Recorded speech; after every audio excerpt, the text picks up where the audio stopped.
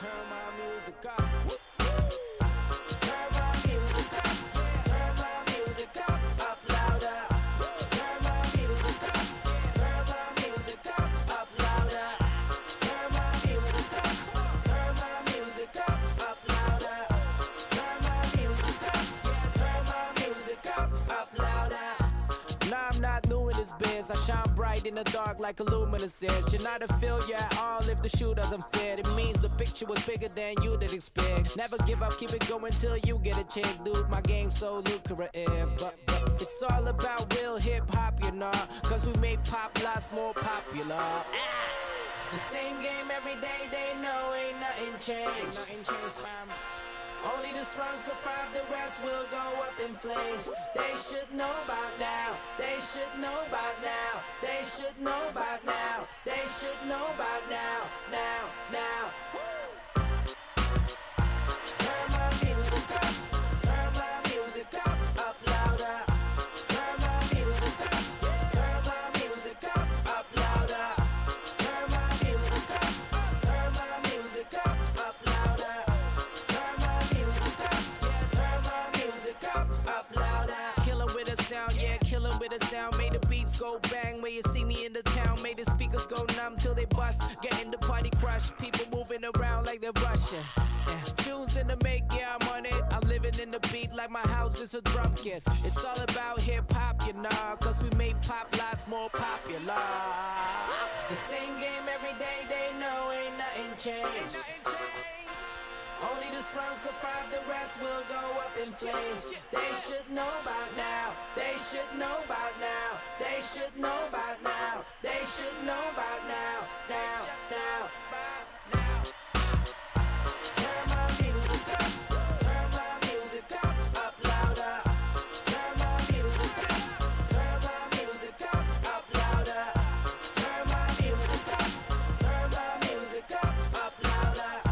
Turn my music up. You better turn my music up louder.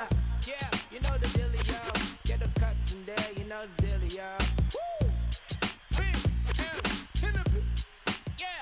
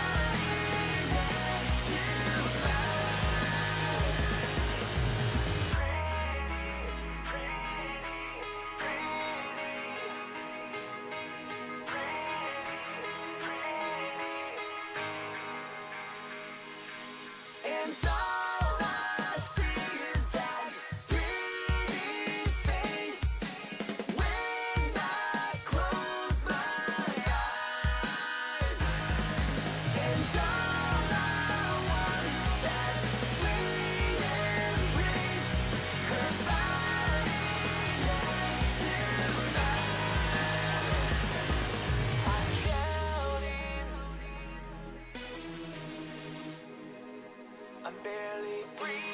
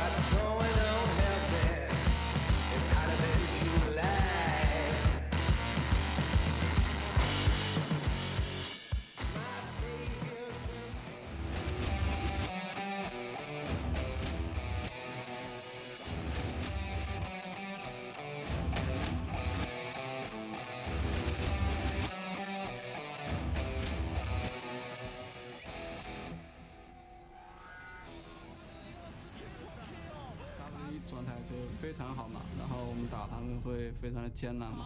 前排到这比较热门的4个人，OMG 非常顽强，这个才是 OMG 的打法。这个 W 的打法属于比较 counter 我们的战队，七叶是一名比较稳健的选手。大家看是一个线上型选手，资源也挺厉害的。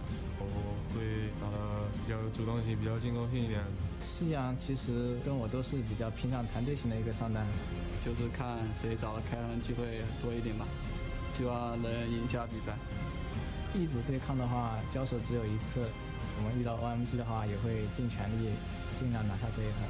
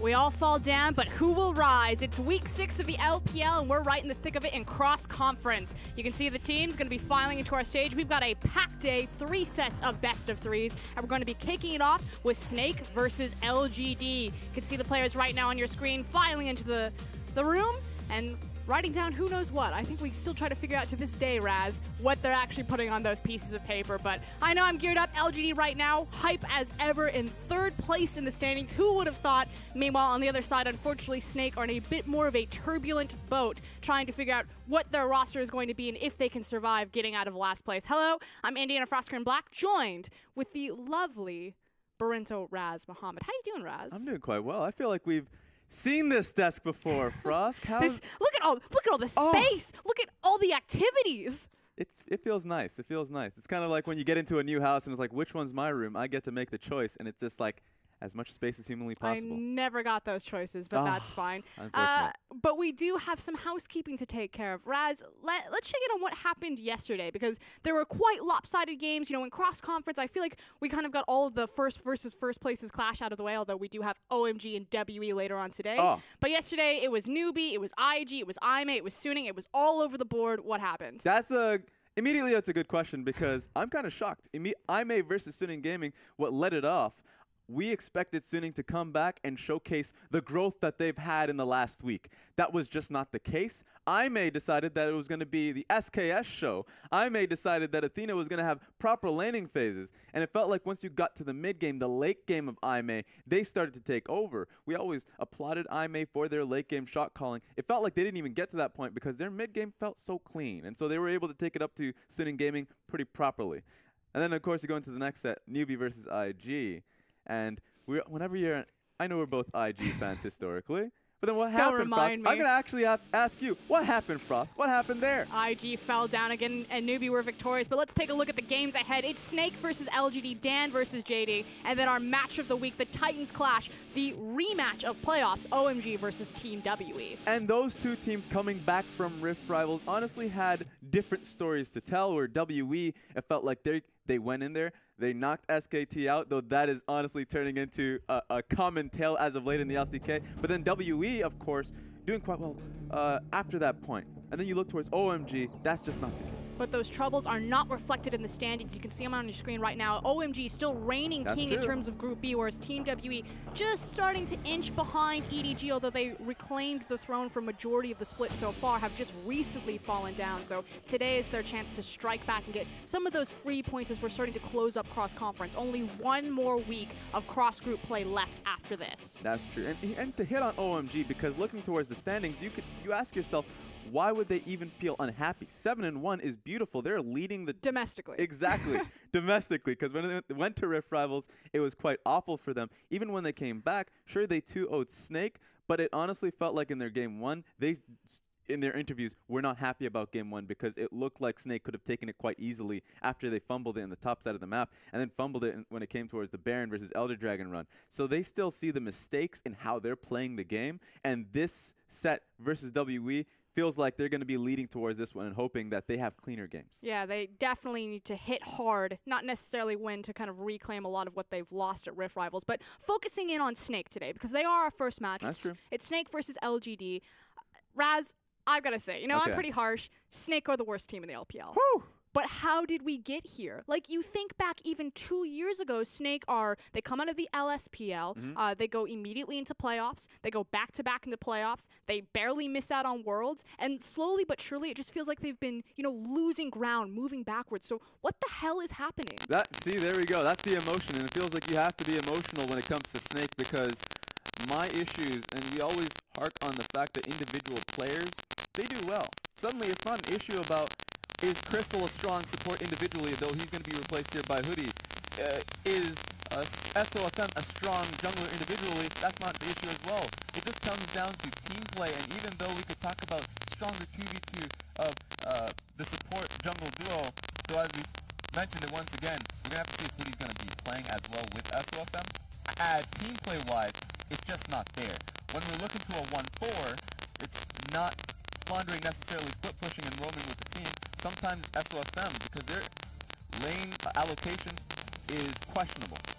So this is what I want to get from you from specifics. You say that it's the 2v2 matchup, it's the team play of Snake. What about that? Is it their ability to team fight? Because we're looking across an LGD, and LGD are certainly on the rise. That's true, and it's been LGD's team fighting that's been setting them apart in Group B, while Snake, when they get to team fights, you don't understand how they set it up, because the wards are there. Their vision control, quite good in the LPL, though they all constantly lose ground and have to replace that vision. But it's because the fact that what fights they pick off. Is it SOFM leading the charge? And the follow-up, honestly, at times, not there. And immediately we're going to be looking at Snake's roster. Flounder in the top lane, SOFM in the jungle, Zatai in the mid lane coming in for Guoguo, of course. And in the bottom lane, it's going to be Oku and Hoodie.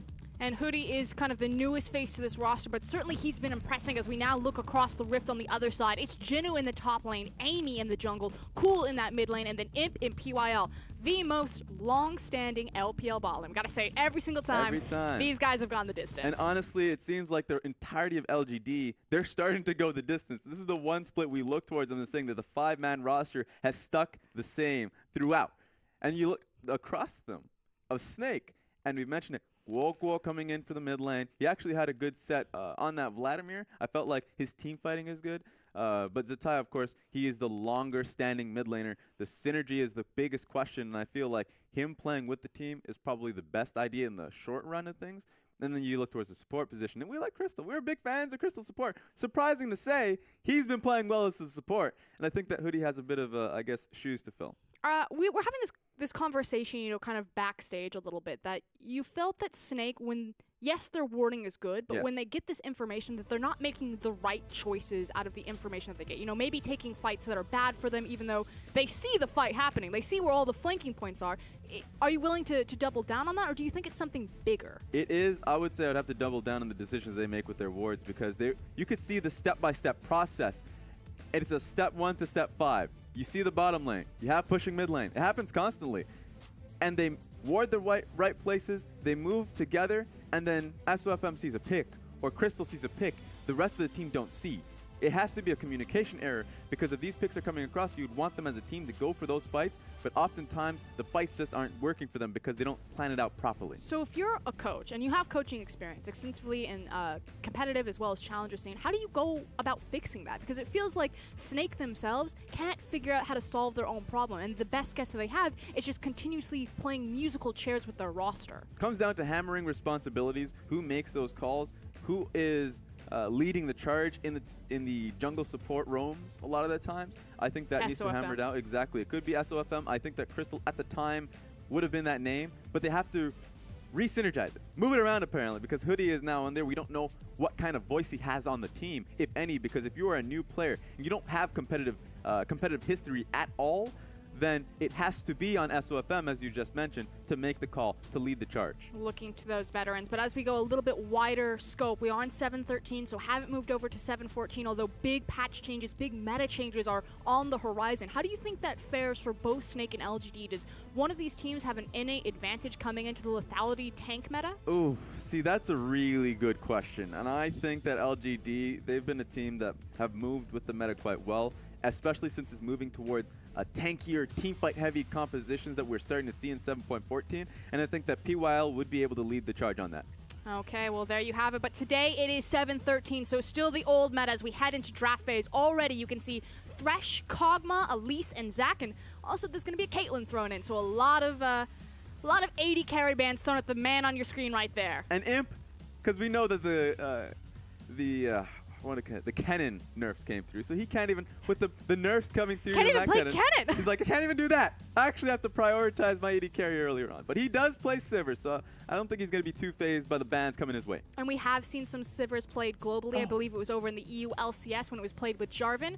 But already pretty fast and furious through this. It's a bunch of 80 carry bans, so no surprise. They're also going to priority pick up the Kalista tonight, even further from Imp. Yeah, and what Kalista does is that it increases, I would say, the pool of supports that you can go towards. Kennen is another one that honestly is starting to turn into that support. Yeah, that's the brilliant thing about Kalista, and I'm glad that you bring it up, is that it empowers these supports and so many different options there. For PYL and Hoodie, what are you looking at? Do you think this is going to be a Rakan, Braum, Alistar? Ooh, I think that the last time we saw Hoodie, he played a very mean Kennen. And I think the fact that it's been left up, Snake could and probably should leave their support to the second phase, because they have so much, a pretty large diversity. Large options. Exactly. And we don't even have enough tape to say what Hoodie's champion pool really is. It's going to make it harder for the scouts on LGD's side as well to be able to look in the side and say, what does he actually play? That's true, but so far it's Rek'Sai and Talia followed by a Sejuani, so if it holds true, they could pick up Hoodie's support there if they want to get the Braum Sejuani that's really been tearing through, but it looks like your prediction's going to be correct if they go towards a mid laner. That would be really interesting to see if they go. I doubt the Anivia, but I do think that with Sejuani. I doubt it too, but it's a tie. Yeah, but it could be a Braum, but no, as you mentioned, it's going to be the LeBlanc instead, which has been the Zatai special. He really does love that pick. Blind as well. You'd have to wonder what Cool goes into. I think it could be a karma. But with that being said, I would be surprised if he actually picked OK. Well, he's already got the Talia there, so it's probably going to be a side wave race between Cool and Zatai. But like you said, LeBlanc empowers everything that Zatai is good at, playing those 1-3-1s that Snake like to do so. And there's the favorite. I don't even think I need to call it out. Everyone knows what it is. Yep. And the fact that we already talked about how large his pool is, so you can take away the Kalista, you can ban out the Kog'Maw and Caitlyn. He's still going to go on that Twitch. But there's that Kennen respect. And the thing is Kennen actually does really well into the hyper carries like Twitch because just his area and zone of control, he can get to that backline. And even if though he doesn't do the damage, he can force Twitch to defensively flash away. So I like the respect that they're giving to Hoodie. Yeah, and I believe the last time Cool, or at least Imp on that Twitch went up against the Kennen, it was the bane of his existence. It was a top lane Kennen in Dan's court, but it was still so tough for him to deal with that. So he's having flashbacks to that day. Getting into those backlines to the blast cones, sad day. His world got rocked in that set. But so far, it's Lulu and Kennen, so still sticking true to those support bans, as we believe that was a support Kennen being targeted out. But who knows, could have also been a flex ban for Jinwoo as well in the top lane, who still hasn't revealed what he wants. Yeah. And I'm looking towards LGD, and I do believe they have to pick up their support here. And the fact that they are on red side means that they have the first punch. And I think that Braum would be a nice pickup. If you have the Twitch, Talia, Braum, and Rek'Sai, that already means that bot side of the map could be pretty volatile in favor of LGD. It's also super important to take the Braum away, so that way you don't have Braum wall or Braum shield eating up Talia walls or denying a lot of Twitch's damage or empowering that Sejuani. So I agree with you. I think if they didn't go Braum here, it'd be a bit of a misstep. Rakan is powerful, but I feel like this is giving away too many threats. Oh my god, I didn't expect that. Left field. All right. Okay, so immediately we have to take this up. What was I saying, Maz? I know we had this discussion earlier on, and for tune people in on this one, we're talking about the power of Janna in this meta specifically, especially with the tanks coming through. It makes sense because Sejuani is there, and you still have to expect the top lane to be like a Jarvan, for instance, coming through from Flandre, who's been playing that pick so often. And so that kite back support, pretty impressive, pretty powerful. And PYL is flexing his champion pool here. It's also the power of the coin. Coin has brought in so many different supports and has made the versatility massive there. The fact that they can sit in there, they get so much gold. So much gold. I mean, you can easily get an Ardent Sensor off of an upgraded coin in like 7 minutes flat. You just like 1,300 gold right in the back pocket. You look at people who are trying to get every single proc off of Spell Feast or Taric, and they're maybe 900 gold at max. The problem with Janna here, though, and this is what's going to stop people from picking, or at least favoring this pick, is that it really, really comes towards team coordination, quite honestly. Janna is empowered when you're going towards these monster objectives like Dragon and Baron, because you can control how the fights move, how you can play those fights. The laning phase is strong as well, but you can't, it takes away your pick potential. It takes away your engage potential. If you look towards LGD, they just don't have the engage unless if you're looking towards the Talia to set up that wall. And so it's going to be on LGD to play this one disciplined, a disciplined gameplay from the right from the beginning. A little bit harder to execute, as Raz is saying. On the other side, though, Snake, it seems pretty cut and dry. You've got the Wombo combo, Fate's Call, the Cataclysm, as well as the Sejuani ult. My question for you is, when does that turn online, and can Snake have their famous early game, or are they handicapped by their comp's power windows? I think that it's really well rounded out. LeBlanc to have the early game. You play towards LeBlanc earlier on, give control towards the mid lane so she can have the first go at side lanes. And then you have proper scaling, proper teamfight, proper initiation from the Rakan and the Sejuani. And quite honestly, this is a comfort composition for Snake, because SOFM has gone towards the Sejuani so often. Jarvan in Flandre happened so often. In Hoodie, he's actually, in the few games that he's played, Rakan. And OQ on the Kalista pick is something that he has been known for in the meta if the Caitlyn has been taken away.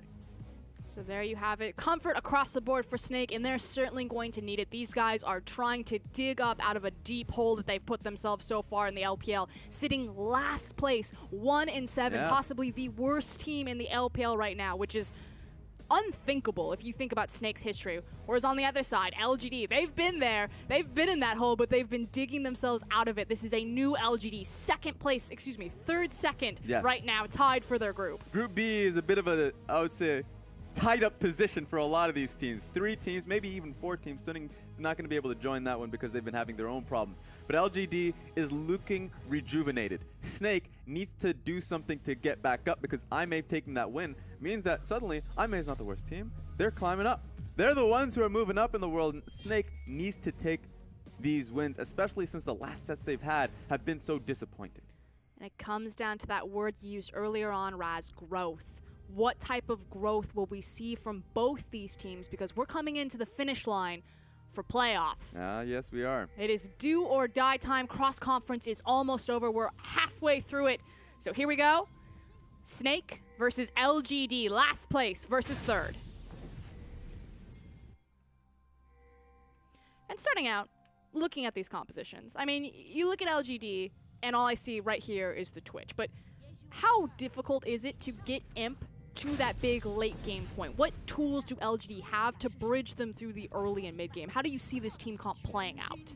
Team comp seems pretty easy in the sense that LGD wants to play towards these neutral objectives. It's sad that the first dragon is going to be Cloud Dragon. They need to get that out of the way and hopefully make that as useful as possible. And then going towards Barons. They need dragons, they need Barons, or at least they need to have the vision control and the first bite at it. Because the early laning phase is going to be, it should be bridging them to that point. Rumble will have the push potential, or at least the pushing force on the top side of the map. Cool will have, or at least attempt to have, the pushing potential in the mid lane, and he has to watch out for LeBlanc trying to look for those trades. And as long as those lanes are in LGD's favor and nothing messes up, the early game should be rather clean. And they should look towards having that big play on the bottom side of the map. And then having control of dragons and the Baron when it does come up in 20 minutes. So in their mind, immediately, the coach crafting this composition for them, it looks clean. See if they can keep it clean. PYL actually had an early ward on the back of the red buff as both junglers started camp, so it was red start from both people. Imp got to his lane first, grabbed the minion aggro, and actually started to set up a bit of a fast push for himself. Yeah, this is going to be interesting.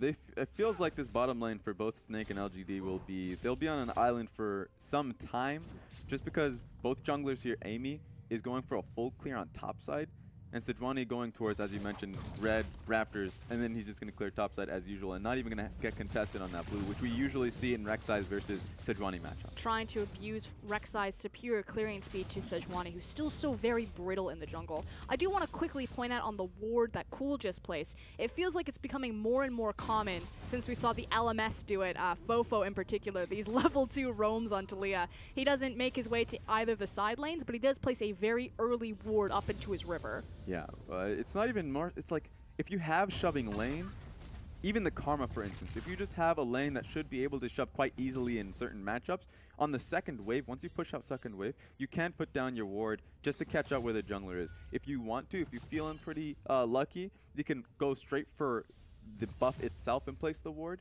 especially since most junglers are starting off on the Raptors. That being said, Sejuani found a way around that ward. And Zatai is also trading a lot of damage. Sejuani, SOFM, he's being pulled in, has double buff, Cool has flash, and he's forced to use it. So Summoners both down. Cool burned heal and flash in that exchange. Yeah, that was really smart from SOFM. He knew that Cool would respect that and use his flash. Oh, but flash by dead. Zatai. He connects the chains, but he actually presses W back. So Amy shows his face, forces the LeBlanc to not commit for the first blood. That is interesting. He must have done that because he recognized that Rek'Sai was nearby. Otherwise, just place down an extra auto attack and you would have gotten that kill. What that does mean is that Zatai will have control of this lane just based off that alone. Yep, you can already see the teleport come in, just as you said. And SOFM is standing behind tower, possibly looking for Zatai to delay Cool's back and get this wave under. That's too long of a... Actually, okay, they've called it off. I was wondering if they were going to look for a fight, but talking about fights. Exactly, the Ignites have gone down, but they're trying to turn the damage around from LGD. Imp just tries to fight through the Ignite damage and blast Kalista back, so... Couple of summoners traded offensively for Hootie and defensively for Imp, so the heal down. Yeah, usually in those trades, it's beneficial for Twitch and Janna because Janna is going to be able to, they're going to still look for those trades regardless. OQ and Hoodie should value their HP a little bit more. That being said, it's going to be on Hoodie to be able to regen their HP based off of his Q. I do not think that LGD will give them that opportunity. As you can see, both supports have started that coin. Sometimes in matchups, you'll see Rakan go for the Spell Thieves, particularly in those melee matchups, so he can abuse with the Q. But speaking of abuse, it's not going to stop in the mid lane. Yeah, and I guess this mid lane turned incredibly quickly. It's one of those moments where Cool should have shove and should have priority for quite some time. Okay, they're going all in on this. Yeah, he's definitely forcing the flash out of Imp there, so OQ not afraid. And meanwhile, top side of the map. So Speaking many of going fights all happening. in. Exactly. Amy taking so much damage. More flashes being burned, and Jinu now getting involved. Will he connect with the Harpoon? He doesn't. Swing and a miss both times, which means there's no chase from LGD. Yeah, SOFM and Zatai are incredibly annoying to deal with right now in the mid lane. Honestly, Amy just wants them to get away from him. Cool is getting pressured so heavily. And it feels like while both junglers are being tied up on the top side of the map with this constant skirmishing, it's just allowing more free skirmishing bottom. They have information about where the junglers are. They know they're not going to be ganked. So OQ and Imp feeling very confident to also go aggressive. Yeah, theoretically it should be in favor of Snake because in all of that, Flandre is able to free farm as well. And he's incredibly far ahead of this matchup when it should be Rumble being able to pressure the Jarvan. So this looks great for Snake. Meanwhile, in the bottom lane, it was honestly the trades were going in favor of LGD up until that flash. And so with that information in mind, SOFM, he's pretty close to 6. And when he is, he's immediately going to be looking towards that bottom lane. We said that it was going to be the bottom lane earlier. Both these teams, very pivotal champions, Rumble, Jarvan, how they're going to use their ultimates. Difference, Flandre doesn't have TP for a couple more minutes, whereas Jinu has his available right now. Yeah, that's true. And that might actually shift SOFM's focus because if he goes towards the bottom lane and looks for that fight with the information of Imp not having flash, then the TP... Okay, Imp actually, he has to worry about this now. OQ's going back in, but he's losing a lot of his health here. Forced to disengage as soon as PYL connects with the Tornado. And honestly, all of that is how oppressive Twitch and Janna can be. Twitch deals a lot of damage if, you know, you can stack up a few of that poison, a few of the passive. And on top of that, you have Janna who can also just empower you, just adding the extra AD. So going up against Janna in lane is usually pretty damn difficult, especially if you have Rakan that isn't going to do much to help you in that venture. That said, OQ cancels his back and instead is going to stay for the cannon wave. So back advantage to Imp and PYL. Normally, when LGD were given these slight advantages, they'd make rotations towards the top side of the map. We'll keep our eyes to see where Twitch ends up because it is post-tower fortification top side. That's true. It looks like he's going back bot. Yeah, I think that the plan should remain the same, that they should still favor the lanes, right? They feel confident enough in it? They should. Bottom lane specifically should feel confident with the laning that they've had. They've had like a few proper trades in their favor. That recent one as well. Top lane was able to get back up in CS.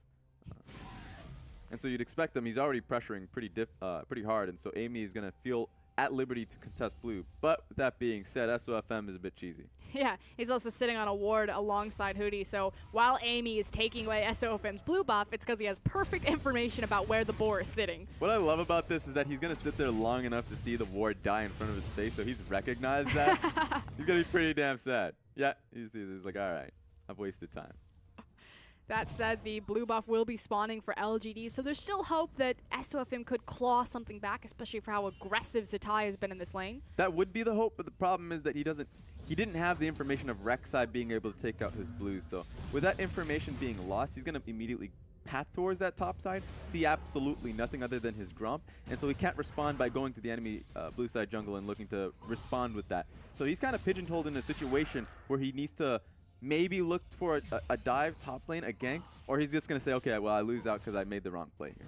I got a little bit too punished just based off the fact that I was looking mid. A lot of time being eaten up. Just taking a little stroll through the river. But speaking of strolls, check out all of the vision from both these teams. You said on the desk that Snake have surprisingly good vision stats, and it's simply the choices that they make with that vision that leads them to being last place. Yeah. So far, it's... For me, just off that point, it's Snake, when they had Crystal had amazing ward numbers, right? Because that was his primary responsibility on the team. And it seems like, as you mentioned, the fact that their decisions haven't been proper, the coaching staff would be pretty sad about that, just because they do a lot of good work, a lot of proper structure. It doesn't turn much at all. It doesn't turn into anything.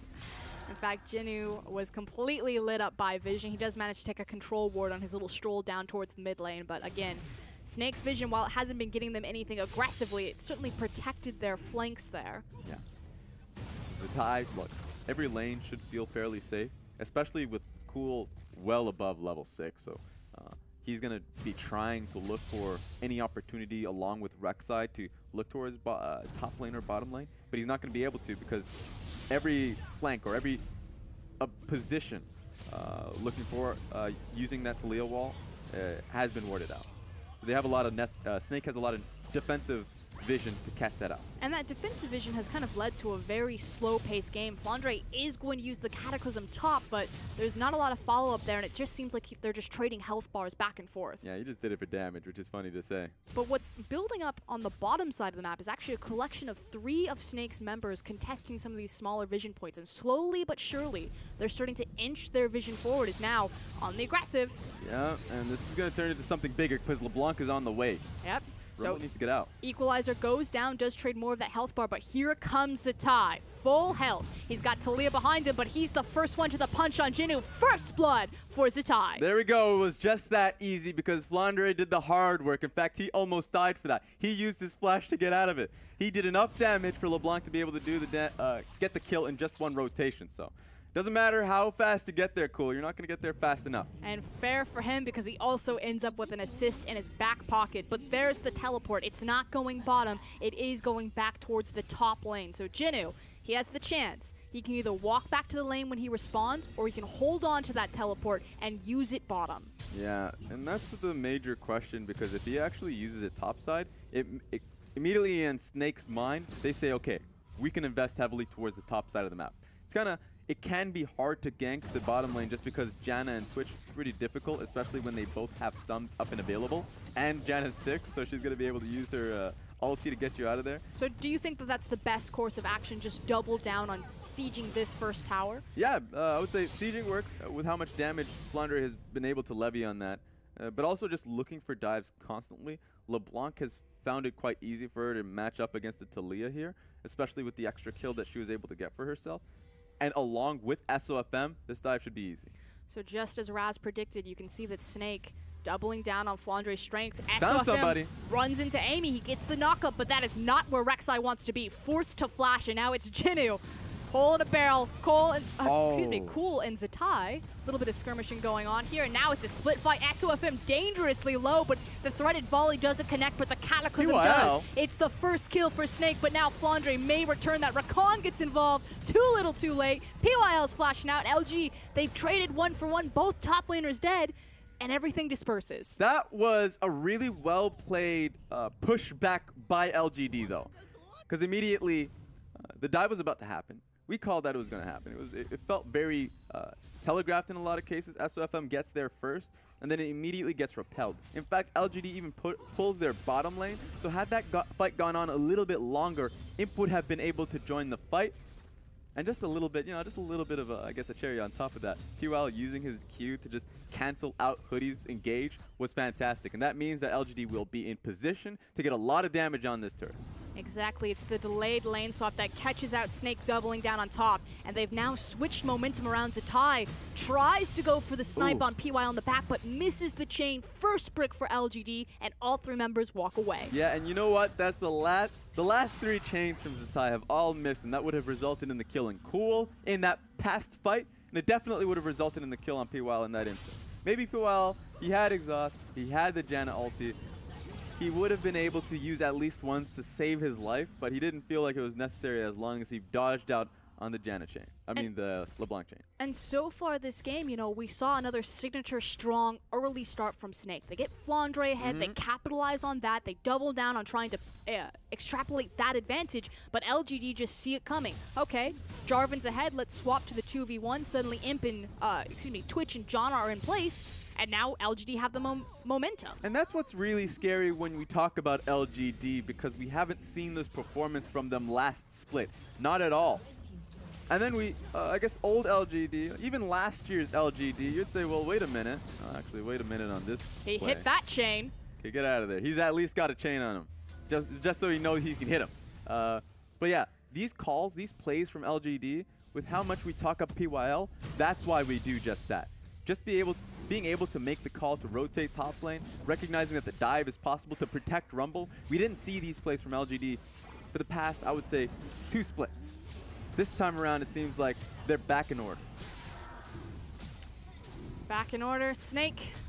Well, back in order remains to be seen. They need to take down Snake, but Snake take down the Cloud Dragon. But that said, LGD are certainly trading up if they can take down the Rift Herald. They've got the vision control over it. Auto attack at PYL, what the heck? No one from Snake seems to be responding. Hootie finally has some sort of inkling, but not quite blocked out by Cool, but certainly forced out. Yeah, so that was a good play from Cool just to assure the fact that they get this Rift Herald. Rift Herald takes quite a bit of time. So a lot of times you see teams just being able to take that first dragon and then looking to contest Rift Herald, not that time. And so far now that we take stock of the early game, we're about 16 minutes in. It's pretty much dead even, slight gold advantage to LGD by just 100. And you said, you know, LGD, they just wanted to survive the lane phase. They had everything set up. It should have been a very clean game. Yep. I think they've been given that. So at this point, what does Snake do? Sejuani's supposed to come online in mid-game. Do Snake still have an in, or have LGD already done all of the work to reap the rewards of late game? I think Snake, they do have that in because of that one item spike from Zatai getting that, what is it called again? Gunblade? Gunblade. There we go. Just to help him land those chains. He's been having a hard time. He's like, I've got just the solution to landing true. chains. And it immediately he can make the decision to go towards the side lane. So the fact that there is double TP in favor of Snake, they've played that 1-3-1 style before, and they can do it again today. That being said, Rift Herald being used here. Yep, so here comes the tower trade. It is Snake versus LGD, but the Rift Herald advantage. Looks like Snake are trying to push through in terms of OQ, but both Sejuani and Rakan are pressing the B button, and there goes Kalista as well. So just trying to counteract this Rift Herald from pushing through an inner. That's what's really fun about Rift Herald, because even in this instance, even though Snake had the first turret, the first run at things in terms of the split, the trades, in that instance, I was like, wait a minute, we are just going to be slower because Rift Herald just does too much damage to turrets.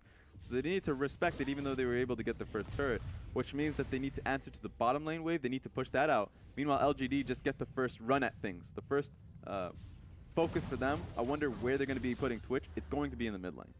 Should be, especially because Janna is now, not level 9, so still 1 point away from having that max points in E, helping siege those structures.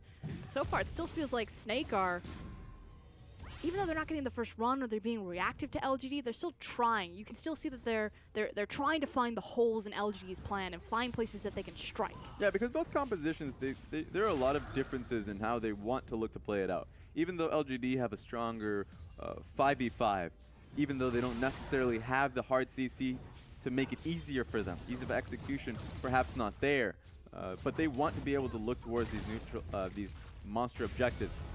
Snake don't want any part of it. They just want to look towards side lanes. The SOFM, he has found a pick on Amir, what he thinks is a pick. It's just some traded damage back and forth while pretty much both teams are just trying to maximize the resources they get from all these free waves, but Snake, numbers advantage on mid. Oh, here we go. Rakan goes in. He finds the quickness. It is now just a bounce castle right there for Cool, and he falls down. Snake, 4 members strong, but here comes the equalizer. It's followed up by a bounce house of his own from Amy. Yeah, very easy in and out from Snake. And the reason why it was so easy was because Zatai laid out the plan for him. He was in the top lane, dealing with both Imp and PYL. And if you have 2 people on the top side of the map, that's a numbers advantage for Snake, sieging off towards mid. So very clean from Snake to recognize that 1-3-1 had its benefits. But just picking up the kill gold from Cool doesn't translate into an objective, so quick response from LGD to collapse and cut Snake's head off. Yeah, but it's just going to keep happening time and time again. Snake had a little bit of an advantage with that kill, and quite a bit of damage onto the mid lane turret. It's going to keep happening. LGD need to make a plan and look for a pick or a fight onto Zatai, because nothing's going to stop them from doing this. If Rumble's going to be answering to the bottom lane wave, and if the Twitch is going to be answering towards top lane, they need to do something to repel this push mid lane. And this is the thing, Snake have never really faltered in their early to mid game. It's as soon as things start to tick late, as soon as the outer towers start to fall down, that Snake really come into question, and a lot of their weaknesses are exposed. So that's the thing that I really want to see. We know that Snake understand how to break this mid lane tower, but once it falls, where's the correct play? For Snake, yeah, that's a good question. It would just be, honestly, they just need to play a disciplined game with Zatai. Zatai right now is their power point. That is who you want to be able to put in many resources into. And if you have him on side lane as he is right now, look towards what he's doing right now. He uses his clone to just kind of check the surrounding. He can push another wave if he wants to. He can look to a flank if he wants to. It's his decision. And quite honestly, it's always going to be the right one as well, as long as someone answers towards the top lane. LGD actually want him. Satai actually skirmishing a little bit, forced to use the distortion to disengage, as well as the blast cone over the side of Baron Pit. Loses about half his health though, and blinking red. But in response, Jinu's also been forced out of the fight. It's 4v4 on Summoner's Rift, but no one seems to be inching towards any sort of vision, any sort of objectives. That's just because the tie messed up. He should have just been a lot more disciplined going towards the top He lane. just told me he could do no wrong. He could, okay. His options, he could do no wrong. He still makes the wrong decisions. So Raz is talking him up. He can do no wrong. As long as someone matches him, the pressure will be won. And what does he do? Walks face first into LGD. But that's like the thing about Snake is that they have the play laid out. Now you have to just make the right decisions and how to play it out. And so Zatai, he could have done two things. Push that top wave and try to take a few hits on that turret. Or push the wave and have the wave crash onto turret, and so someone must do it. And if they don't answer towards it, they just lose waves, and you lose so much gold value, you lose a little bit of damage on that turret. But he was impatient. He didn't force them to do anything top lane. He just tried to group up with the team. Maybe impatient, maybe just a little bit greedy. Zatai continuing to go back towards that top lane, and meanwhile, Snake do crash onto an Ocean Dragon. So 2 dragons in their back pocket, and lo and behold, it's another ocean. Yeah, there we Where go. are the Infernals? I don't know. Where is the blood? They're hidden.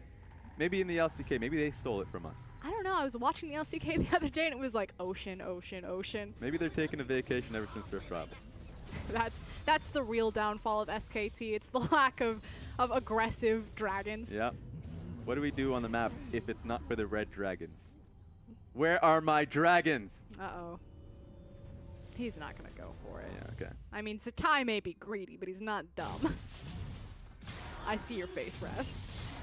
You know, okay, but like I agree with you. Like it does come down to greed. But that being said, they've learned their lessons from last time. They have to respond to it. Ooh. I guess that's a positive of Janna. You know, take a little bit of the hit on that turret. You talked about the Ardent Sensor, by the way. She also makes siege comps into siege comps without that ability. Now, naturally, you have a Twitch, so you have decent long range anyway. But it just gets that much easier when you have so much protection and zone control around him, as well as the added benefit of the E. Yeah, and Snake has been pretty decent in terms of creating flank plays, especially if like SOFM. He's had those moments on the Sejuani being able to get into the backline just based off the vision control that they've had. It's going to be harder when you're going into Janna. Yeah, Zatai now caught out in that side lane. Here comes the ultimate, and he uses the distortion to get away. But what does Snake get off of that? Because that's 2 members answering. In fact, that's an ulti from Amy. They used quite a bit just to push Zatai off the wave. They should be able to get a mid lane turret off of this. They should be able to push an extra wave. They're doing it now. You can see SOFM peeking around the corner, just trying to create space for, like you said, the siege that Snake want to make in the mid lane. But there it goes. Mid lane tower crumbles. We knew that Snake knew the formula to push it down. Takes them about 5 minutes, but all of the outer towers have fallen. Raz, Yep. sing me the song of Snakes, people. What goes wrong at this time? Oh, no. And what can they fix? See, where do I go? see, I want to believe. I don't like that question. It's like I don't, because you see the perfect play. Just cover the nameplates and just be like, this is Dignitas. All right. No, wait. Okay. Yeah. Here's the thing about Flunder. He's been playing this game well thus far. He's won 1 and 2, so you're like, well, what is his impact? Because in fact, the observers haven't been looking to him so often. It seems rather unimpressive. I mean, right now his impact's like 60 CS over his opponent. Exactly. He sits towards side lanes. He makes it so Rumble is constantly under his tower, constantly dealing with waves. So Rumble is honestly never in this fight. He's never in the equation. We've only seen that Rumble ulti once. And so he's doing his job. He understands his role. And so that's why it feels very clean from Snake to just push on towards towers. It seems much easier than you would have expected. So without that equalizer, much harder for LGD to fight 5v5. And cool, might be caught out. There goes the Banshee Veil, been procced. There goes the chain. He's locked up into Sejuani ultimate. This guy is stuck in place, and it's going to be another easy kill for Zatai. 2-0 now on LeBlanc. Yeah, the red trinket says the jig is up. I see you in that bush. And he's able to get the immediate kill. That pressure means that LGD, like, what are you doing? You can't play cute. You have to sit in your lanes. This vision towards like the enemy red side jungle, not yours. So respect it. Does still help though they have Rek'Sai, so bit of a band-aid there, but if everyone stands still in this bush, there we go. now the jig is up. Yeah, because if he had not used his Q, then I'm like, don't play Rek'Sai, because that's one of the best things about it. It's essentially if you have Maokai and you're not using your saplings to check bushes. Though he has it on cooldown. Oh. He's waiting. He's got him. He's been a good boy. He's got him. There we go. Flushes them out of the jungle, and Amy survives. A bit more patience than we've seen from LG in the past. If that's 5 months ago, Amy checks that straight with his teeth. True. And honestly, the Rek'Sai buffs make 7.3 being such a strong patch for Rek'Sai makes it so easy for LGD. Getting yourself on the Rek'Sai on Amy, suddenly they have a way to check those bushes. Snake having such a strong engage, every single one of these champions can make a play happen, and a lot of them were in those bushes. So that jungler, had Amy had just walked an inch closer, he would have died. But he was able to just get that easy checkout. It makes it a lot harder for Snake to press their advantage.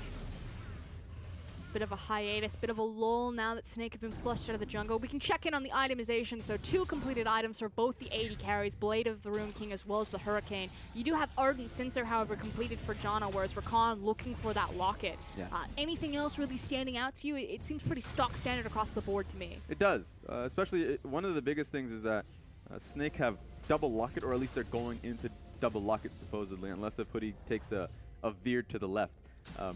So that does mean that they not only have positioning here, a lot of shielding, a lot of teamfight defense. It should be in their favor earlier on. You would have to wonder what the impact is for Imp in these teamfights without having that crit, without having IE just yet. So honestly, I favor the teamfighting towards Snake right now. Even though Zatai misses every chain. You know what? He can do whatever he wants, all right? He is a free man. He doesn't get punished from that. I'm just saying, he's hit 2 chains, he gets 2 kills. You hit only more need chains, 2 get chains. more kills. You only need 2 chains. Of course, you would say that. Exactly. You want to be a popular singer. Anyways. Wait a minute. I think they're on Baron. They are definitely on Baron. I think they're starting Baron. They are 2-manning Baron. The wall goes in just to lock out Snake. LGD says no, not today. They're a little bit separated, but pretty easy to get across this Dalia wall with all their champions. Flandre, hello. Ooh. Taking a lot of damage. Amy now looking for the engage, and I don't think anyone's going to find it, but LGD do have inside track on mid tower as long as Imp actually hits it, which he's not. Yeah, and this is starting to be the tale of why this game is getting so difficult for Snake, is that Rek'Sai is just foiling their plan. They tried to be creative, okay? Snake tried to go for that 2-man on Baron. The sad thing is that, don't laugh at me. I hear you, LeBlanc. Anyways, the sad thing is that they don't have a member on the team other than, let's say, SOFM that can go towards the Warmogs. So if they start Baron, they fail, or at least they can't. They have to get They don't have away the from tank. it. They don't have the ability to regen fully and say, well, we made that creative play and we don't get punished off of it because our tank had just fully regened and we can play again. This instance, Flandre, of course, he's a Jarvan. He's at half health. Suddenly he has to back to base and go back towards that play. So that's why being creative kind of has a penalty if you're not having Warmogs. It's that chain. Oh! All right. Forces the flash out of Imp. Like I said, hit more He's dead? chains, get No. more kills. Forces the flash out as a tie, but he's got the distortion back up, and he's going to take them on a ride. Meanwhile, his team is taking Ocean Dragon underneath him. Hits another chain, but the flash comes through for Amy. He's looking for the lunge, and he dodges it. Oh my god! He dodges it with the distortion, gets back behind BYL, and blows him up. No way. We're Oh still my going the god. distance. Stop this man. I can't even keep track of where he's going. Hoodie. Blue suede shoes. Juke him. Break his ankles. I think he's gone. I think he's being blocked by Hoodie. Ah. You know what? That man is crazy. Zatai, you're crazy. They're getting so much on the map just based off that. They got the dragon, and then they're going to be able to get a tower just based off the fact that Zatai is a man. That was some of the most god-tier play I've seen from Zatai. It's been a long time. It has been. It's nice to see that Zatai still knows how to press his buttons. You know, long ago, Zatai was the best Zed player in the LPL. Like, we had some strong Zed players, but when he used to play mid for Invictus Gaming, I was like, he is definitively the best Zed. OQ, caught out, now going to die. SOFM, if he dies here, it's going to be a free Baron, so his team's trying to collapse. Cataclysm comes down. Amy's now getting burned. Hootie, they're just trying to stack the CC, but they don't have the damage. Jarvan goes down into GA, but he's really the only damage dealer left for the team. The flag and drag out of it, but Jinnu flashes, connects the harpoon, and that's going to be the death sentence for Jarvan. What's damaging here for LGD? That's TP gone. And recognize this, LGD could possibly move towards Baron. They're not going to be healthy enough to just believe they can outright take it, but they can start to force around fights. I think actually they're going to decide to play on the safe side and move away. Okay, we have to look at this. This is beautiful. I said that he was dead. I was wrong. Zatai, he believed in himself, and that's all that really matters. Just pay attention to the distortion, because at this point, Amy's like, all right, I missed my Q, I can't ult to you. I'm going to just try and get right on top of you. Distortion's back, finds PYL in the bush, forces the flash out of PYL, kills him again, and now he's going to distortion back to the other bush. Yep, uses his ulti on that one, goes right back. Amy right now is frustrated. He's like, where is this man, and can I kill him? I cannot. Hoodie, where'd you come from? Please, I want this kill. He gets the kill, but it just took a long time to do it. That was just straight up frustration. The lesson learned for solo queue there is always ward the bushes. Every fight you're in, if you're the support and you know that you're gonna die, the best thing you can do before you die is ward every single bush. Never fully commit. Never do it. Rek'Sai, he got his Q, and he's like, I'm gonna ulti. LeBlanc is dead. I see it in my sights. I don't see a lot of things, but I see it. And then he just, as you mentioned, ankle's broken. Zatai comes out looking good. Definitely looking good. 3-1-0. And honestly, his split pushes, getting the team really a lot of objectives. This guy went left, all of LGD went right, and they all fell over. Yeah, that's exactly right. Look, Cool's flash was burned, Amy's flash was burned, PYL's flash. He got 4 flashes in that engagement. Yep. So what does that, like, for me, looking at that, that means a lot, because Snake, even though they lost the last fight, they can just continuously put the pressure for LeBlanc in the top side of the map. Honestly, I would say at this point to swap it, just so your pressure can be towards Baron. If Zatai is here, sure, he's just going to be here because he has no TP. Actually, they're just going to outright start it. This is creative. They've got the control ward, so they see that ward in the back of the pit, knowing that it doesn't grant vision, but LGD know what's up. They're rushing over. They do have Rek'Sai, but no vision on the Baron's health bar. Hootie trying to zone him out, but Amy gets into the pit. Doesn't matter. SOFM grabs it. Amy then falls down. It's now a 4v5 advantage for Snake. They're in the pit. Over the wall, they've caught out Jinnu. He's got nowhere to go, but will he use all of his cooldowns? Answer is yes. Falls down anyway. That was getting a little bit dicey because Hoodie couldn't get that charm off of Amy. Amy was able to get into the pit, but you know, you're not going to get that smite, especially with Rend for Kalista. Going up against Kalista is so damn frustrating, and he felt it a little bit there. LGD going to have a difficult time to find a way to draw this game back.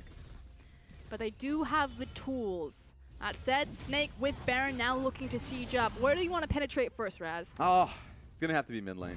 You know, mid lane, got to take down that lane first.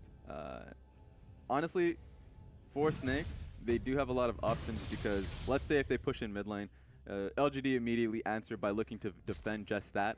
But then they rotate top lane because they have so much vision control in this red side jungle that they take out that top inner turret first. But didn't we see this exact same maneuver from Snake just the other day when they fell down, you know, had Baron, had the lead, full control in the driver's seat. So what happened then, and how can we not have it happen this time? Last time it was on the split pusher was Flandre on the Fiora.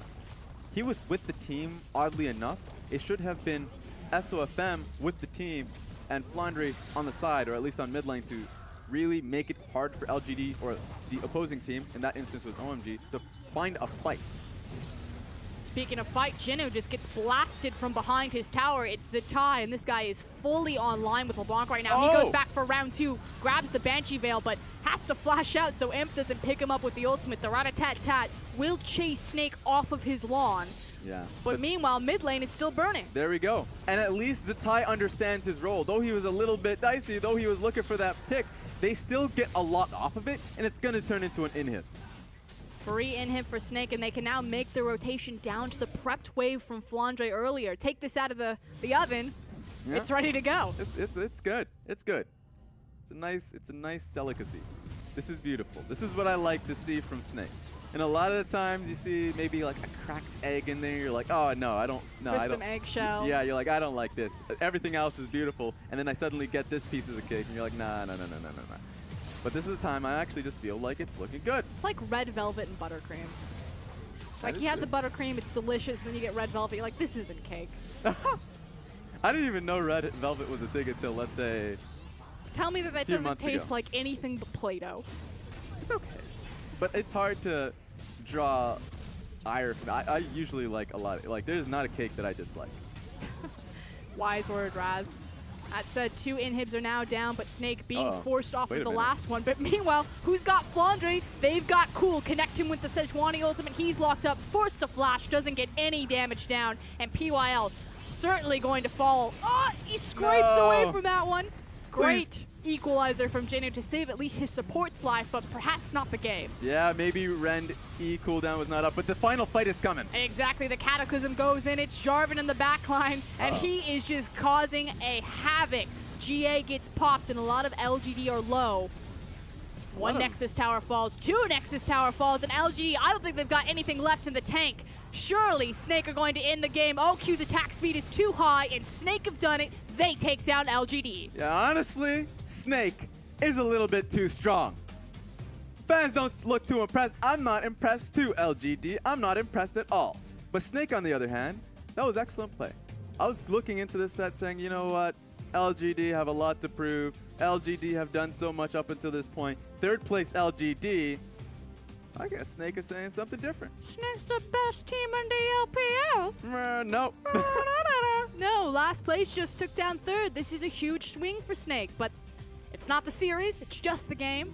I don't know who I have more faith in first, Snake or LGD, to throw away a series. Well, I will say this, at the very least, Snake coming up and showing us a game 1 like that. I have a lot of faith in them. A lot of faith, especially in Zatai coming back, because we've seen a lot of Guoguo. But no, Zatai saying, I'm actually a pretty damn good mid laner, and I have a damn good LeBlanc. Yeah, I think you hit the nail on the head there. You know, we were talking about kind of the moral of the story is growth. We saw it yesterday with IMA, a little bit of Suning, and now today, at least to start, we see it from Snake, and it's in Zatai's hands. You know, he goes to a coveted pick, the LeBlanc. He was a famous assassin player way in the day, and to see him pull those types of moves, and it seemed funny, you know, maybe only 4 flashes, but everything that Snake got on the map underneath him because of it. Yeah, exactly. Our first, I would say, compliment to Snake throughout the entire history of Snake, strong mechanics, right? Strong mechanics. We got to see it here today. But we also said we wanted to see strong team play. I think we got a bit of mix of both, strong mechanics, and because of that, we saw the team rallying around that and being able to take turret, dragon, baron even, just based off the fact that Zatai was playing so well. And the thing that I also want to go back to is, you know, we talk about how Snake were playing strong in the 5v5. Yes. But it's how they engineered those 5v5s. You said it time and time again during the cast. Flandre is off into the side, he's split pushing. He's the Jarvan. You know, it's not like he's on something like a Fiora that is just resigned to that anyway.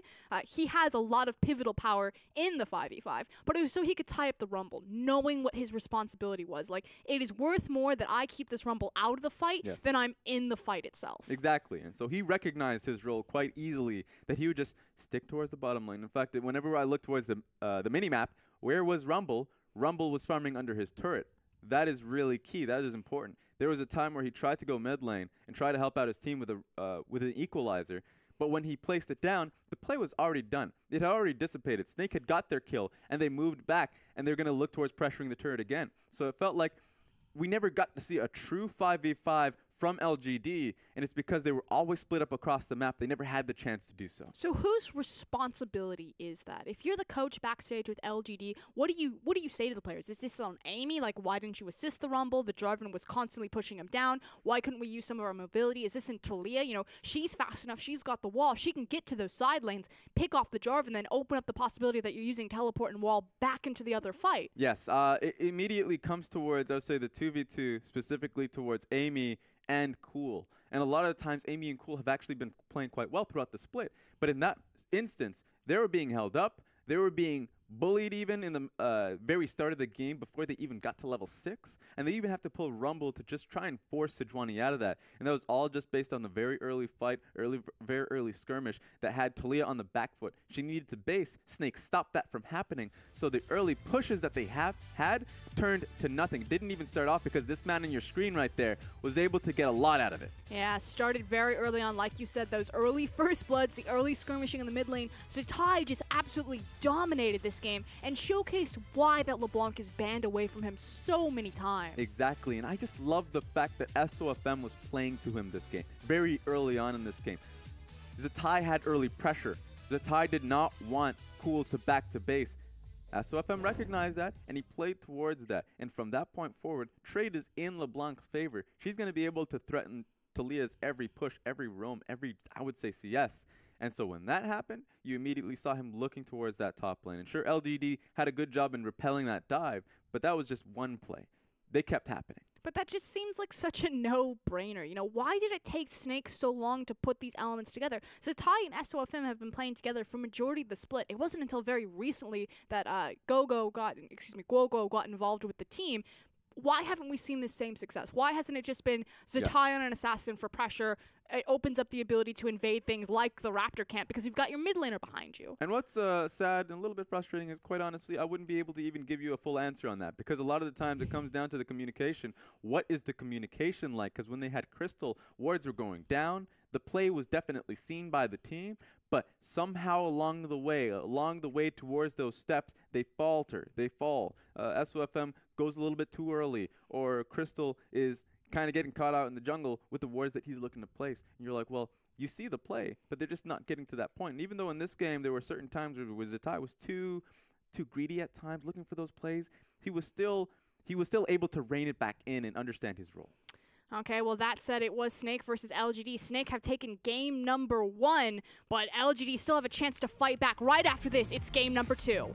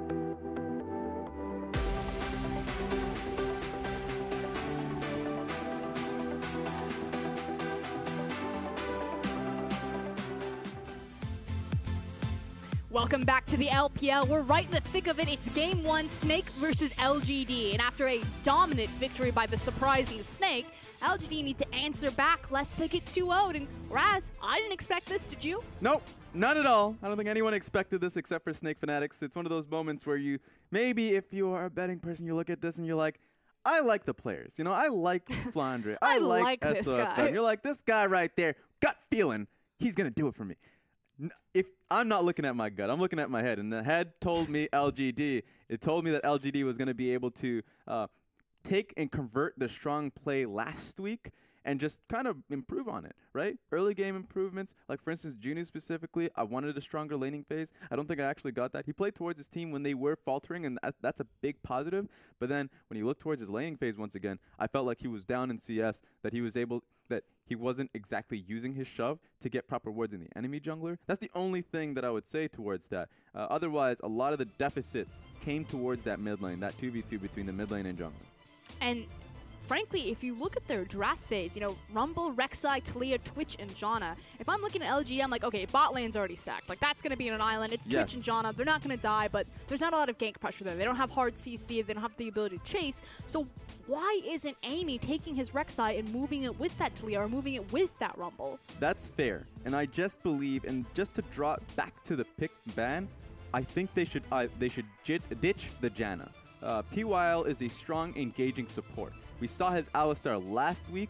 We saw what he can do on the Bard, though it was banned this time around. And quite honestly, Janna only provides strong laning phase, and if you get out of lanes quite well, then you can go towards that very focused monster objective. And they didn't have any engaging force.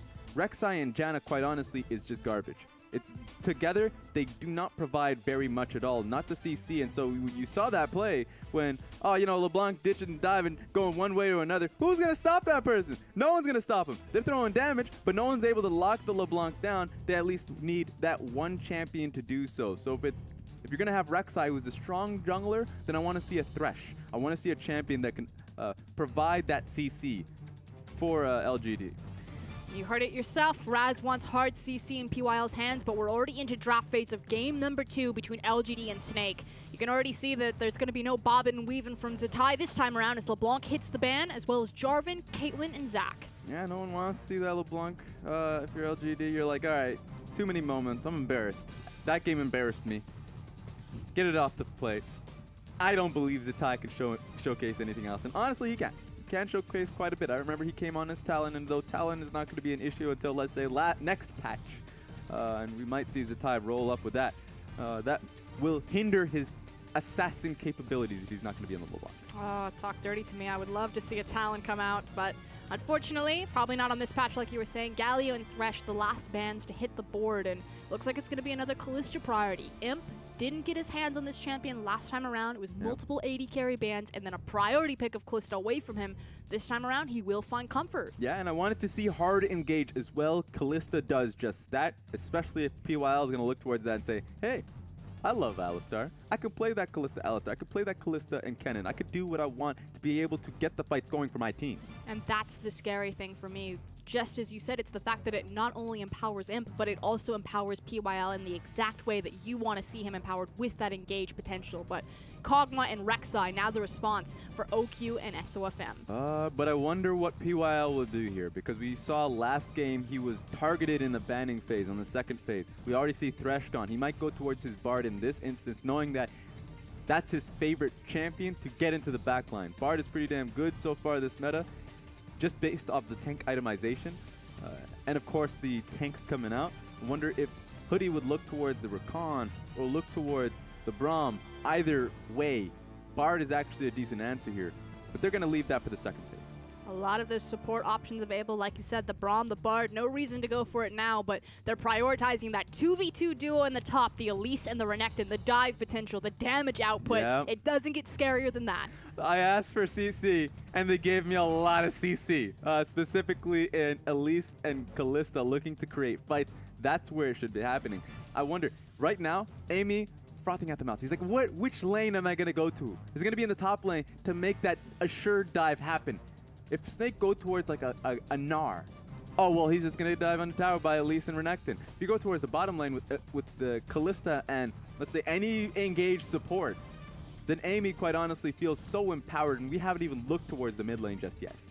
But already a lot of the support bands coming in, trying to thin that pool, make sure that they can take a little bit of a bite away from LGD's bot lane. Rakan hitting the board, but it's banned by LG themselves. Whereas Snake, looking at the mid laners, trying to get Zatai a good matchup. Cassio and Syndra taken away from Cool. Ooh, and you gotta wonder what that actually means for Zatai. I think that with those two champions going out, maybe it could be a Vladimir, though that would be a Guoguo pick, not so much as a Zatai pick. Vladimir does well into Syndra. So he's just trying to take down the blind pick champions that have done so well for Cool, and so they can go towards a strong counter pick. Because Syndra's always been that pick, you're like, yeah, sure, I can counter it. Maybe I can pick an Echo into it.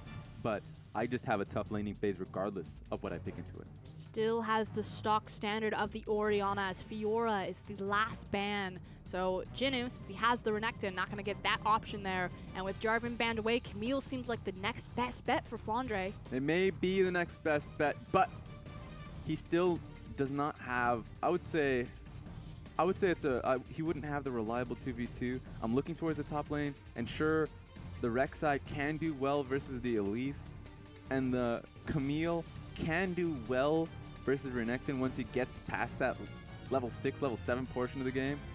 But really early on, it is in Elise and Renekton's favor.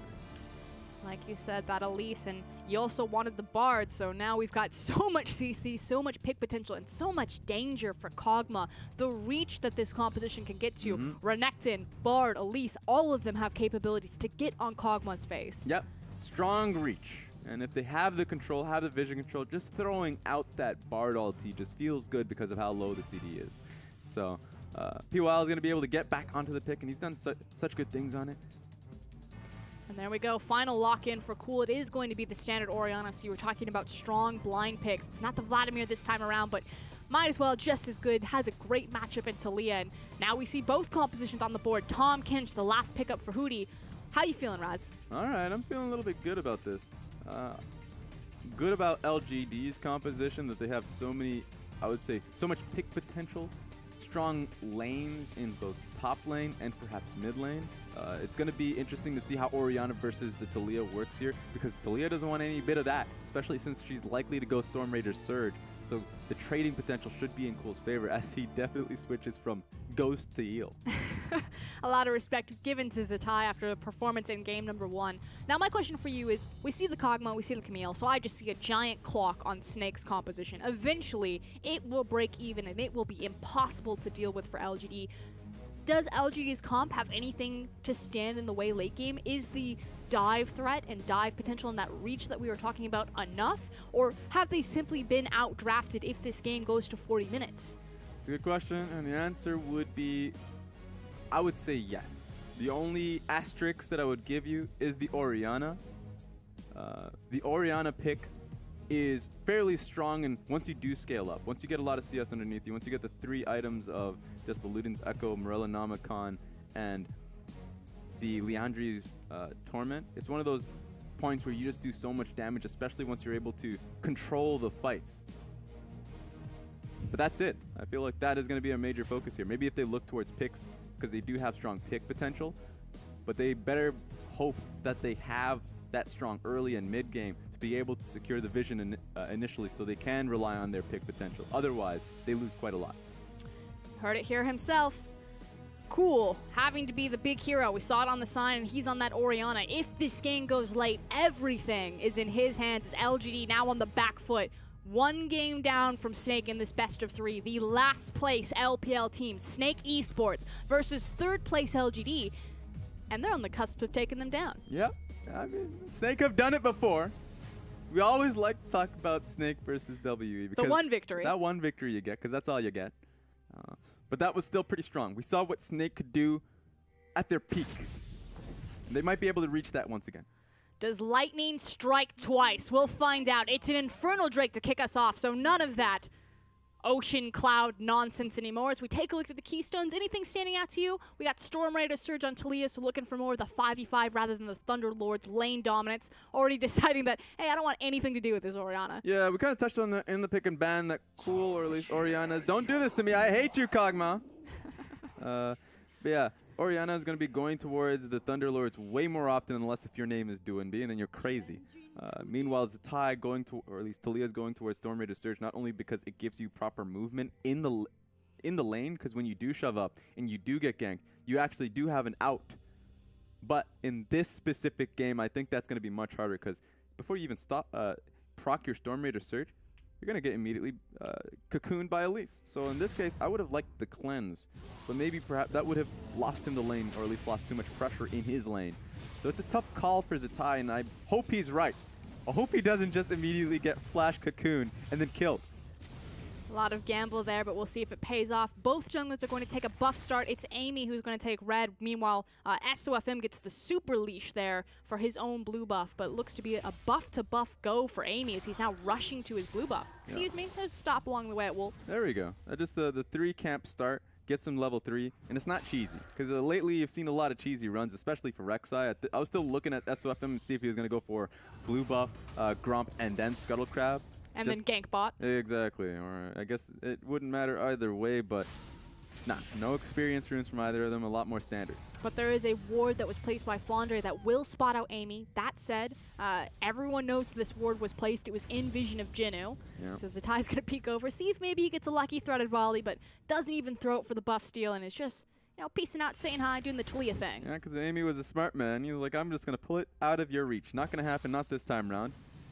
Uses the blast cone, gets over the wall. This is the risk here. This is a major risk if you're Rek'Sai, because the fact that he went for the blue side full clear means that he's going to lose out in red. And it's right there, Raz. You know, you talked about Snake have such great vision and the information that they get with that vision, but then individually make the wrong calls. Snake had the ward on Amy, saw him at blue buff, knew that he had the advantage, and then went for the gank mid anyway. Now Amy, 3 buffs, SOFM, gets a shot off on Flandre and makes out like a beast.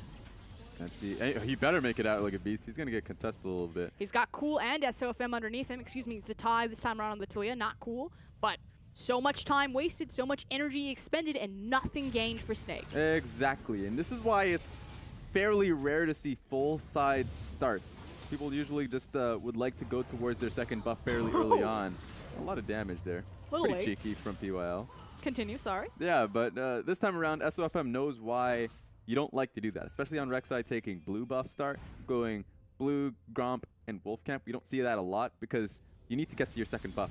And it gave Amy the in track to be able to get that red buff steal. So now he's in a position of power, especially in trades, because SOFM not getting that red buff is going to be difficult. And it's also about to turn into a dive here. Here's the combo we know and love. It is level 4, and poor little Flandre, there goes the flash, there goes the cocoon. It doesn't connect on the second flash, but it doesn't matter because the spider's veins sink in, and he takes down First Blood. Comes down to execution, and even though Amy messed up a little bit by not using his cocoon at the right time to just lock him down, just does way too much damage. And not only way too much damage, you can do that forever.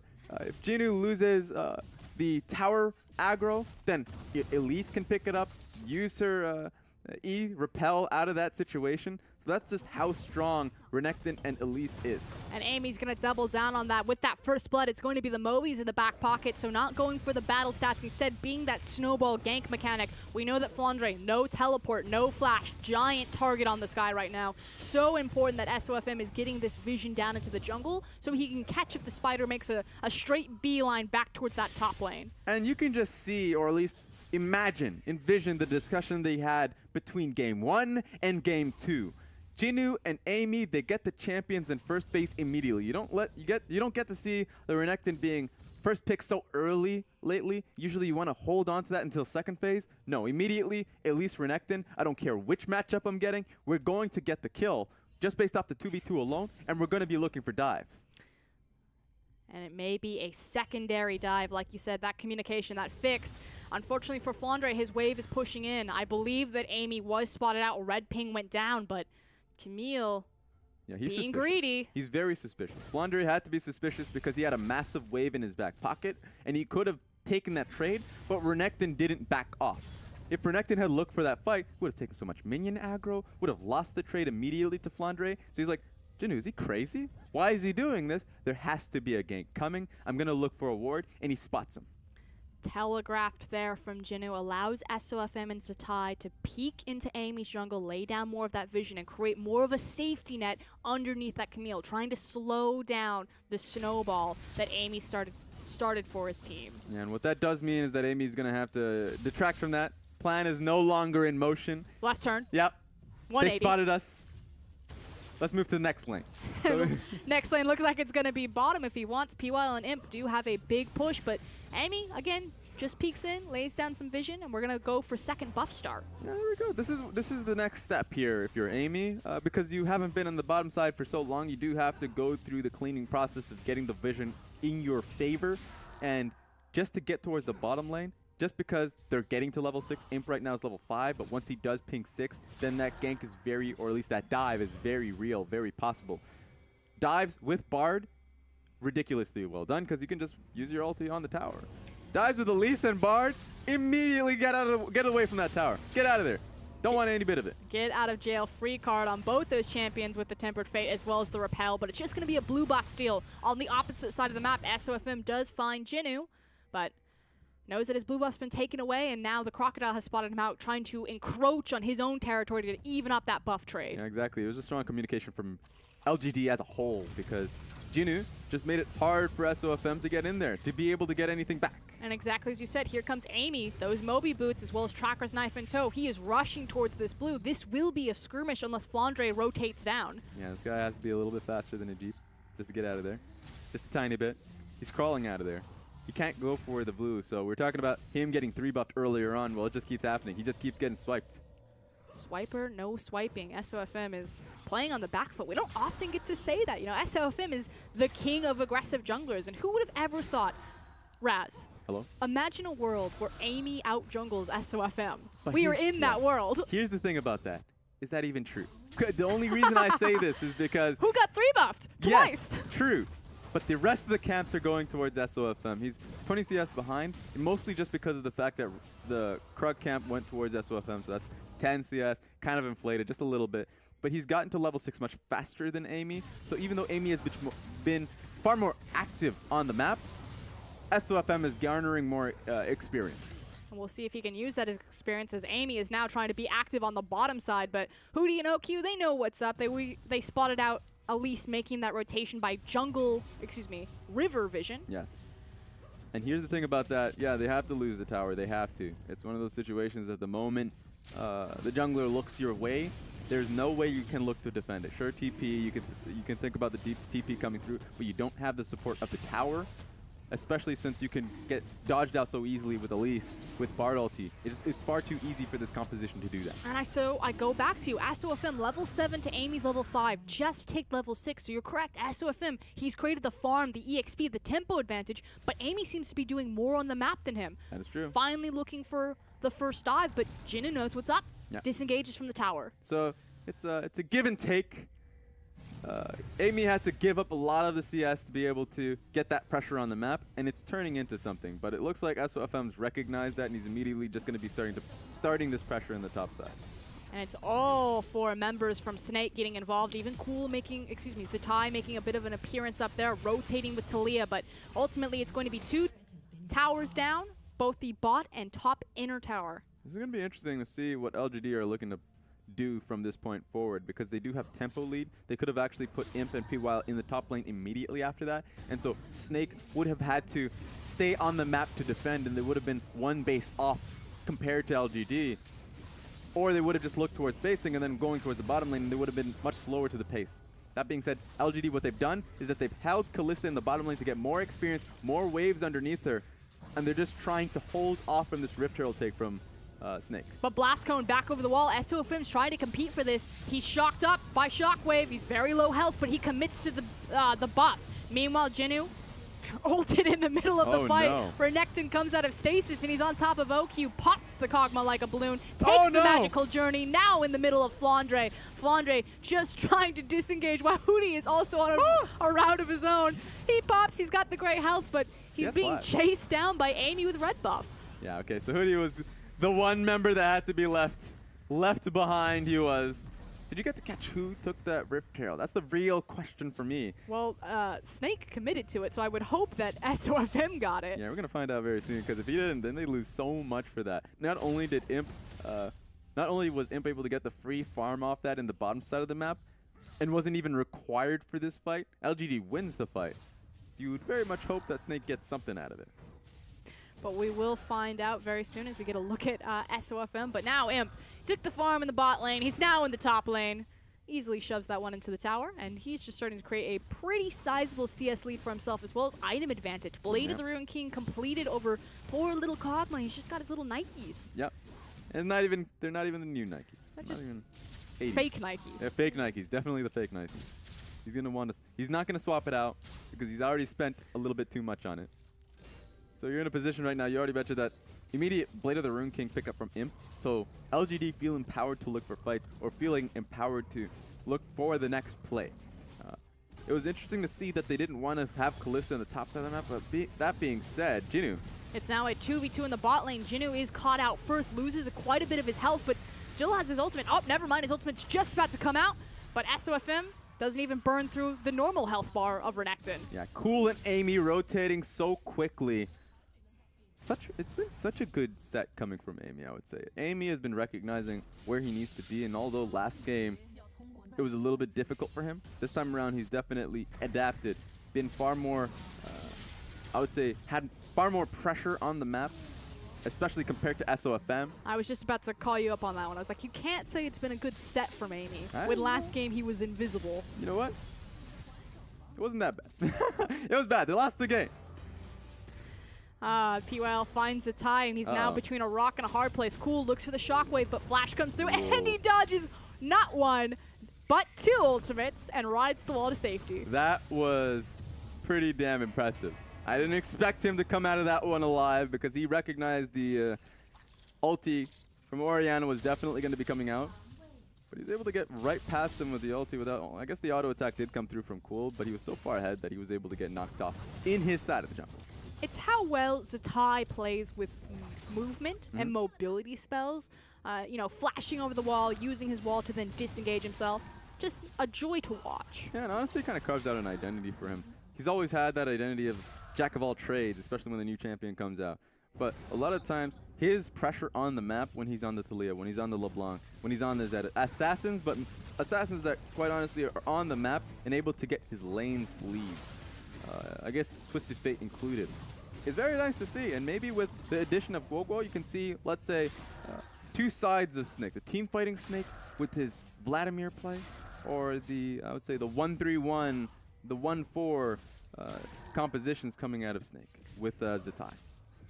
Trying to even up that arsenal, maybe add some more strategic diversity for them, as now Jinnu is caught again, but this is a Renekton in the middle of two very squishy members. A lot of the damage being traded on initially for Zatai, and finally it's going back Snake's way as Jinnu disengages from Rek'Sai. But meanwhile, LGD's like, this is fine, keep them busy, I've got top tower. Yeah, it's one of those moments of like, who's stuck in with who's actually caught out there? Because Renekton's a little bit too strong for SOFM. Renekton is way too strong for Talia. And our question was answered. SOFM did have the Rift Herald after all of that goes down, but LGD, I mean, SOFM sends Rift Herald down bottom, but LGD are pillaging the rest of the map. They've got top tower, they've got mid tower, and now they're looking towards the Drake. Yeah, moving across the map, and a lot of that gold is going in towards Imp's pocket. It hasn't had a kill to his name, not a single assist, 0, 0, and 0, but has a lot of minions, has a lot of tower gold in his pockets. So that's a lot of daggers. Gonna be cutting a lot of people. But that just showcases how much gold he has without having to do too much. The team's prioritizing experience for him, gold for him, without having to make a lot of fights happen. Surprise, surprise. All of the resources are going into the Imp basket on LGD. Color me shocked. Hey, you know what? At least this time it's getting shared a little bit around with the Jinu's doing so well, even though I guess a lot of his pressure has been alone. He's been like, all right, I've had Elise in my back pocket in the early game, but in that instance, he was like, I can 1v2 here. I can do what I can to stop them. Yeah, that's how I feel. I feel like Jinu has kind of carved out his own advantages, whereas Imp has been given him his. Yeah, that's true. But there's always, you know, that assured investment. The Imp bank, where you're like, all right, I put in a lot of cash into this one. Am I going to get something back? You're definitely going to get something back, especially once the team fights start coming through. Imp's a stellar player. And so for LGD to be able to get this much gold and I would say this much structure around him, you're going to get something back, and you're going to have to take a look at him. Look at all this. Look at this tower damage. There's no response. He's also got Elise and Orianna coming up behind him, so while Snake are trying to get in position, it is a 4v2, soon to be a 4v3 as soon as Talia gets involved. I don't think they see me. Oh, no, they see me. PYL getting popped out, but Fate's Call comes through, does manage to get him to safety, but LGD's tower offense stalled out as Snake set a nice defense. I don't know. They tried something. They Didn't know where did. I was going with that. No, they tried to defend that. It's one of those moments where it's like they didn't do enough. Like, sure, Hoodie's coming in, but he's coming in alone with that ulti. And the wall came through. Ooh. They got the Tempered Fate, forces the flash out of Flandre, but there's another flash. He dodges the cocoon, but it doesn't matter because the shockwave comes through and Amy picks up the kill. Still, fancy footwork from Flandre. Yeah. And he tried. He tried so hard to get out of that position. Using the Hextech ultimatum to dodge the cocoon particle. He had expected them to back to base. He had expected them to reset that pressure. They placed the control ward in that tri-bush very near to that tower, recognized that it was just going to be Flandre holding that tower, holding that wave, and they just used his ulti. And it's sad thing about that is Flandre was mid-hook shot, mid-escape. And he just gets planted on the ground. So he had to use flash. He had to use so much. And he still died. So now he's flashless. He's not going to be able to make that next engage for his team, or at least it's going to be that much harder. And he's going to be a larger focus, especially since he doesn't have a lot of survivability. He has a lot of damage. He has a bit of attack speed with that Stinger. But if he goes into a single team fight, he's going to get torn apart. Yeah, the variety bucket of items for Flandre there puts responsibility more so on SOFM and Zatai if they want to get any sort of engagement down. But I feel like Snake, you know, 18 minutes into this game, it's quite a sizable gold difference between the two teams.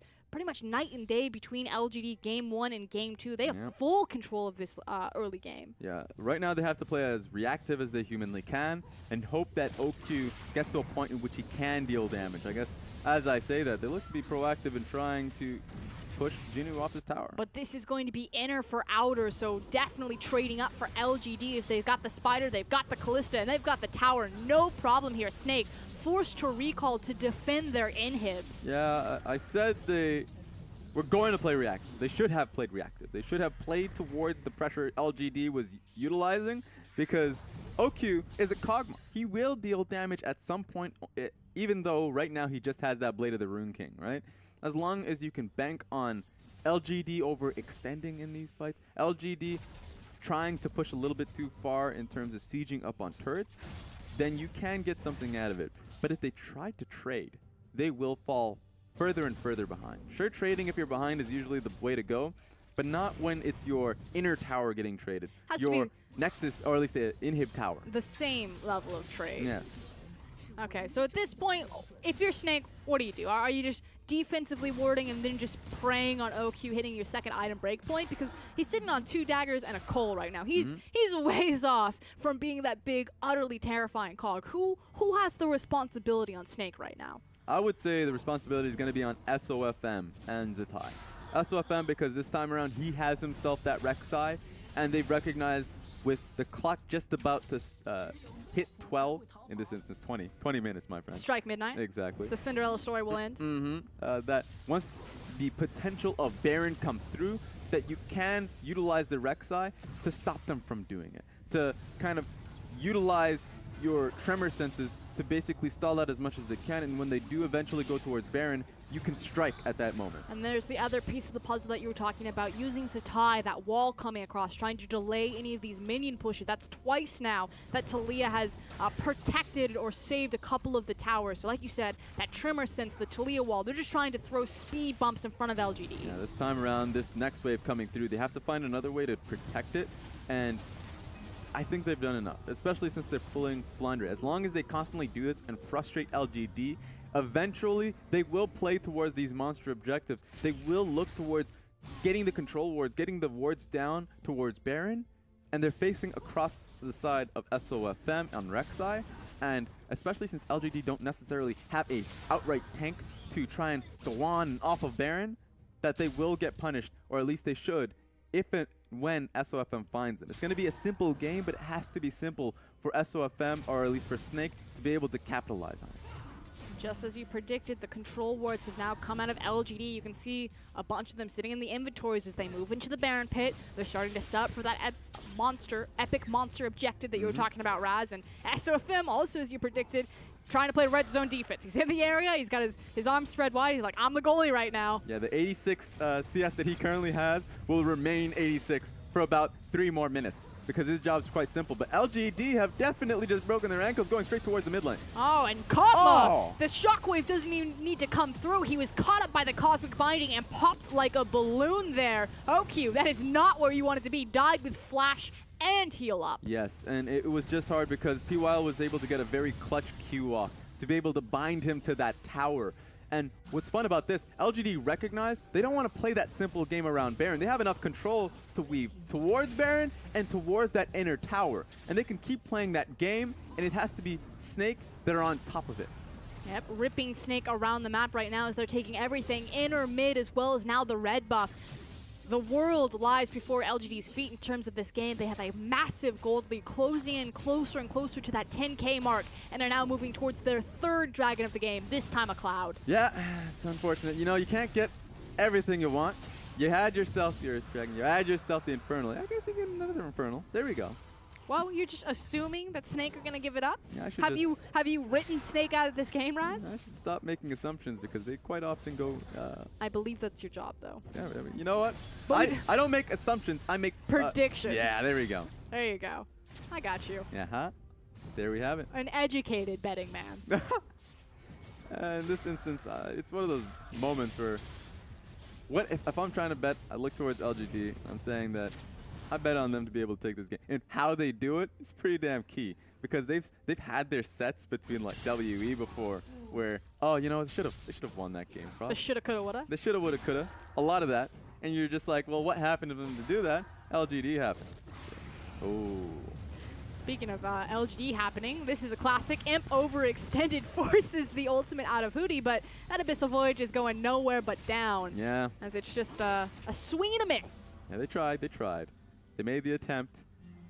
Imp, at the very least, was not that far up, so he's able to get out of harm's way. Speaking of attempts, though, FLICKR feeling much more confident now that he's got the Trinity Force in his back pocket, as well as Zatai here. They jump on Jinnu. Hextech Ultimatum comes down, and Zatai's just there for the assist as they clean up the Crocodile. Ooh, and I was wondering what they were going to pay for doing that. To be able to get onto Jinnu for free, what looked like, but then, of course, Barge used his ultimate to get a fight on towards OQ. And then they missed. It didn't turn into anything. But this is the primary difference. You know, we wanted Cool to be doing this. Okay. Hold up.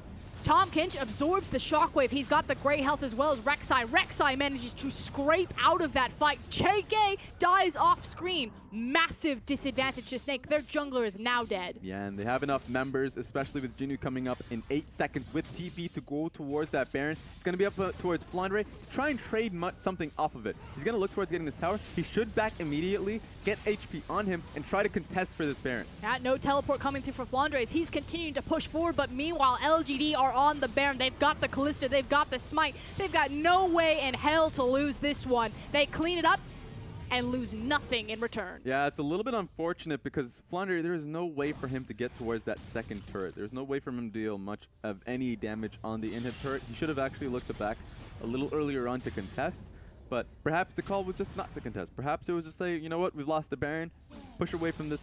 We'll try for another day.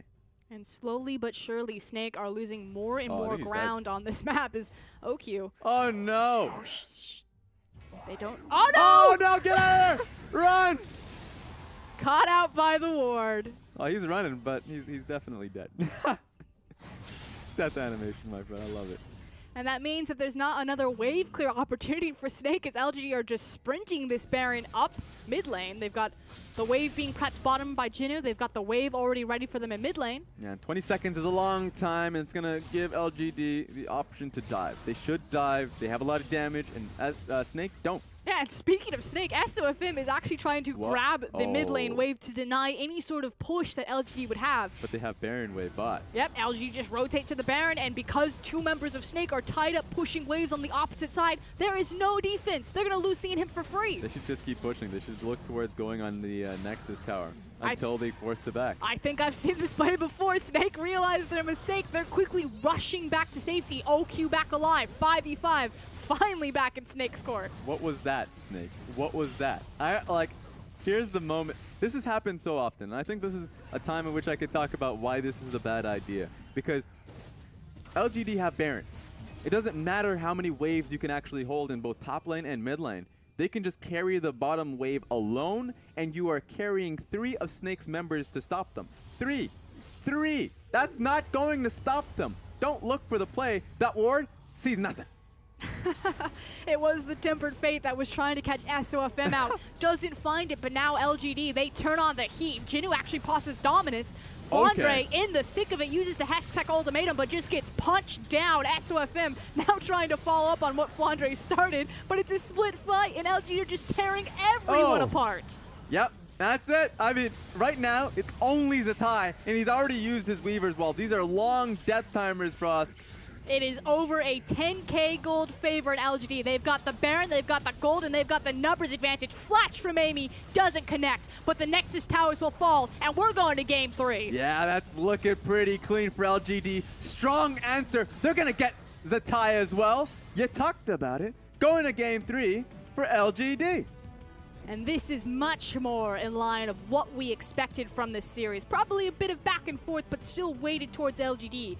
They decided what were the problems, they banned away the LeBlanc, they got Imp on a comfort pick, and they took over the game. There was never any point where Snake looked to make a comeback. Yes, and we kind of have to start with the pick ban, because I really love this pick ban coming in from LGD. It was very decisive, straight towards the Elise pick that has really carved out Amy's identity early on in the split for LGD, and they played the Amy and Jinu game.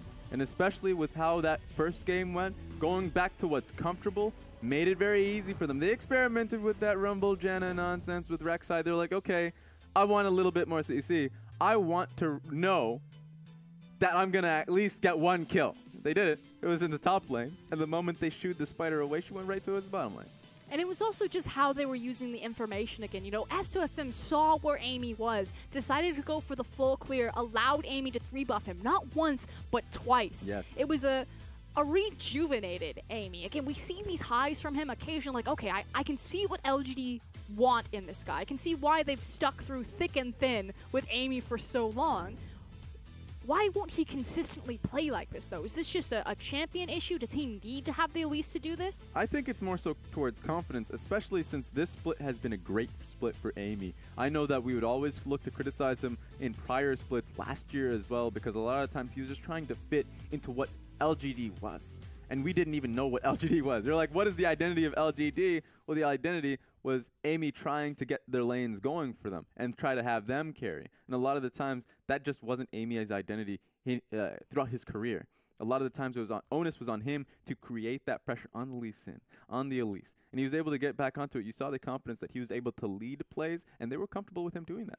So I'm going to take a bit of a step back here. Okay. I'm going to throw a bit of a curveball at you. Yesterday, we saw Newbie versus Invictus Gaming. Yes. And we posed the question. We thought that Newbie was going to be the dark horse this split. We're looking at LG, we're looking at Newbie. You know, you have this rise at the middle of the pack where kind of more teams are starting to challenge the elite or at least bringing consistency to do so. We're not done with this series, so there's still a chance that Snake could take down LGD here or LG could clean it out. Yes.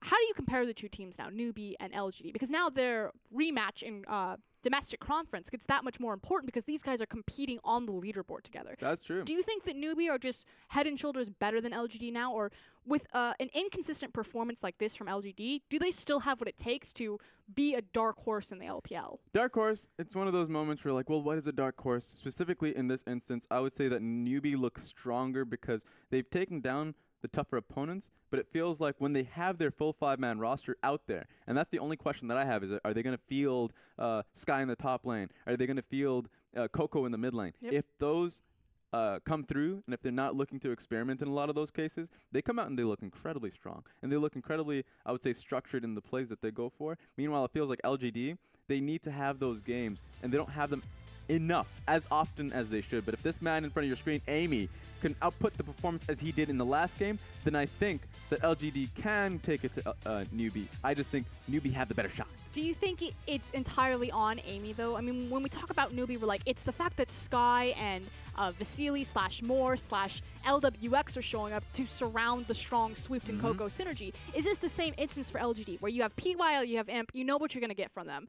Is this, Cool needs to show up now, Amy needs to show up now? Or is this like Amy and Jinu? Are these the last pieces of the puzzle that need to fit for LGD's success? It is definitely an issue of pieces, because Newbie now working towards Swift, every single one of them, and then when they get that out of that laning phase, when they get into the mid game, the late game, it feels like they work with each other as a 5-man unit. We still need to see that more consistency from LGG, because we talked about LGD as segments. For instance, bottom lane, PYL and Imp, we talk about them being strong laners and how do they play towards the rest of the team. We talk about Cool going in towards either lanes, being on the Talia, being on the Twisted Fate to be able to get those lanes working out for themselves. And then we talk about Amy, and we talk about the top lane Jinu working well together, but we never talked about them as a team, especially if they're carving themselves out as a strong 5v5 team, let's say in the mid to late game. I feel like Newbies still have that core identity sprouse throughout the entire early game, mid game, late game, while still having good 1-3-1.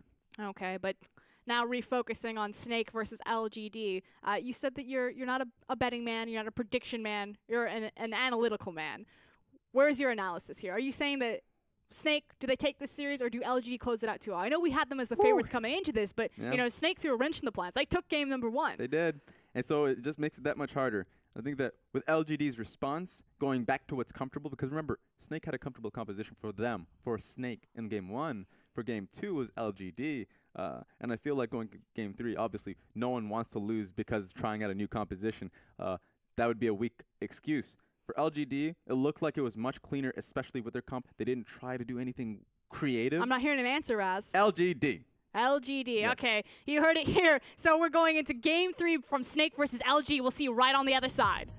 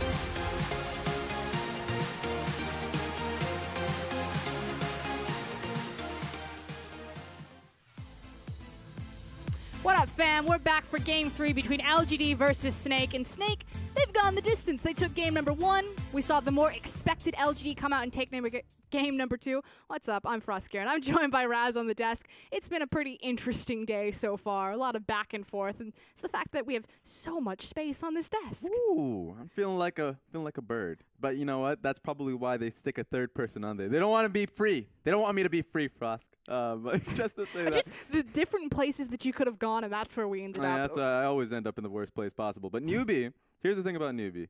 Because remember, Snake, they went the 3-game distance with them, and then they faltered at a pretty interesting moment when, you know, remember everybody remembers that Recon queue that stole Baron. Yep. They got to game 3, pretty high-end game, and they lose it like that. Now going into game 3 versus LGD, you'd have to expect them to have that moment in the back of their head that they want to be able to finish the game, finish the job when they get to that point. So hopefully they can do that if you're Snake, because of course 1-7 right now in their group, and they're falling behind IME that's certainly finding something within them. So they cannot afford to lose this set. But just cutting through all of it, because I feel like it's always the soundboard whenever like Snake, IME come on. It's like, yeah, you know, the game really matters to them. They've got to go the distance. Obviously, they want to tighten things up. But just cut through the BS. What does that mean? What exactly has to fall on the board? So you said that LGD probably going to clean up this series. What champions does that mean for LGD? Ooh. What champions does that mean for Snake? Is this draft related? Is this wording related? It's play related, because you're in week 6 of the LPL. If you start losing these series, it's gone for you, especially if you're in Group A, because of how many games you have to get. How tight it is. Exactly, to get towards Dan and IG that have 4 wins. So many points that you have to make up such a difference. The reason why, yeah, sure, you can put a Band-Aid on Snake. You can say, get your LeBlancs mid, get your top lane Fiora or Camille to get that 1-3-1. That's kind of been your identity. That's been kind of working for you. But when we see them taking the win in the first game, it still looked kind of dicey, because we saw Zatai looking for some picks and get chunked out of the map. We can't allow that to happen. He needs to stay disciplined in moments in which he has leads. And so that's been the problem from Snake. They get in these position of leadership and they kind of fumble it a bit. So you're saying discipline. We need Yes. discipline from the veterans, the SOFMs, the Zatais. If they don't play disciplined, patient League of Legends, Snake will continue to fall. Especially since they've understood how to play with their compositions well, right? They have that mapped out within their own mind. In game 1, you've seen how they were able to execute upon it. But when they go towards the play, you look towards that checklist and you're like, wait a minute, they've missed something here.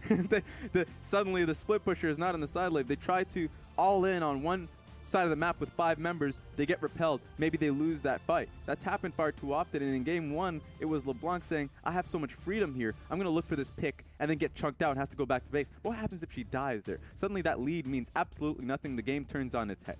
But the thing is 1-3-1 is such a harder style to play. You have to have so much more communication, coordination. Yes. I mean, do Snake even have the team intelligence and cohesion to play that style effectively? The cohesion is a big question, because honestly, it's tough. It is tough, and they make it harder for themselves. Had they played just, or at least had the identity of outright team fight comps, and I think that at the height of Snake, that has been their style. You put Flandre like on a Maokai or a major tank, and you have him lead in towards fights, they get wins there. Even when he was on that GP, when he was playing towards Gangplank, they play towards team fights, that's when Snake gets wins. But their style's been etched out in Flandre and Zatai, and they're playing towards it, even though it may not necessarily work for the teams to get the wins. Okay, well, backs against the wall. Snake, LGD, they're split 1-1 apiece. It's Snake on the blue side, which means they have that priority. Thresh, Kog'Maw, Caitlyn, Zac, Galio, and Jarvan all taken off the board. And surprise, surprise, party pick of Kalista. Yeah, the bottom lane has gotten a massive target on its back from Snake. Now they're on blue side. Blue side has a pretty large win rate thus far. And it's kind of because of plays like these that Imp is getting targeted out. PYL is getting targeted out. And with the Kalista now in Snake's favor, that they can go towards their own support pick, make bot lane a lot harder for LGD. So you're like, okay, well, Imp and PYL, suddenly, what do you have in your table? What do you have in your court to fight against that? But so far, we've got almost the exact same starter, at least the beginnings of the compositions. Amy on that comfort pick of the Elise that you were so complimentary of. Jinnu also on the Renekton had a fantastic game in game number 2. I mean, is it too dangerous to give away these threats? Do Snake have the answer in Gragas? I think it's dangerous on both halves because we talked about how comfort picks are coming through on game 3 because they want to be able to decide it based off what they're most comfortable with. So LGD getting these picks for themselves, even locking in the Varus because you don't want to go into second phase where suddenly you have 480 carry bans thrown at Imp. He doesn't want that. He gets the Varus for himself. But you're right. Renekton and Elise, suddenly that's a major focus, and they're going to be going up against that Kled. How are Jinnu and Amy going to dive a champion? They're honestly just way too unpredictable. So you're saying the Skarl able to band-aid a lot of the pressure that Elise and Renekton can output. How do you feel about that 2v2, though, the Gragas Kled versus Elise Renekton? Is that still a no-go? It's still a little harder for Snake. They want to be able to place that defensive vision line, so at the very least, Flandre knows that the dive is happening and he can try to play towards it. Maybe SOFM tries for counter gank, so he's going to be a lot more focused towards counter ganking the top side of the map because he doesn't want to be running into that Elise. You heard it there, but so far, continuing with the bans, it's been a lot of mid lane focus. In fact, 4 mid laners taken out in the second rotation of bans. LeBlanc, Kassadin, Cassio, and Talia. Orianna kind of the big name that sticks out, but they're going to have to reach deep for these pools. Yeah, that means that Cool might go towards the last pick for himself. Remember, he has been a strong Twisted Fate player, and knowing that he has that utility in the bot side of the map with Varus there, maybe even Rakan, and knowing in the top side of the map he has Elise and Renekton, that would be a lot of, let's say, pressure that he can play with. That would make it so easy for him to play that Twisted Fate. But he wants that extra reassurance to know who he's going up against. What is that mid laner? Could be the Swain for Zatai, the classic Season 2 Zatai going back on that. I'm glad that you say classic and Swain in the same sentence. That honestly just makes me excited. But someone who did peek through the bans that has normally been banned is that cannon. We would expect it would go into Hootie's hands. Yes. And he's really confident on the pick. He had 2 times where he would look for ridiculous dives because he knows he has the safety of Kalista ulti to bring him back in. So this could be a Hootie game. But, you know, going up against Rakan, I hate Rakan. I love and hate him because he does so much for engage, but also for safety. If there's ever a moment in which, don't do it, don't take it away from him.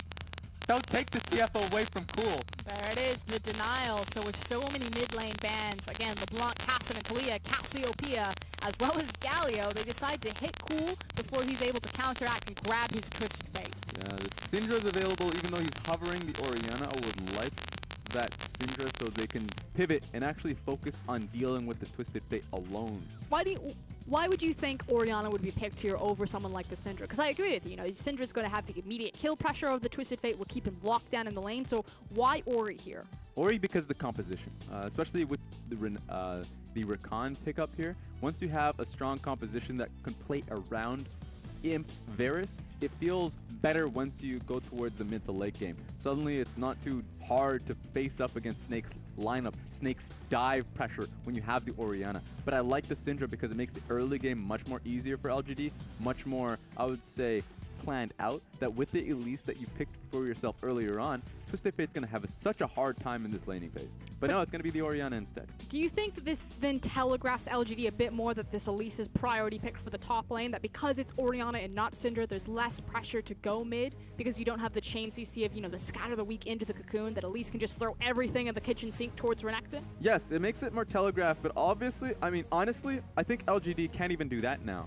I think that the Twisted Fate makes it so much harder for you to reassure that you have that 2v2 top lane. Post level 6. Exactly. So once that pressure starts coming through, Zatai on that Twisted Fate is going to be able to always turn that 2v2 into a 3v2. He's always going to turn that fight up against you. So Twisted Fate really makes the game a lot harder to play, a lot harder to be proactive if you are LGD here. So Twisted Fate was such a strong takeaway, and it works well here for Snake.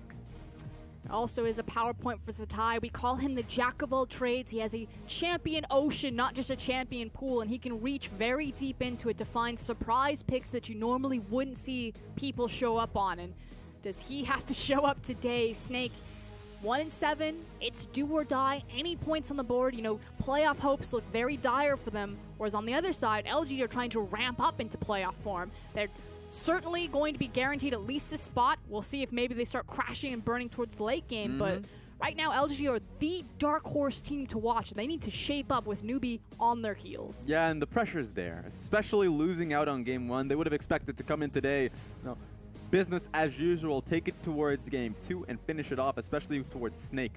But going into game 3, going the distance, and knowing that game 1 was lost so hard based off of a hard carry on Zatai's LeBlanc, what happens if Zatai starts popping off on the Twisted Fate as well? Well, we saw Rookie the other day on Twisted Fate popping off, although it didn't help IG. We'll see if maybe it brings more success for Snake here as we're about to head on to Summoner's Rift. Raz, you're sticking true. LGD got this after draft? I mean, I do like their draft, but I think I like Snake's more. The Twisted Fate lured me. So you know what? I'm gonna side with Snake here. The flip-flopper himself, Raz, is now backing Snake after the draft as we go on to Game 3, Snake versus LGD. I'm the worst kind of flip-flopper. You are. You are literally the worst. I am the flip-flopper with socks on. You know, I get the socks. The dad flopper. Exactly. My dad wears socks and sandals. Ooh. Yeah, it embarrasses me still. At least he's comfortable. That's one thing about it. You know what bothers me? What? Rakan. So next time you see Rakan in Champion Select, look at how large his head is comparatively to every other champion. Yeah. Like, it is zoomed in so close on that man's face, which it's a beautiful face, don't get me wrong. That's very true. suave champion. Yeah. But it just bothers me. You can see all the facial hair too on him. Recognize that he just has that little goatee kind of thing going on, and I'm not too much of a fan on it. The shaggy scruffle. Yeah. There we go. Jungler's setting up right now. It looks like it's going to be a leash for Zatai with the red card, so some AoE damage to the Raptor camp, whereas the super leash is coming through for Amy on his blue buff. Bottom start from both junglers. In fact, SOFM's just going to grab the little Raptors, get level 2, and then get a really nice leash on his red buff. There we go. I believe the last time we saw a Gragas get a Mega Leash, it was messed up because... There's the super leash, and then there's the Mega Leash. And then there's the Giga Leash. No, but honestly, you get those leashes, and the last time Gragas messed up on it was because the mid laner didn't help out in the Raptors take. So it was good for Snake to be able to get Zatai in on that. And what that does mean is that he's going to be able to get the full clear and still be on the map faster. So what does that mean? Map faster? Is that tempo advantage? What does that translate into? Why are Super and Mega Leash and Giga Leashes so potent in League of Legends right now? It kind of, you can do so much with it if it just comes down to the jungler's focus here. If you were the Elise and you were getting that Giga Leash, you're like, well, what can she do? She's going to be on the map faster. She's going to be on the map when she's like 240 in the game, and she's going to be able to gank faster. Going to be able to go towards the mid lane and top lane when usually they're geared in their own heads that the jungler will be on the map a little bit longer. But this time around, this leash was tailored so SOFM can get these wards down. Oh, but hold on. Amy, even though he didn't get the Giga Leash, he definitely beats SOFM to the punch. That faster clear speed coming in. There's the Blast Cone, and unfortunately, Amy unable to follow through with Repel. So just zones SOFM out of his jungle, takes a piece of his health. That was so weird from SOFM, because his purpose from getting that Mega Leash was just to be on the map faster to get the proper wards down and secure Flandre won't get ganked early on by Elise. But he comes out of the jungle and doesn't even look at his own character. Perhaps he was looking towards what was happening with Necton. Exactly, and so he gets punished for it. Okay, but Amy now looking into mid lane. He finds that Repel, the Venomous Bite, but no follow-up. Gets the flash from Zatai on that Twisted Fate, who also took Ignite, so definitely a giant target now drawn on mid lane. Yeah, exactly, and so when you make those decisions to be able to go towards the Ignites or the heals instead of Cleanse, then it's suddenly you don't have any options and where you're supposed to go. He could have been straight through the mid lane towards his tower if he had Cleanse, and he's like, okay, well, I lose Cleanse. I'm not too worried about that. But this time around, he did have to use his Flash. He had to burn it and go upon that wall. And what's interesting is the decision making. You know, normally you see Elises walk into ganks in human form as well as having the padded cooldown on spider form. So they turn from spider into human, wait 4 seconds, so they have the cooldown back into spider form, and then walk in looking for the cocoon. Yes. This time, Amy just flew in spider form, says, probably not going to find the cocoon, but I will find this guy's flash. Yep. Changes your mentality quite a bit. So it's one of those moments where Zatai is going to come back into the lane feeling a lot more sad. And wait a minute. Yeah, speaking of sad, Skarl has been dismounted from Flandre. He needs to get out of here. Come back, Skarl. He's calling for you. Oh, Amy, he finds the flash. He finds the cocoon. He finds First Blood. There we go. And it was so easy, so laid out. Jinnu had done the dirty work, got him that low, And they knew the back was coming through from FLICKR, and so that kill was far too easy. Suddenly the game plan of LGD, camp top, coming in pretty hot. Yep, the dynamic duo strikes first and forces the teleport out of Kled here. Renekton now has the choice that he can just stroll back to lane after the first buys come in. It's just a cloth armor and some Pumas, brown bags there for little Kled. Yeah, the best thing about Puma is it doesn't have a lot of support underneath you, and it's not going to have a lot of support when you have those brown bags. So Need that arch support. you do. It hurts walking in gravel. It does. But And you'll feel it with Pumas. Looks like he's definitely trying to aim for the early rush Ninja Tabi though, although we'll keep an eye on his itemization. Whereas on the other side, Jin is like, Phage, let's go. Immediately.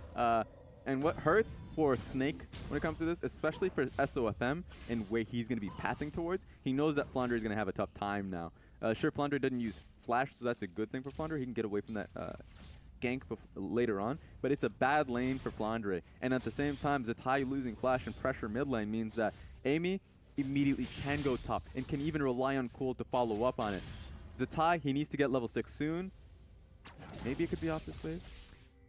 Like you said, SOFM now on babysitting duty since Zatai, no Flash. FLICKR definitely feeling the pressure. Already creeping in, lays down some control wards, trying to do his best to keep track of where Amy is. Amy has now made his back, and boom, Tracker's Knife and Moby Boots. Snowball mechanic on the board. Yeah, he knows his job.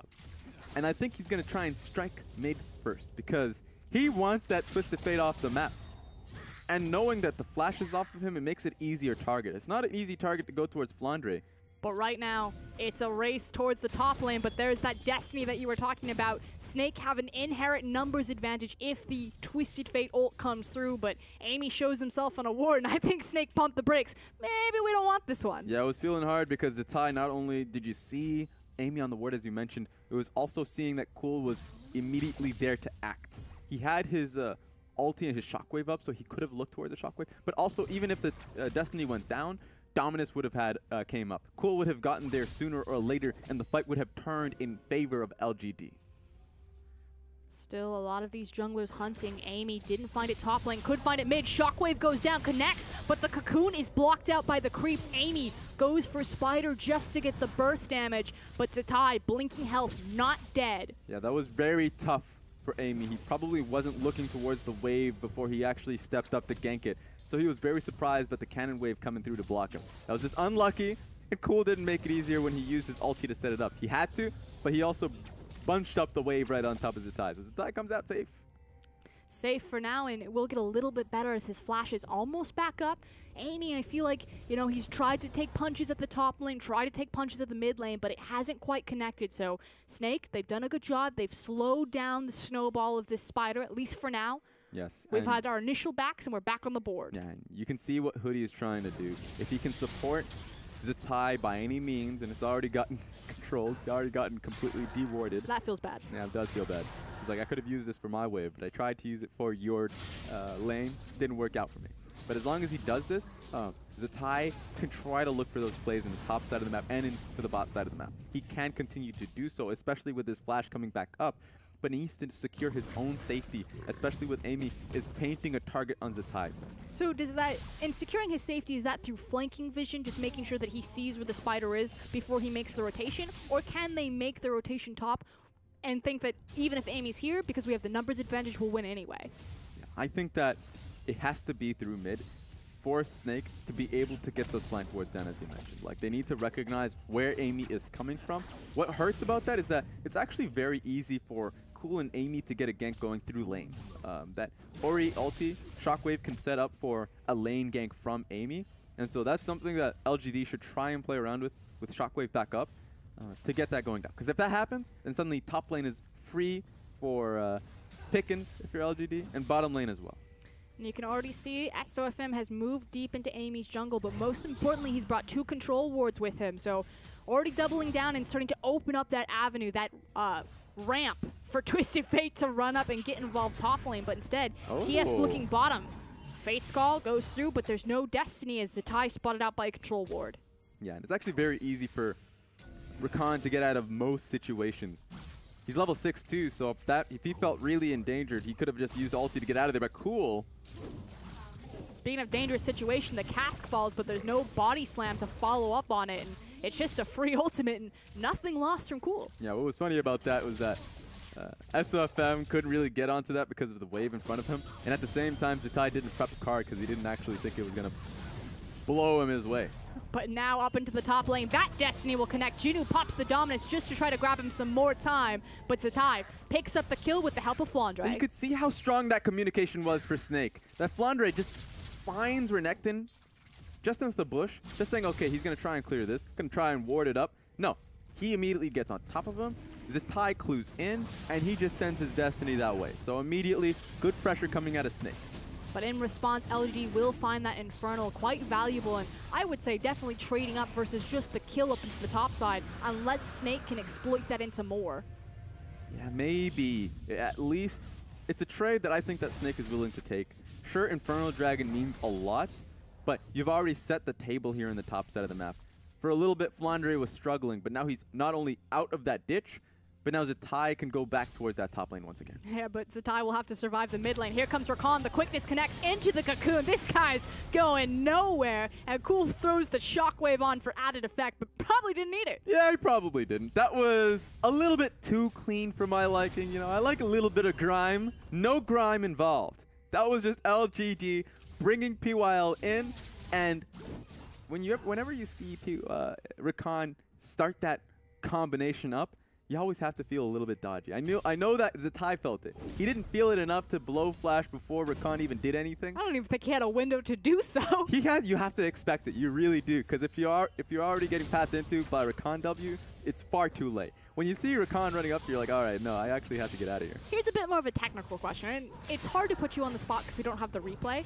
Do you think that Amy had to flash the wall there, or could he have used the speed from Rakan and just come in from behind him? Because I feel like the classic gank path is, yes, Elise would have to flash the wall, but he could have just stood behind Rakan, gotten the movement speed, and retained his summoner spell and gotten the same effect. I think the flash is necessary there. Sure, you don't want to lose flash if you're Elise, but you want to get the CC stun lock, and you don't want to give up information. Because if he had known that Elise was there, got to get out of there, then that would have definitely clued Zatai in to flash immediately.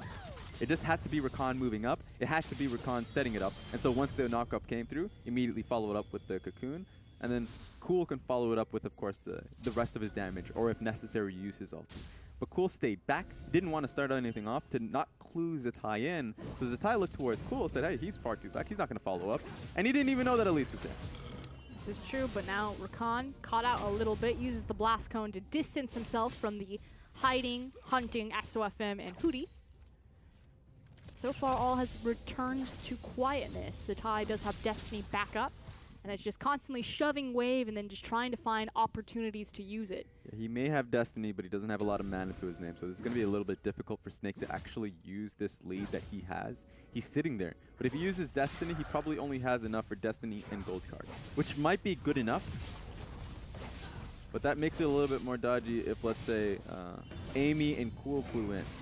I mean, the pressure enough seems to be good enough to at least get some decent chuck damage on bot tower. Imp and PYL is sitting with a turret about 25%, so while Amy has been quite proactive around the mid and top lane, he really hasn't dug his bot lane out of damage. Yeah, so it's going to feel rough for him to see what the next plan is, especially since that early snowball didn't turn into anything for top lane, because Jinu just got that gank back in order, and Snake have decided to pull their wards towards mid lane and make Zatai feel a lot more safe. And so Zatai did die in the last play, nothing's going to stop them from continuing pulling on this wave underneath the tower for Cool. And as long as Cool is under this tower, doesn't have TP, that makes it easier for Snake early on in this game to make the play happen, to use the Destiny in the top side or bot side, especially with Flandre. Look at him, he's so confident. Yep, using that pressure game and then also isolating these 1v1s and 2v2s, which Snake are just slowly chipping away and winning. You can see that in the CS differences, except for the mid lane, but it's the pressure that Twisted Fate is giving his solo lanes. Yeah, and it's the mid lane that's really creating the goal lead for LGD just a little bit, but it's a goal lead that TF is willing to lose, right? He's built defensively with that Rod of Aegis, and he's just trying to get his side lanes working. Here we go. Yeah, it's the gold lead that doesn't translate into this pressure lead. Is FLICKR, that's not quite where you want it to go, but it's fine. Dominus flashes in, but it's 3 versus 1 right now, and even Renekton can't be saved from that. I actually think that Jinwoo misplayed. He tried to use his W on top of Zatai because he knew that he would have been able to burn him down. Hell, Zatai had been taking aggro from the turret, so had he used his W on top of Zatai, that actually would have turned into a kill, or it would have been very, very close. The problem is they were clumped up together. Zatai was right on top of SOFM, so he stuns SOFM instead, and it turns into a pretty easy dive, especially even though Jinwoo had full HP to start it off.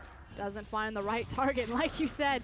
Zatai just walks away with another kill in his back pocket, as we've now had a little bit of lane swapping going on. FLICKR TP's down to the bot lane, and it looks like Kalista and Cannon are going to take up home in the mid lane. Nope, they're walking top. Yeah, there we go. This is going to be pretty confusing for LGD. You can see where Varus currently is, just kind of waiting for the wave to come through. He wants to be topside to be able to respond to OQ and Hoodie coming up to siege upon the turret. You can see the pings coming through already, so Snake have already picked out what the plan's going to be. So LGD, they should feel confident enough to say, okay, we're going to try and trade. We're going to be a little bit slower, but we have to get it down now. Elise is not with them just yet, but she should join in on the push. They're going to be in a little bit of a race. A little bit of a race with a huge tempo advantage to Snake. They hit the tower first, and LGD, even though they've pulled their jungler and are immediately on the tower, I guess they may be able to even it up with the speed of Elise, and we're now in split camp. Who's going to get it? Oh! I don't know who got it. Snake definitely eked out first. Okay, thank goodness. So, because of this, because of Elise pulling herself away from the jungle to get that play going, sure, they're going to even up in tempo, but they lose out because Snake split up. SOFM is going on to Rift Herald, so it's going to be Rift Herald for, I guess, 2 towers. In the end, Snake get more. Unless if LGD get this. You can never underestimate the tower shredding potential and steroids between Varus and Elise. This is going down much faster than I think Snake ever expected. And huge props to PYL, shadowing on top of them, placing vision, and allowing LGD to say, this is fine, take Rift Herald, we just took your inner turret. Yeah, and he was just waiting towards mid to see if the rest of Snake would clue in and say, okay, they got Rift Herald. Are they going to rotate mid and respond to that? And would this continue to snowball? Do we need to actually force a fight mid? None of that happened. It's actually LGD that respond really well from that pressure. Now that just means that Snake, their Rift Herald better be damn good. It better be a great Rift Herald for that to be worth it. What does the good, or excuse me, the damn good Rift Herald look like? Thank you for I had to clarify. I know it's not a mega leash, it's a giga leash. It's not a good Rift Herald, it's a damn good Rift Herald. Yeah, it's a giga good. Giga good. It's gonna be, it has to not only take 1 tower, it has to be able to, let's say, push up to the 2nd tower so they can rotate to the next objective, right? It has to give them proper tempo. If they can gain tempo and start to like, okay, all right, you know what? Thank goodness that guy has mechanics. Zatai's like, wait a second, get me out of there. Yeah, that was a little scary. But I feel like you don't trust these players. I'm sitting back, I'm chilling, I'm like, wow, play-by-play is easy. I just wait for stuff to happen, and you're just like, I'm always on edge here. Now, give me a direct answer, Raz. Where do you put it? Do you put it mid? Do you put it top, bottom? You got 3 choices. It would be mid. It would be mid because they already have waves prepped up in both side lanes, so I guess I've already cheated in that instance. And if they do push it mid, then they would want to look towards top side of the map to gain control, especially with Baron coming up fairly soon. And they can just play that game from that point forward and then just try and time backs so they never lose vision. But there's the time backs right there as they also grab their vision. We're about 18:30, coming on to 20 minutes in this game, so quickly checking in. It is dead even pretty much in gold. A couple of key itemization, Black Cleaver, both in the top lane, your Blade of the Rune King as well as your Zeals. I mean, this is pretty much split as cleanly as it gets. One thing to note, though, is Zatai has his Sheen, so looking for the Lich Bane's 2nd item instead of that Hourglass. Yes. Looking for more of that split push pressure rather than the 5v5 at 20 minutes in the game. You don't get to see a lot of Twisted Fate players do that. Sure, we don't get to see a lot of Twisted Fates in general, but when we do, more often than not, they go towards the Zhonya's because they want to join in the fight. But it is Snake. And so to answer your question of like, sure, it's dead even. Who actually has the pressure this time around? It is Snake because they do have that Rift Herald and that the rest of LGD are trying to play towards that. You see Cool constantly look at the wave clear mid lane and just never really leave its side. Thank goodness he has blue buff because he's going to be sitting there for a long time.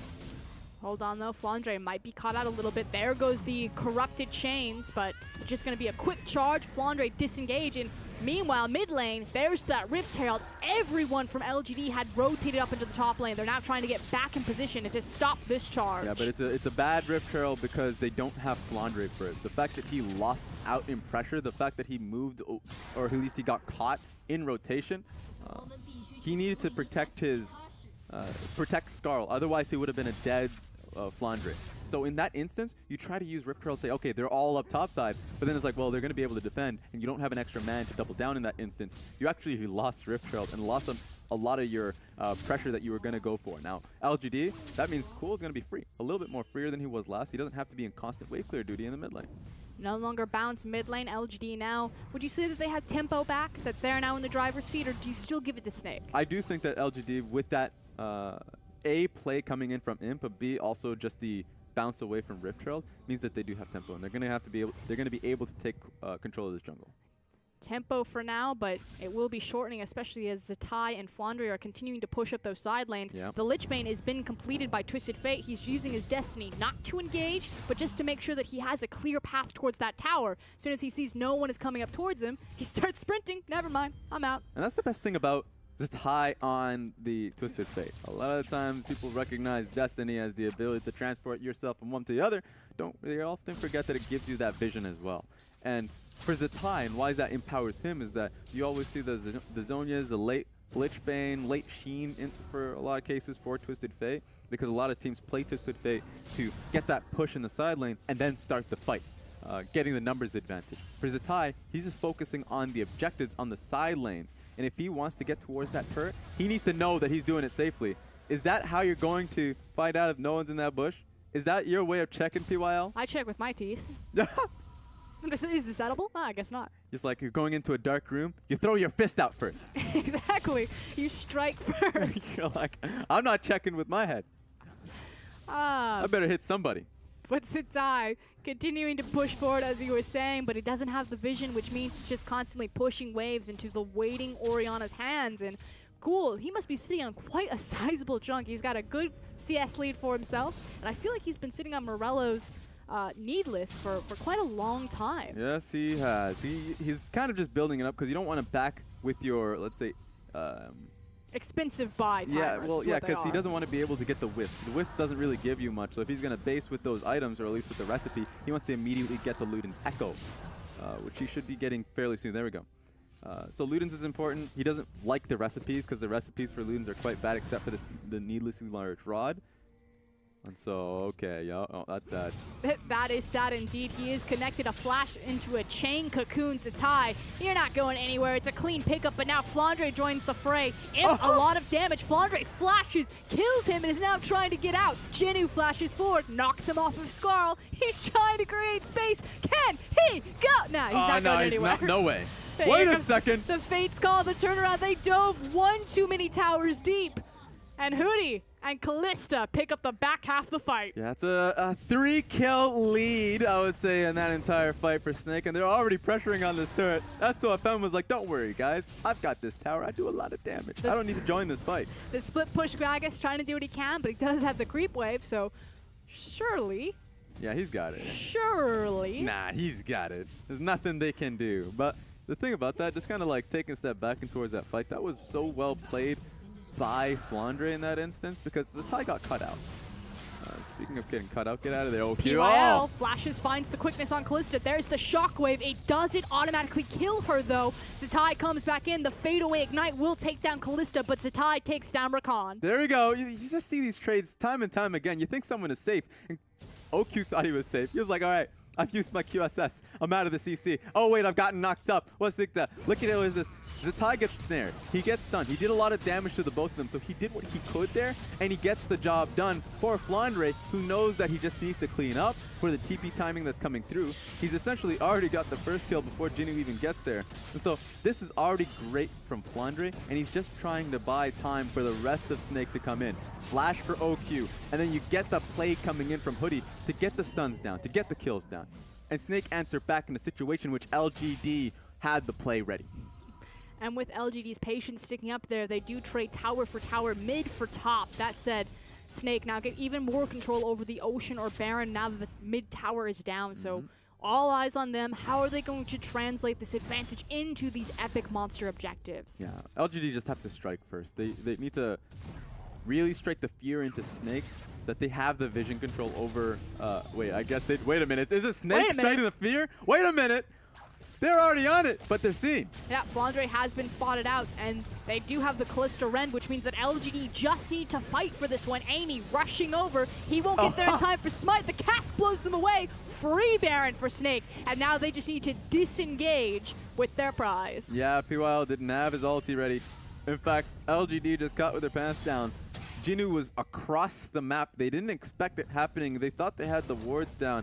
But we talked about LGD needing the vision down on Baron, not because Snake were going to rush it, but because they needed to stop Snake from pushing on side waves and forcing them to protect their towers rather than setting up vision towards the monster objectives.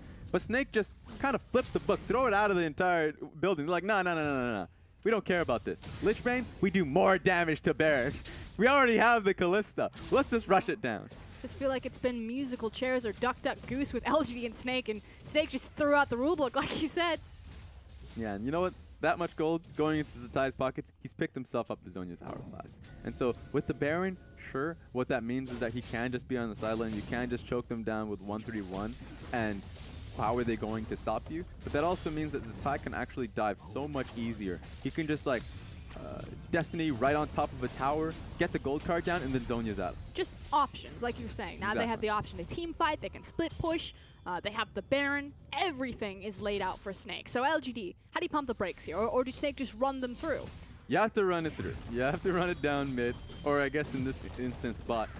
You have the engage pressure from PYL, so that's why it has to be on PYL to get the fight going. Sure, maybe you look towards Cool trying to just place down that ball and get a shockwave ready for your team so you can turn a fight or can turn a siege in your favor. But it's much easier for the Rakan to do just that, and they're going to have to hope and rely that he can make that play happen. So far, LGD have done the best that they can to slow down Snake, and Snake haven't gotten a lot off of this Baron so far. It will translate into some decent damage on top tower as well as a free Ocean Dragon, but they haven't consolidated their power yet. Looking across at their buys, a lot of completed core itemization. GA also just came in for Flandre, so their front line is a big problem if they choose to 5v5. I don't know if LGD can burn through Skarl and GA. Yeah, they can't. It's way too difficult to deal with. The GA, of course, you already mentioned, you got Skarl, you got GA. It makes it much more reliable for Snake to look for those deep dives.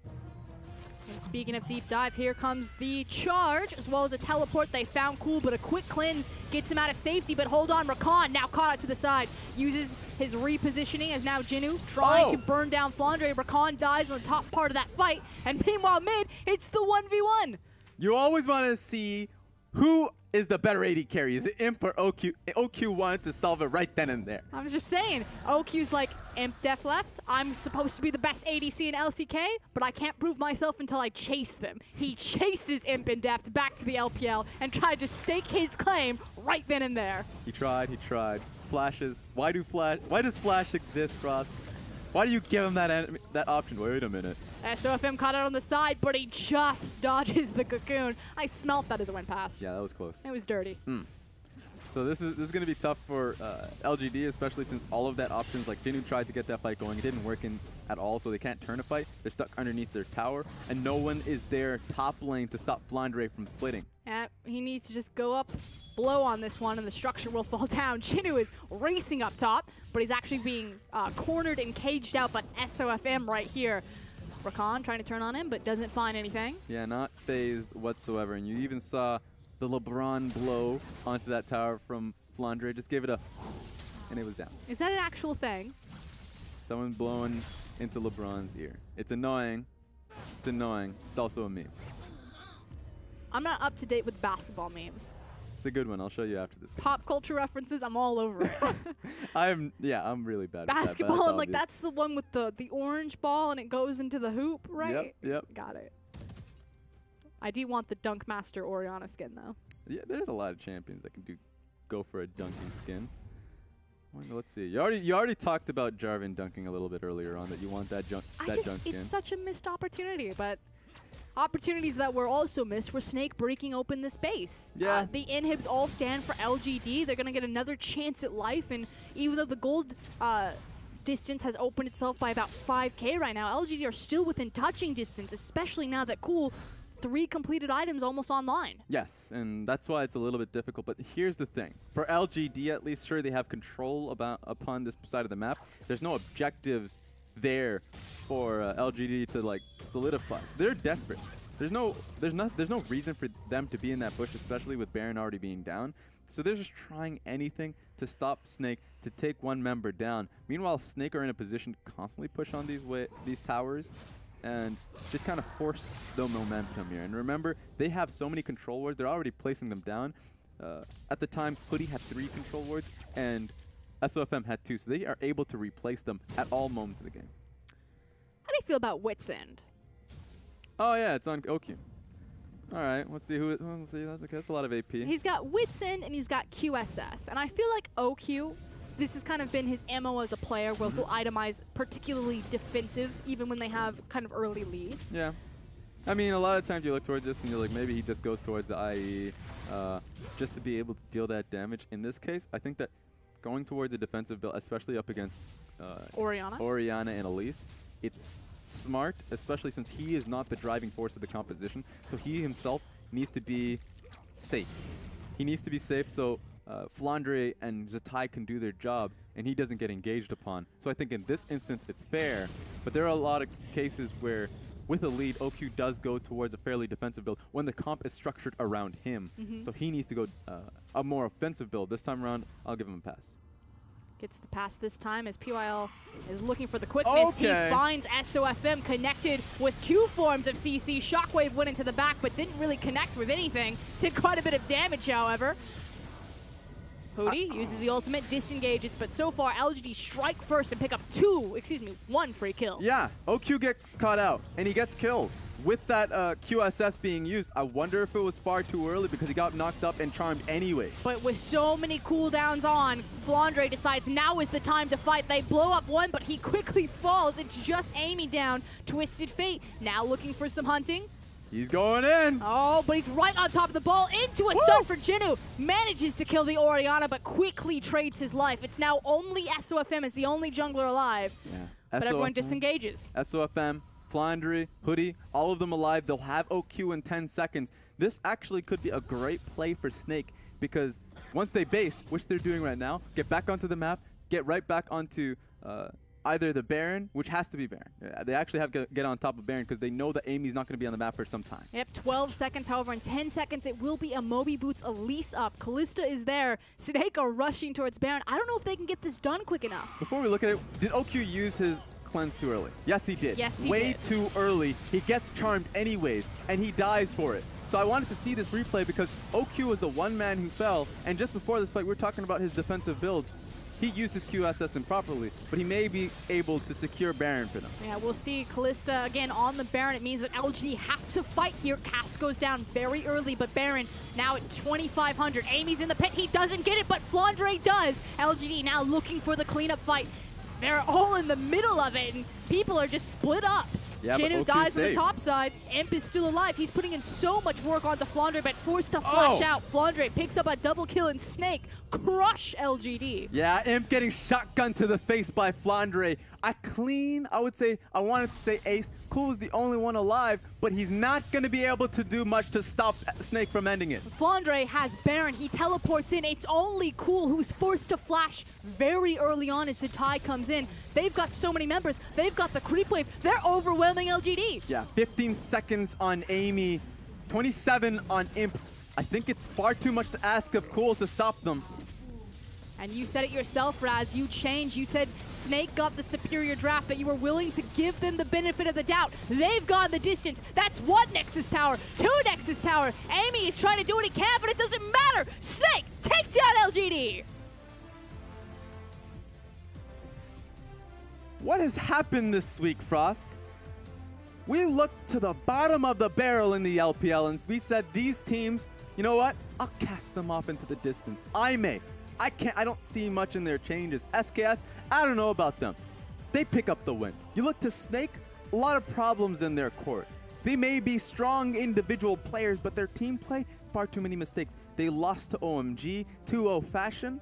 This time around, clean it up, and they take down the third place finisher in terms of Group B in LGD.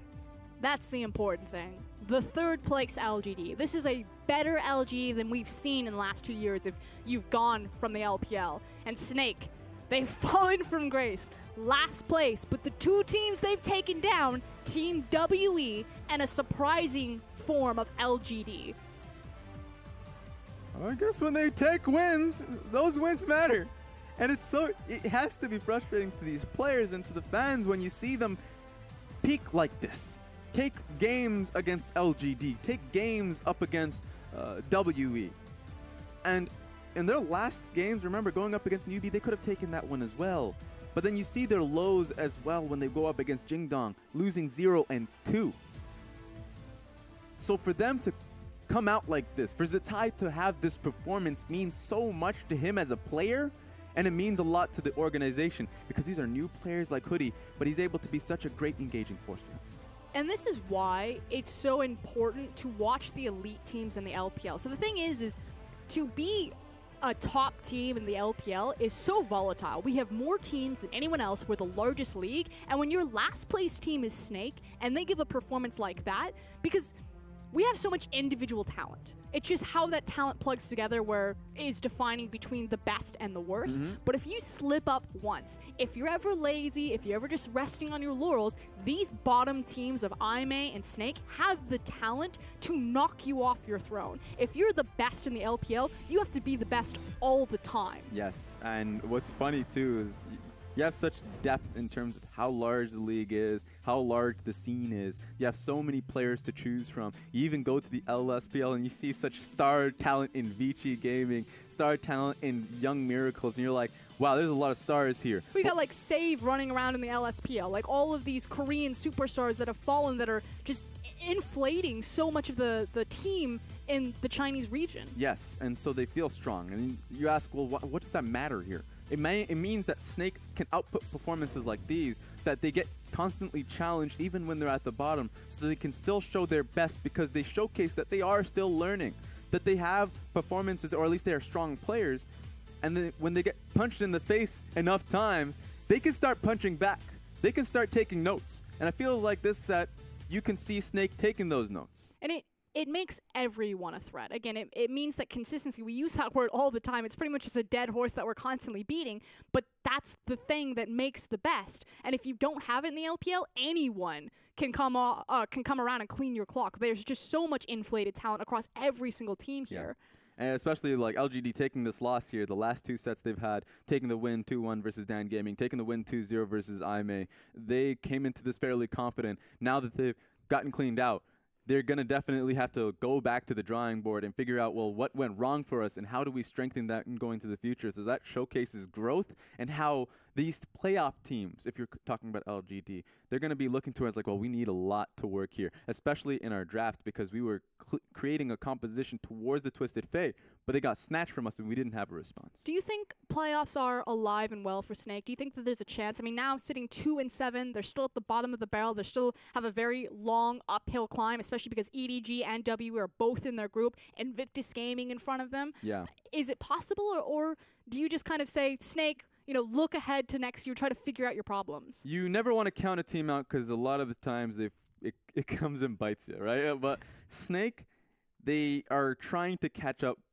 to IG and Dan Gaming. Yep. Maybe they can, but in the immediate future, they're going up against RNG next, which is such a tough task because RNG, they're still on their game, right? If they can take that win, then you have to have that conversation. But then after that, of course, they have the next set afterwards going up against Sunning. So they still have a path. They still have a chance. It's just going to be so hard to get to that point, especially with IG having such strong talent as well. And they're still having the same discussion about how do we play the map.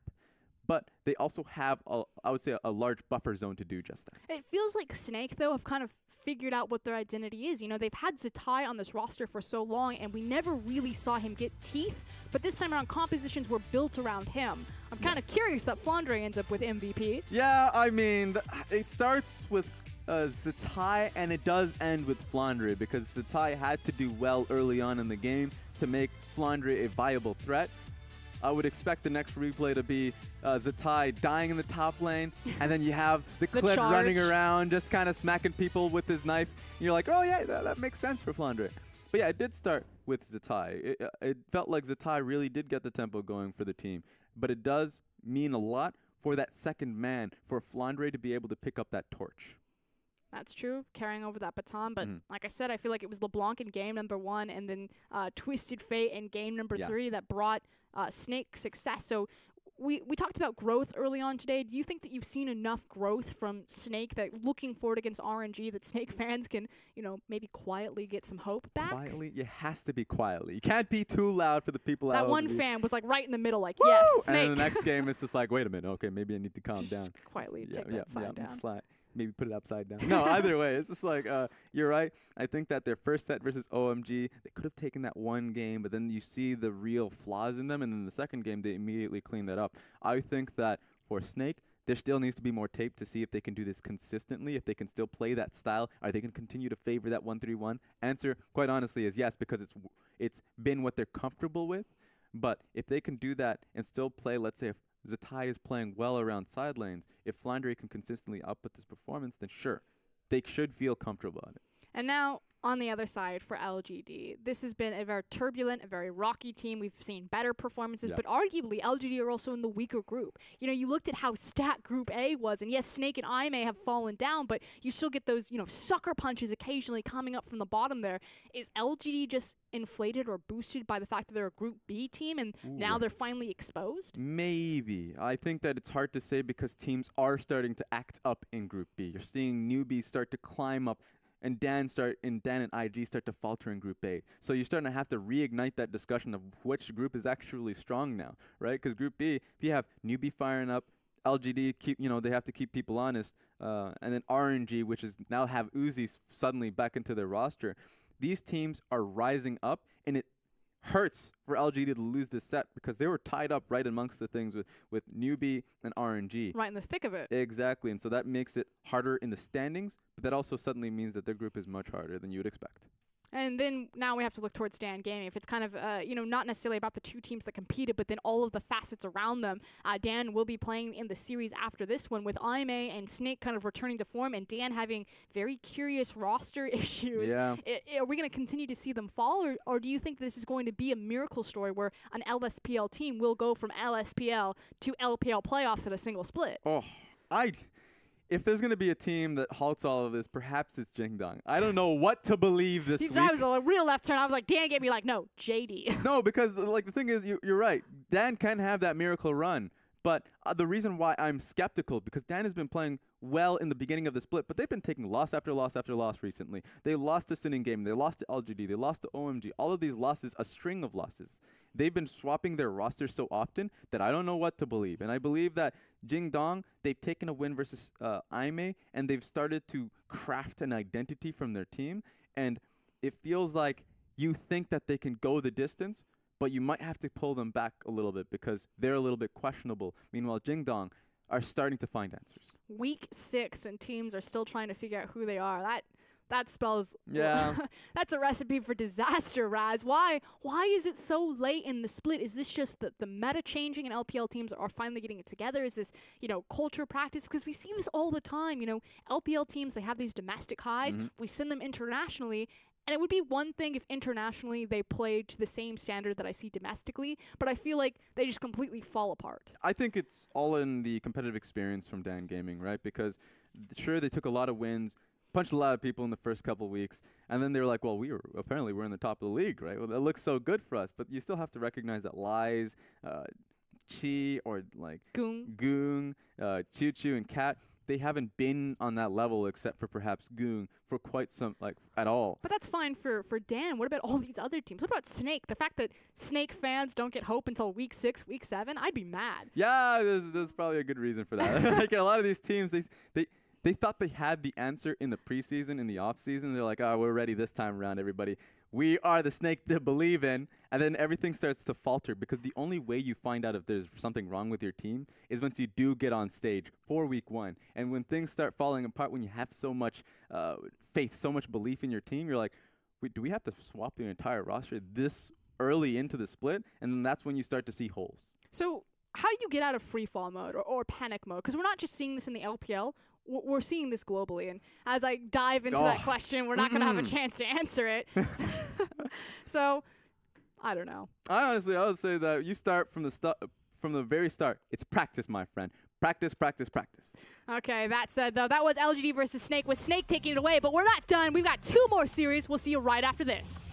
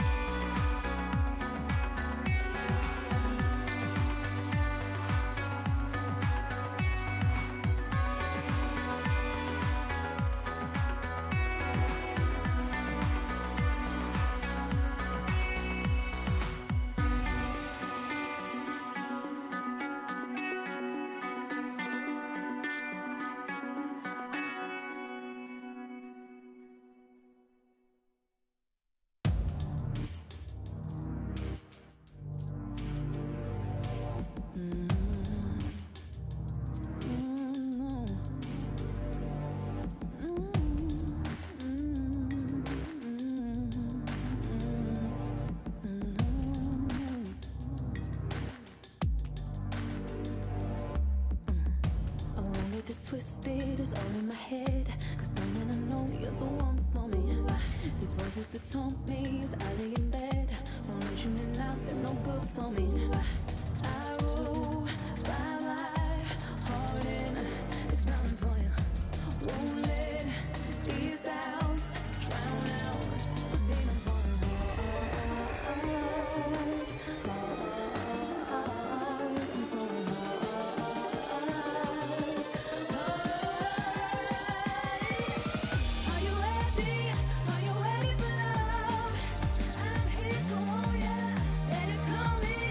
my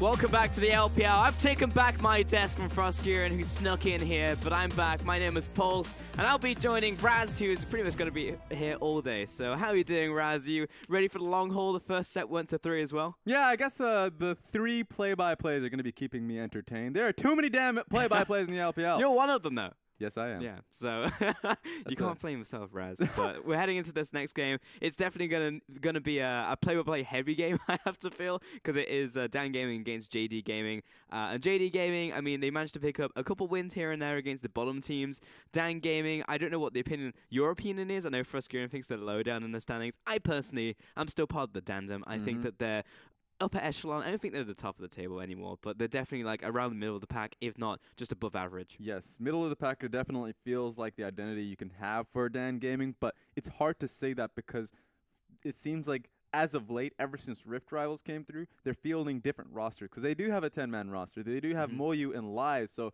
sometimes we've been seeing a lot more Moyu, and he's either hard carrying the team or hard inting the team. So you get those you get Chinese Huni. Yeah, exactly. Yeah. So it's like you get those clear identities, and a lot of them are like, we don't have the competitive experience, so they gave it to them. This time around, we're seeing a definitive roster right down the label, except for maybe Goon. Goon's going to still be on the sub here today. Yeah, Chi's going to be coming into that mid lane there for them, and we'll see if that's a good thing in the end for the team, because I'm not sold on Moyu just yet, because when he goes off, he really goes off. Like we saw that Jax game, and he came out of the gate swinging, and then the next 2 games, no idea what was going on.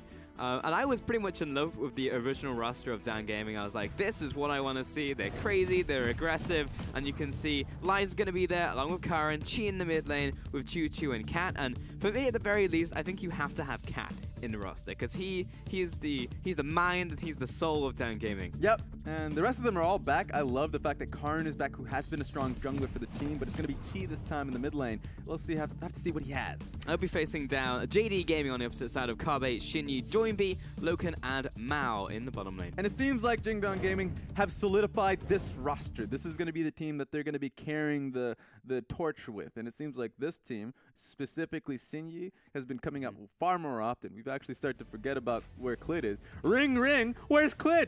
It seems like that one's about Choo Choo. Yep. And Cat. Actually, that was a Cat. That was Cat ears. Choo Choo. I love that. That's beautiful. 10 out of 10. Their communication has to be on point because they're going to be going up against Loken and Mao. And Loken has really etched a hard carry identity so far for Jingdong. Sure, they only have 2 series wins thus far, but when they get those wins, it's off the back of Loken really tearing a new one for a lot of these teams. That's the key point for me, Raz, as well, because it's not just about Doinby anymore in the mid lane, you know, because before it was just like, this is the Doinby show, give him all of the resources, Doinby is going to have to 1v9, and if Doinby doesn't 1v9, you lose the game, and if he does 1v9, you probably lose the game anyway, because it's just Doinby. Yes. So in the wins that they have had, or when they've looked like better as a team, it's been everyone coming together, and them actually looking like a team. Yeah. So that bottom lane is a big part of that. And it feels like they've really etched out what their team identity is, specifically for Doinby, who's played so many champions throughout the early part of the split. You're like, well, what are you going to play this time around? Doinby? Is it going to be the Lucian this time? Is it going to be the Vladimir? Is it going to be Karma? Like,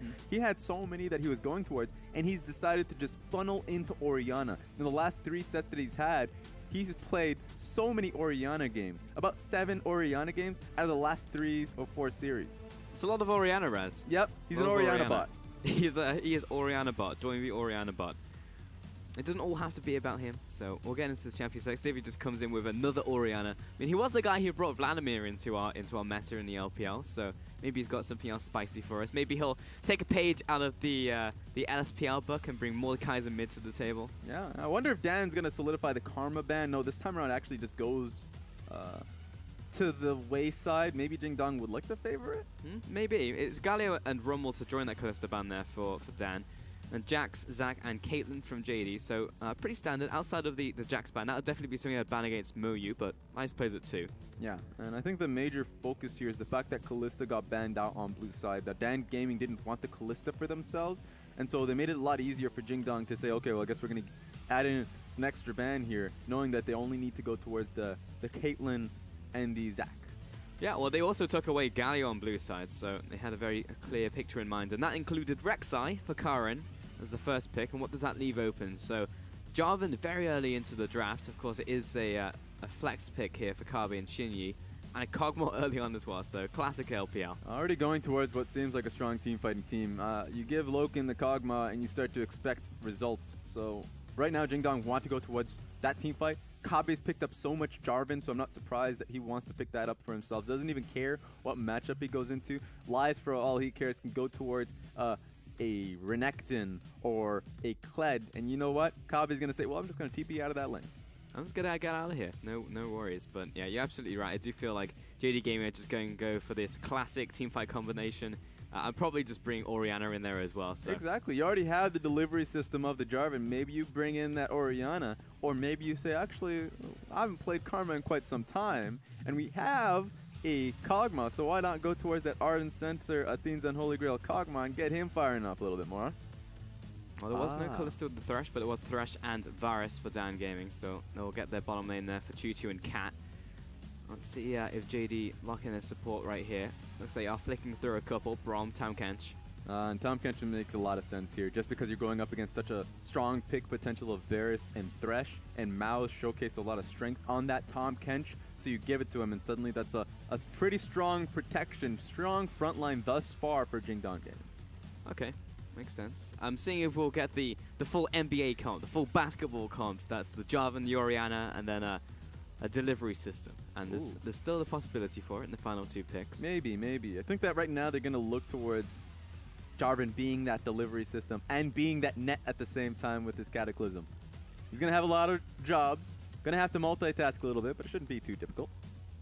I'll have to pull it out here, but I have faith. I have faith in the Jarvan. Kassadin, banned against G, LeBlanc against Doinby. It's all going to be mid lane banned. Syndra as well. Yeah, I think Dan should just ban out the Orianna right now. Sure, Karma's up, so either way, Jingdong are going to get their run of the litter.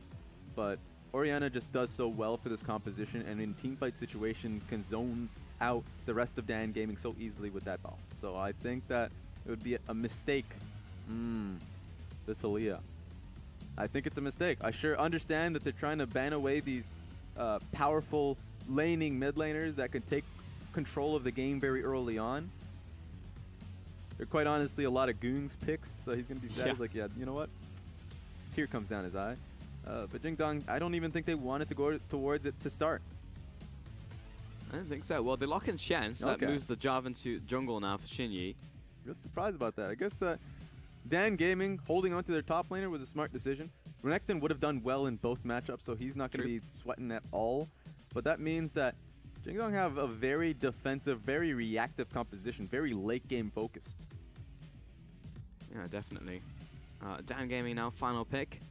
Should be a mid laner for Chi. This is going to be Corki in the end, so 2 AD carries, big beefy front line for Dan Gaming.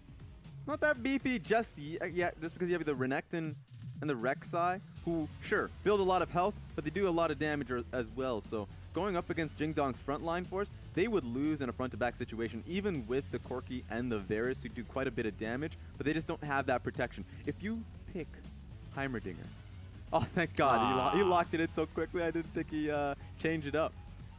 Cassiopeia is a good pickup here.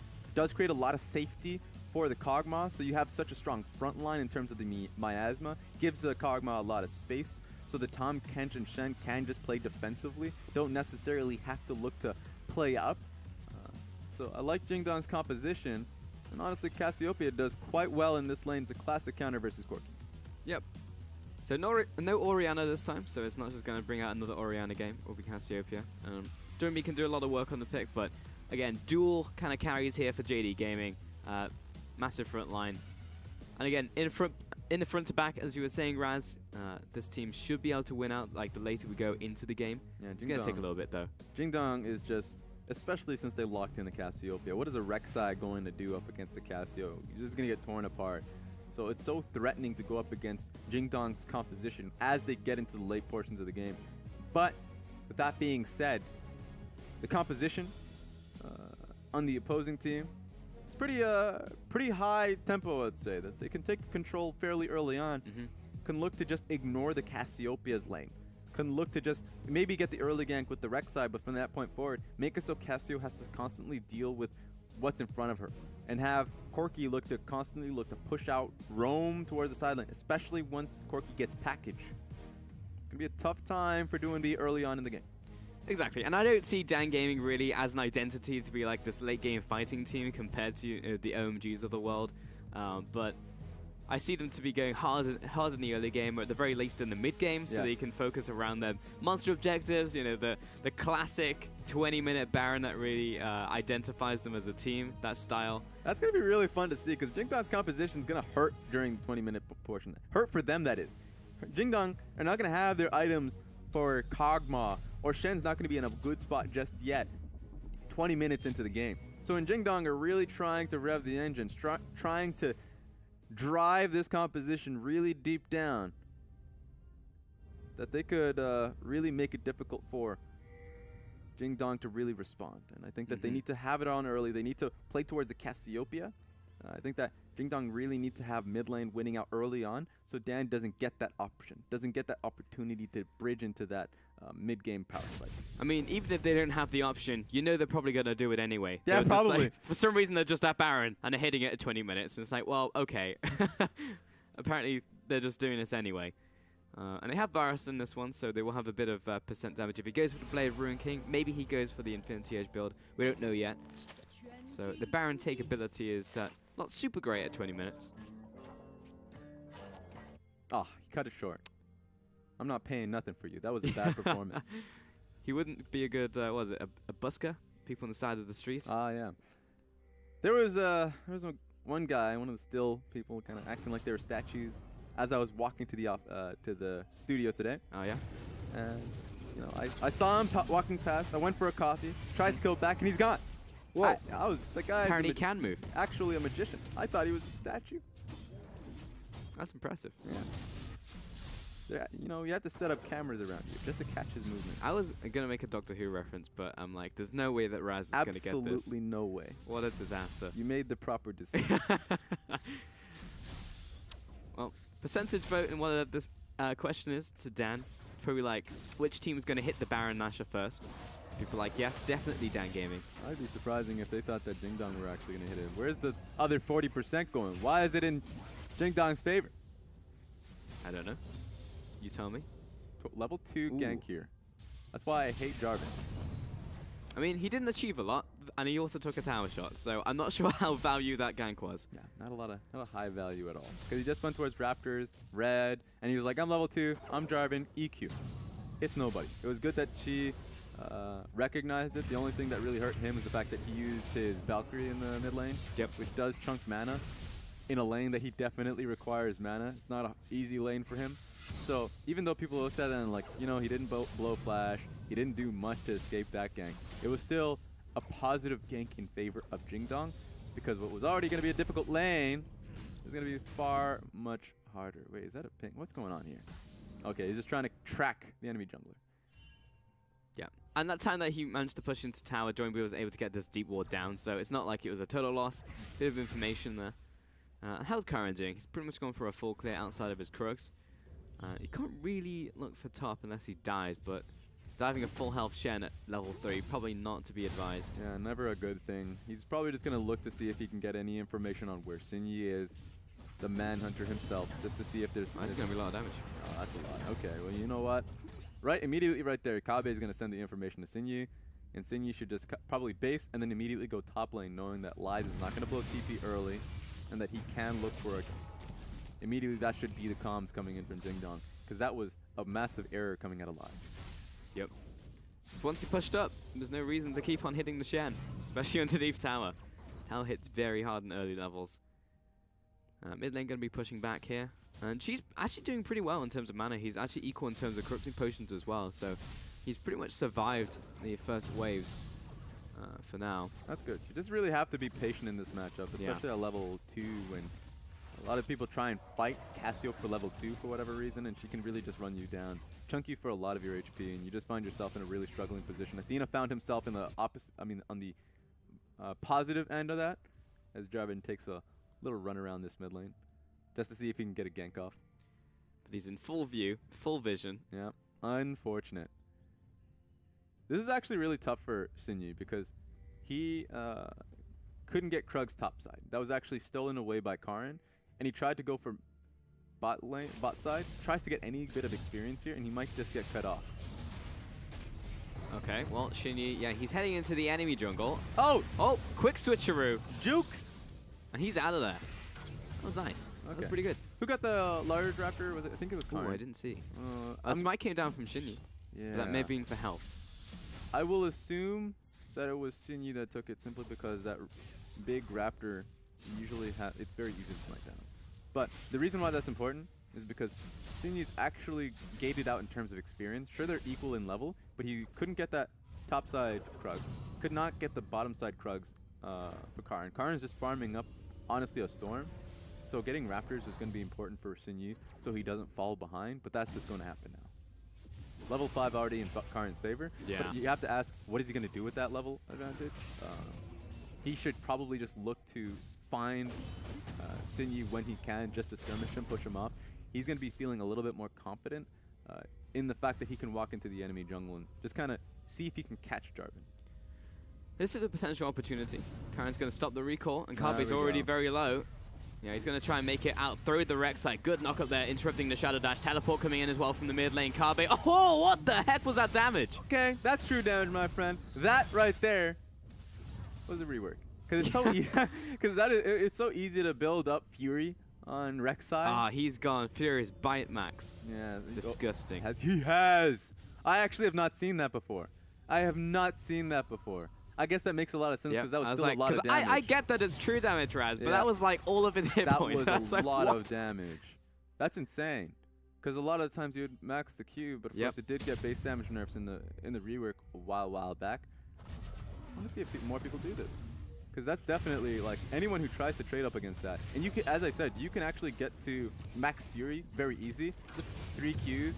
And then an auto attack. You're suddenly, you just have max advantage. So that's going to be a lot of damage that Rek'Sai is currently doing. Right now, he's going tanky, so he's probably just going to go towards the Cinderhawk like everyone is. But that means that Shinyi does not want any piece of that. Okay. Well, he got those minions. Juked. Those minions got. Yeah, but she was like, not having that. He heard it. He heard the screech, and he just like, look away from me. Okay, well, I'll be honest, Raz, I was watching that trade pattern, and he was literally just like going back and forth in a regular motion, in a regular pattern. I'm giving him that. He didn't change up his pattern at all, and Doinby just tossed out his ultimate. I'm going to give him the benefit of the doubt, goddammit. You can hear it, all right? Hear it before the action's been done. I'm going to think that Chi is a good enough player to do that, okay? Or if it was the double mind game in that Doinby was like, he's going to change up his pattern, but I know that he's not going to do that, so then Chi just does it anyway. that may have been like the double mind game. Is he a bronze player, or is he challenger? We just don't know. But we do know he outplayed Doinby, so there we go. I have to say challenger. Or he's stepping into the miasma. Don't step into He's actually just taking all of the damage for no reason at all. Right, there we go. Let me just poison myself real quick and then get Twin Fang. Yeah, I think that's don't do that, kids. Us. Don't try this at home. He thought he could out-trade with the Sheen Q-Proc. He's like, I gotcha. No, I don't. These are professional players. Do not try this at home.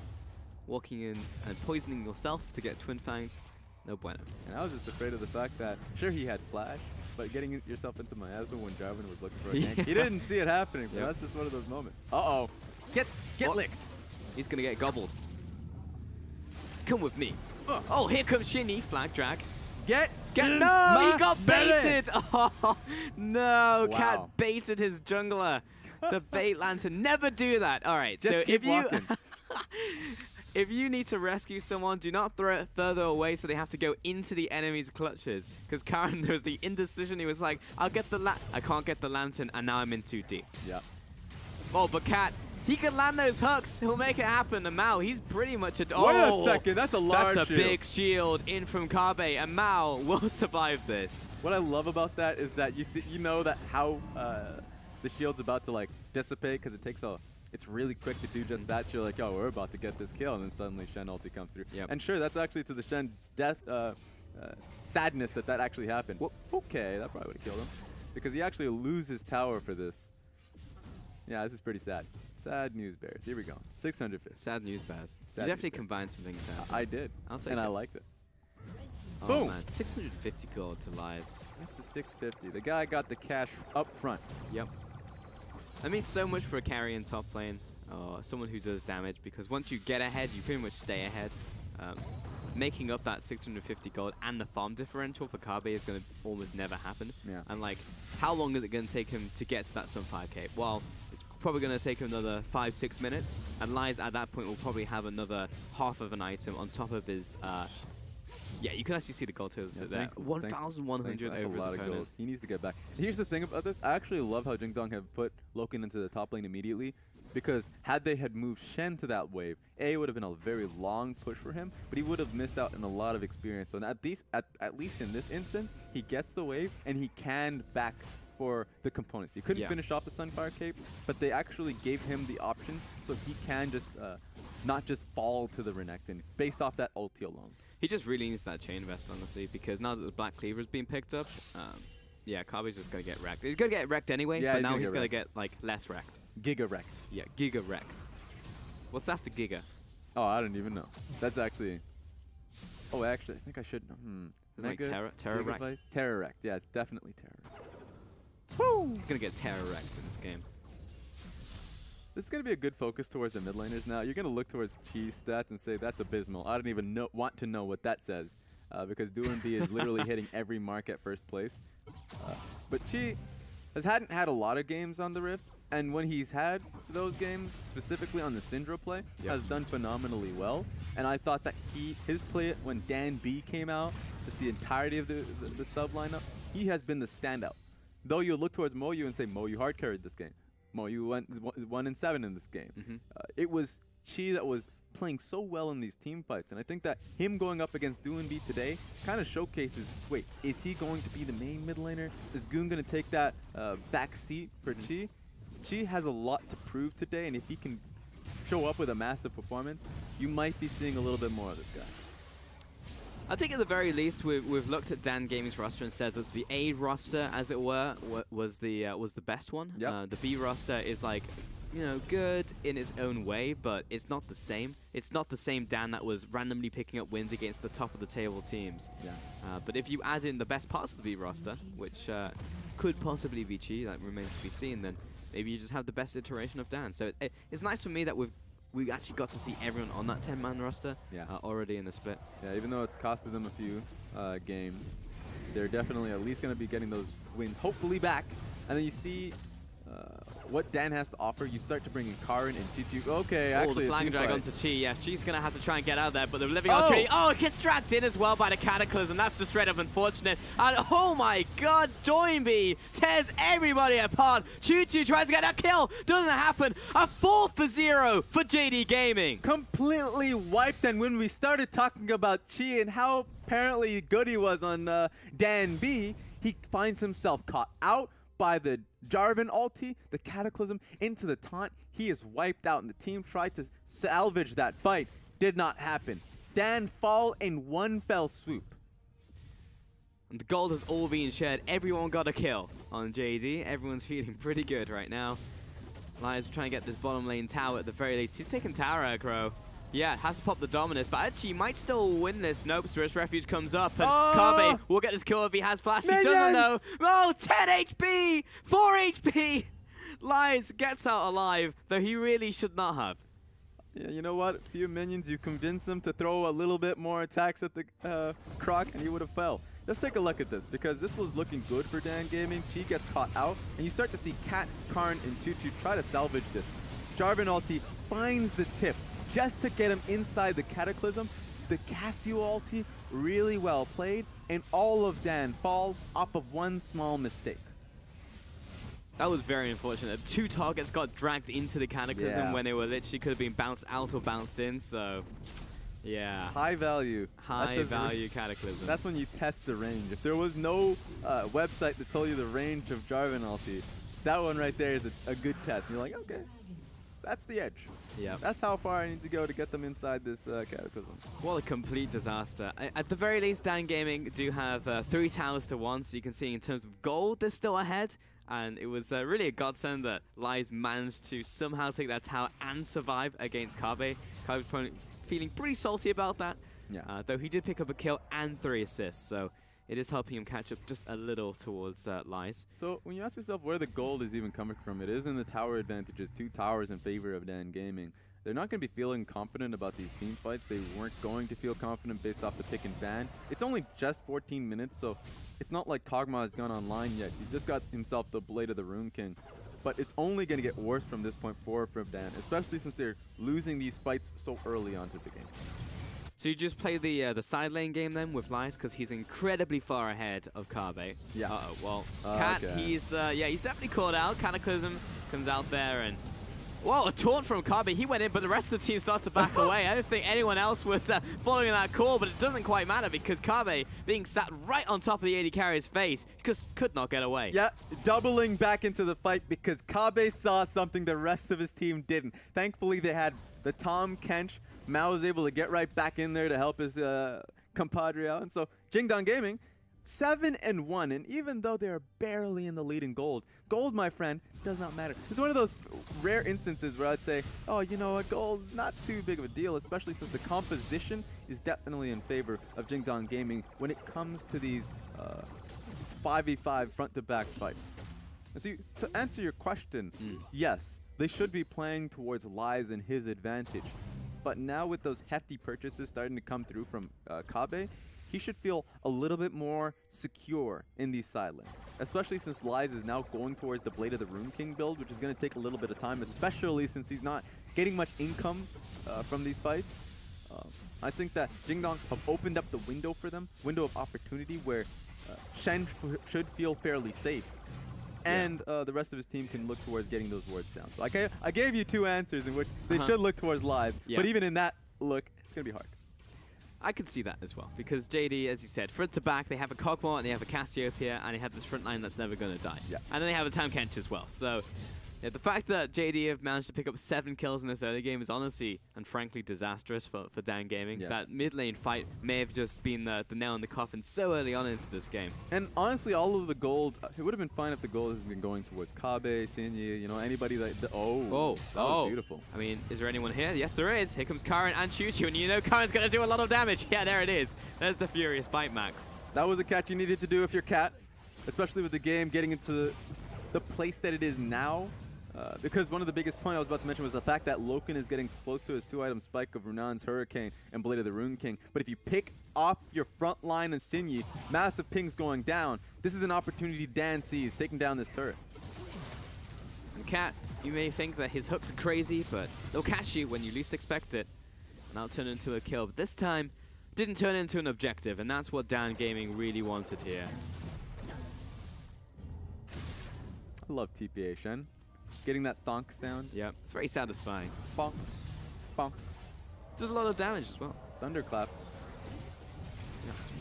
Just when you think you got it. Oh, here comes Joinby and Mal. You're going to have to instantly flash away from that one. Pops the ultimate. Mal's going to try and save him. Cat, he flashes into the bush, cuts the vision, and he's still somehow alive. Living Artillery needs one more to finish him off, but he's not quite in range. No one's going to die here. Flash and the knockback as well. Kami goes down. Cat, he's still alive. What a hero. That was beautiful. And I think that Dan Gaming are going to be scratching their heads as to what play Jingdong were trying to force. Because Tom Kench ulti brings in Cassiopeia that immediately had to use all of her sums to get out of that situation. She gets into the fight and she immediately has to get out of the fight. We're going to look at the fight once again, but take a look at where Cassio is in. Doinby immediately like, oh, get me out of this situation. Oh no, what have I done to myself? Gets gobbled right back up, and so suddenly she has that 30% HP. She can't really join the fight whatsoever. So Jingdong getting a little bit desperate. They want to be able to get this pick off of Cat. And so this pick was nice, but then they turn immediately and kill the Shen. And so, yeah, it's hard to chase that one up if you're Jingdong. Honestly, I don't think Dan realized Cassiopeia was coming in Tam Kench. He was like expecting it to be a frontline member. I would expect that too. Yeah. And I was just like, oh, it's one of the backlines. Great, let's just dogpile the Cassiopeia. Yeah, you have the options of who's going to be in that belly. You're like, Jarvan, get out of here. We don't want to be in that Cataclysm. Shen, leave. Yeah, move. Get out the way. Cassio, wait a minute. She's looking good. Oh, you know what? Let's just get right out. Boom. Demolish her. Even Kog'Maw would have been better, because if Kog'Maw dies, at least he's in range to use his passive. Cassiopeia, what are you going to do when you're in the face of Karen and Lies? Oh, you know what? This is why I'm kind of sad we didn't get to see the last reworked Kog'Maw, because he would have brought in the Kog'Maw and like, oh, let's get on top of him, and then he just burns your face off, just free firing with like 2k attack speed, and you're like, oh my god, this is a bad decision. I miss that Kog'Maw. Sit and spit, I love it. I miss it just because even though it's like it's either incredibly good or incredibly broken. There's no you either like don't do enough damage when you're sitting down, or you're just doing way too much. Yep. And you just have a lot of pentakill montages of just sitting down and be like, ah, I earned this kill. That was great. But yeah, you don't get that in that instance. It's gonna be a little difficult. But then you saw all of those like random ADCs who happen to have like 5 billion APM just be a god at Hogmore. Oh yeah. yeah. Like, ah yes. Yep. There's no champion in the game right now. It really like allows high APM players to thrive. Yeah, maybe only Cassiopeia. I'd say Cassiopeia because of course you have your E that you can kite back with. That's true. E, Q, and also kiting at the same time. So there's that. You got that. Nothing else. Alright, well, Lies, he's still not got his Blade of the Ruin King. He really needs that if he needs to cut through Kabe. Because he's only really going even with him at this point in time. So what happened after that fight? So, Dan, they still have the lead in terms of gold, but I'm looking at Loken right now, and I'm... Okay, that was a good Praise Seeker. Yep. And Loken has 3 kills, 2 items already. And he's going to be the big major threat in these team fights. Cat can't carry on carrying forever. Definitely cannot. With his random hooks. Especially when you're trying to catch Cat with a Cataclysm. Oh, okay. Oh, he's completely by himself. He's going to add an extra wall to that wall. But there was no team to save him. It was a cat in a box. Too many cats here. And all that's going to happen now that the cat is gone off the map is that Jingdong going to look towards this bear. Wait a minute. No, they're not. They found a juicier target, but they need to find him. They've been bamboozled. I think the stars are off Chi. They found him. Stars are on. Wait. No, he... Before he Valkyrie the other way. Xinyi. Why would he be there, Xinyi? Go down. I thought... did he not see... Anyway, I'm just going to move away from that one. That was just a sad tale to tell. Yep. But yeah. Okay, they could have gone 2 things. 2 ways. They went towards the Corki. They didn't find the Corki. They could have went towards the Baron because Cat's off the map, and you could force a 4v5 fight. Cassiopeia and the 2-item Kog'Maw would have burnt that Baron down and really forced Dan to push up without really a front line. And I think that Karin would have been in a very difficult position, especially with no control in that area. But I believe they chose the wrong fight. Even if they get Corki, they just get kill gold, and they wouldn't have really put Dan in a really tough position. Mm-hmm. That's true. And Dan, they know that if they're ever randomly in the enemy jungle, then there's only an amateur detective on the enemy team. Xinyi, he needs more training. Just looking towards the footprints, he's like, he's gone over the wall. Yeah, he walked backwards. Yes, this is what they did. Yes. And then she's there again. It's like, wait, how did he get past me? Sherlock the Holmes. eyes of a hawk. He's Sherlock's intern. He needs a lot of work. Sherlock would not intern that guy. There's no way. He would have definitely made an error. He would have looked back into his resume and said, you did all this? You forged this. I'm making a few calls. Oh dear. I don't think it's going to matter though, because JD Gaming, even though it's JD Gaming, Cassiopeia Kog'Maw, what are you going to do if you're done? Yeah, I mean, it has to be, it would have to be in the thresh hooks. Hopefully finding Loken making a mistake, because Loken would have to make a mistake. He has double sums what's available. That? Dan Gaming oh on my Baron. god. Why? At least they got cut off, okay? At least they know that they can't do it. They tried. They made the attempt. But now Loken is a king. He gets his crown. Hang on, are there 2? The two night vows. Yep, Kabe and Xinyi both have one. Oh, there we go. I mean, you have 2 carries, so you might as well just pick up 2. Yeah, that's the best thing about Knight's Vow is that it's so easy to build if you're a jungler. The armor, the extra HP, CDR, all of that nonsense that junglers love. And the cheap cost, too. It's great personal stats as well. It's just a good item. It's too good. It's one of those items that are like, oh, is it too selfish? Is it giving me too much? Like, Spirit Visage, talking about selfishness. Lies. Oh, he's going to jump on top of Doinby. He does a lot of damage, but he's already used the Blade of the Ruin King active, and Doinby will flash over the wall to kill Lies.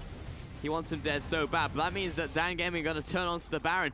I'm not sure if they have the damage for it. It's already dropped down to half, though. That being said, Loken and Xinyi trying to get involved, and Cat places down the box. Shen's going to get into this one. It's a 4 versus 4, and they're just focusing on the Baron. All right, it's going to call all down to Karin and Xinyi. Smite comes out. Dan Gaming confirmed the Baron kill. They've lost their top laner, Cat and Choo Choo. They're on the run. The police are behind them. Oh, wait a minute. Why are you attacking They're the police? opening fire. Okay, well, Choo-Choo, this is your fault. You opened fire on the police, and this is what you get. Cat, however, the getaway driver, nope, not going to get away. He was holed up. You can run, but you can't hide. That's what happens when you help the suspect. You get the same death sentence. Not in this county.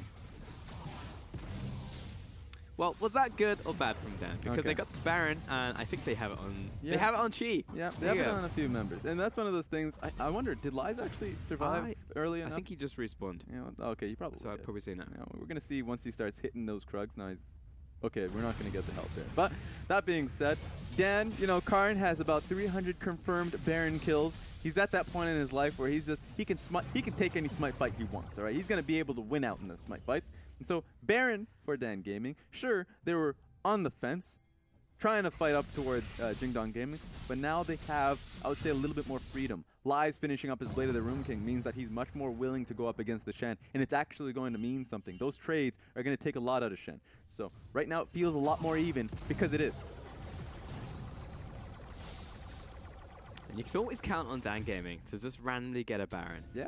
Like, it doesn't matter how the game is going, what point of time it is in the game.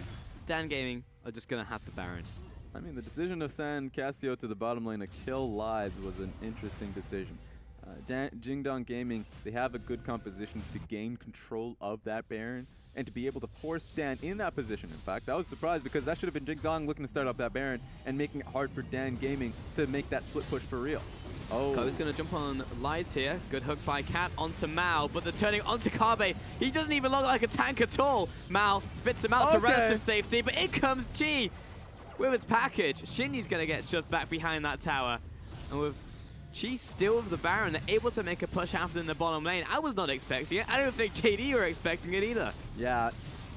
Doinb does not have much HP. He's healing up right now, but that's just going to mean he can't join this fight. It's going to happen anyway. The re-engage from Shinji. Massive Cataclysm, and Kabe jumps on top of him. So maybe Dan Gaming are pushed a little too far as they lose 3 members in an instant. Yeah, Cataclysm and the gaze coming from Doinb. Petrifying gaze, able to get a few members.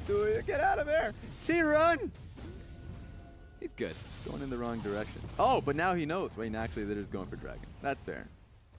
Wow, Chi's actually going to turn around. He does a lot of damage to Shinji. If that was a crit, that would have been a kill. And not very lucky with his crit placements. He needs to get better at that. Yep. Crit them as much as possible.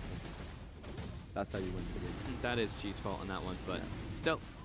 Dragon over to JD Gaming. They lost their bottom tower, but not the inhib, which means they can make a counter push now into the mid lane. It's a good response from Jingdong. Not only, I mean, I guess it's obviously a good response because that team fight coming into their favor. We're going to see it in the replay. Looked great. I was actually incredibly surprised by the Petrifying Gaze coming here, stunning down that one member, but also just being able to do that much damage, topped off with the Cataclysm. So they were able to chase them down, but the best thing about that was that they were so healthy while doing so. The Ocean Dragon probably now helped them out later on after they were able to pick it up. So it's one of those moments that you win the team fight, you take a tower, you get the Ocean Dragon, and it was all during Dan Gaming's Baron push.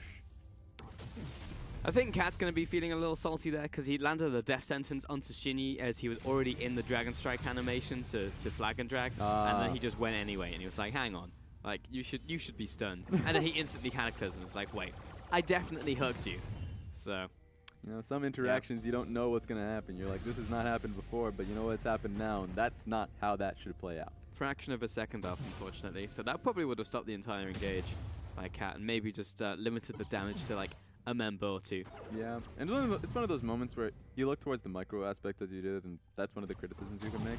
But when you have Baron, you don't want to put it off to that one instance, right? You want to be able to split up the Baron run, perhaps have Chi on the in the mid lane.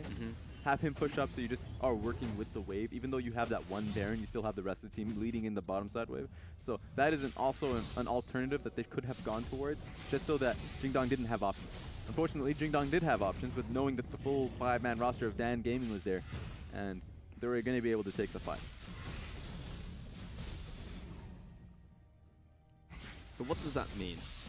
Who's ahead in this game, Raz? Because you've told me to stop trusting my LoL instincts and looking at the goal, because I look at the goal and I'm like, therefore this team is ahead. Yes. And Dan Gaming have been ahead in that respect for the entire game. But And Dan Gaming have been ahead in that respect for the entire game. But And Dan Gaming have been ahead in that respect for the entire game. And Dan Gaming have been ahead in that respect for the entire game. But And Dan Gaming have been ahead in that respect for the entire game. But Are they still behind? Because I'm still looking at Loken, and he hasn't died in this game. Neither of the carries on JD Gaming have died. Yes. I would say, though the gold is not in Dan's favor. Woo! That was close. Jingdong have the better team fight composition. It's going to be between the split push of Lies versus the team fight. Okay, apparently the split push of Loken. At least he's got the tower. He does, but he's top lane where the siege is happening mid lane. So while they have the better team fight composition, Raz, and I completely agree with you, Dan Gaming are playing like a team. And Jingdong are... you know what? Okay, at least they're going to look for this fight. Looks like Tom Kench is coming in with Kog'Maw. Okay, Chi-Chi's... Has left Kog'Maw behind. You take this one. Okay. That was interesting. At least they got the tower, but why are they doing this? It's one of those moments where Jingdong should be in position to repel certain fights coming from Dan Gaming, but they're just not moving as a team. Look towards Loken right now. He has his Gunsie's Rage Blade. He has the Blade of the Rune King and the Runan's Hurricane. He's dealing a lot of damage, and he's just picked up the QSS. Right now, there's no excuse for him to be in the opposite side of the map. It should be Shen. And Shen's not necessarily going to deal with Lies all too well. All he's going to be doing is stunting the push from Lies. That's all he really can do. He's just gotten Flame Horizon by Lies. Sad. Sad. Lies is also moving its way towards a Guardian Angel. But as you can see in bottom lane, he can't actually hit the inhib because Kabe is still able to keep him at bay. Yeah, that's the best thing about Shen, is that you can get the tower in your favor just by getting that taunt off. And of course your Q does quite a bit of damage regardless of how much HP that member has. That being said, Lies just picked up his GA. And when you pick up GA, you're going to be feeling a little bit confident joining these team fights. Which is weird to say. That does mean that Dan, if they do go for these team fights, they have to recognize how small of a window they have in being able to win it out. If the TP comes through, if they can force a flank situation and get on top of Doinby, get the instant burst so he's pushed out of the fight, they win the fight. If they get on top of Loken, and sure he has QSS, but if they can blow him up, then that is a good fight. But what makes it hard is the fact that Mao is going to always be right beside him. They're going to be grouped up right next to him. So if you do go for that instant pick, that they can reposition, they can spit him back out in a proper place. This fact flashes on Loken, and they're going to be going straight towards the Baron. This is going to die very quickly with Cassiopeia and Kog'Maw, but it probably is going to be an inhib trade as Cork is also coming to this bottom lane. This is going to turn into a race. They need to back to base right now, but Dan's not going to let them do that. Oh, Cat. He's going to come after you. Oh, we need to stop Shinny, and Shinny's made it back. Okay, what does that actually mean, though? I guess, yeah, they do need to back away. I'm surprised maybe Cat didn't see him. Well, he must have not seen him. Yeah. Because it was a control ward down. He's at the very back of the pit, so. That was still a good power play coming in from Dan Gaming to be able to put themselves in a position where they are trading. They were going to lose that fight. They recognized that. They just went for the inhib and possibly the game, but they couldn't get cancelled backs. And for the first time in this game, JD Gaming take the gold lead. Even though they had 10 kills over their opponent, Dan Gaming always just had the tower lead in this one. Yeah. That's fun to see. That's fun to say. Look, George, how much gold? Gold doesn't really matter. Right. Ooh, okay. That's a BF sword. Just right out BF sword. 3k advances to Lies, though, in the top lane. Yeah. And I wonder what that turns into. Because now that Jingdong Gaming have this Baron, they're going to try and be as offensive as possible going towards mid lane or top lane. But I actually think that they should put the bulk of their force towards the bottom lane. They should send 4 people bot and just deal with that inhib so it doesn't turn into a liability. Shinyu? Something for something. And Liza goes back to the top lane now. Because in the tower, at least he probably can hit because it won't really deal any damage to him. I'm not sure if Kabe can particularly get him off it, but do JD really care? Because they have Loken and Doinby in the mid lane. Loken's in the right place now. That's good. There we go. And the wave there is easy for Jingdong to catch, so they should send someone to deal with that before it pushes off too far off into the distance. Okay, it's now too far off into the distance. So right now, if you're Jingdong Gaming, you either commit to this mid lane push. Doinby might not want to do that now. All right, Cheese learned how to crit. Doinby. Doinby, hook. Onto Shinny. I mean, Chi is hurting a lot right now. Redemption comes down, but Chi, I think, pretty much by himself. Also Cat. I'm going to applaud Cat there as well. Yeah, I've managed to stop them from sieging the mid lane with Baron. Yeah. And a lot of that was just Jingdong trying to look for A lot of pings are coming down. Renekton's actually gotten a flank. They're closing in. Yeah, JD have actually pulled the trigger. They're going to jump on top of Cat, and they will be able to burn him down very quickly. Chi gets launched on by Kabe. Karen over the wall gets the knock-up, and Lies can't join the fight. There's too many people in the back line. And actually, Tamkench will bring Loken forward to jump onto Chi, but doesn't get the crits down, and Cogmore will eat him alive. And a massive error for Dan Gaming. They thought they can get the flank off, but the moment Lies is coming through, they just jump right on top of Dan Gaming, and you can see the murky calls because Lies didn't know if he wanted to just jump onto the Kog'Maw and Tahm Kench alone. He would have gotten demolished, but here comes the situation. Lies trying to go for this push. He's going to get repelled. Yeah, I'm not sure that's going to work, but I mean, that's all he can really do at this point in time because he's not going to provide anything on the front lines He's here. losing this. Choo Choo jumped on by Shinyi, but he's taking a lot of damage. He should actually fall underneath this tower. Doinby gets knocked up by Karen. In comes Cat as well, back from the grave. Loken turning it around though, launches on top of Karen, but Cat, he's waiting for this death sentence. Kabe teleports into the base, and it's two-man squad trying to finish the game. Choo Choo out of health, but he drags in. Here comes Karen, the knock-up, and Cafian surprise about to explode, but Kabe, he's onto the Nexus. They're trying to get him off. The flanger drag. Oh, he jumps over. It's not down. The Nexus, it's alive at 108 Raz. But Mao's gonna try and finish the jump. Oh my god! Lick it. He left it, and he jumps over, gets the lick, gets the Nexus. Oh my god! JD Gaming find the win. Don't be as ecstatic. In fact, bring that camera back onto him. I don't care about the rest of the crowd. I don't care about this man's face. Right now, Jingdong are incredibly excited, taking the win versus Dan Gaming, stunting their growth. Jingdong back into it. Game 1 to them. I cannot believe that's the way that game ended, Raz. Tahm Kench backdoor, 100 HP, everyone left it. No one expected the Abyssal Voyage. Oh, and that's how Mao is introduced to the LPL. I mean, it takes a little bit of time, but to be able to get the win based off that. Everyone's going to remember him for that one play. It doesn't matter what you do up until that point. That's what you're going to be known for. The backdoor Mao. What a game. Oh. When you get teams like this that are just so hardened in what call is being made. Dan getting that inhib down in the bottom lane, and they just zeroed in on it. They really wanted to use that inhib because they lost Baron. And they tried so hard. They had such a lead for such a long time, even though Jingdong had such a strong composition to dealing with it. So even though, yeah, you see the goal lead, didn't amount to much because Jingdong could win every fight going forward. Well, it was a Cassiopeia and it was a Cogmore comp. You know, at some point they're just going to be able to outfight Dan Gaming, really no matter what they do. Outside of them making like a cataclysmic error in the mid game, you knew that they were going to win. Though we were getting there. Cat was getting a lot of picks that he really shouldn't be able to. And that Baron 50-50 that went towards Karn could have actually ended the game in favor of Dan Gaming. Dan Gaming could have won this game off their Baron push. But then you talked about it. Errors coming across from Dan Gaming. They move towards the bottom lane. They get wiped. And immediately, all of that momentum that they had was just squashed, and then Jingdong were able to even the playing field with a composition that they could really press forward with. I mean, ultimately, it was about those fights, right? Because in the mid game, it was Dan Gaming getting wiped out the first time, which gave JD the advantage onto their carries, so they actually had the gold going over there. And then it was the bot lane fight that also went over to JD Gaming, so it was just constantly... I mean, it makes sense, right? Like, team fight composition versus composition that's going to get beaten by a team fight. Like, of course, that's going to happen every single time, but Dan Gaming, they're the type of team who will go for those fights anyway. Regardless of like what the compositions are. So yeah, that's kind of like how it turned out, but it just felt that if we didn't have this type of composition from JD Gaming, Dan Gaming could have just completely run them over. But exactly. And here's the thing about this. Dan Gaming coming after loss right now in a three-loss streak, right?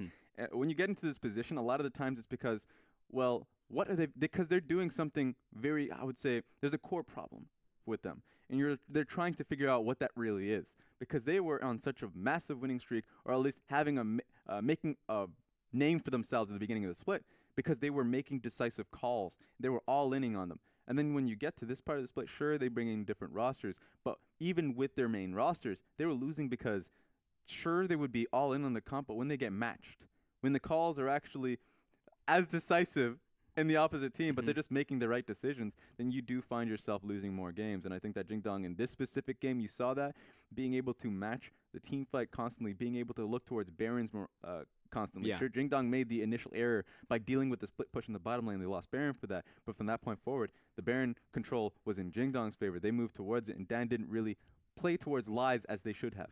I think that Jingdong found success in this game because they found a composition that works out very well for them. It's a very binary composition. It's like we have 2 carries, protect the 2 carries, we have a front line, and we go for team fights.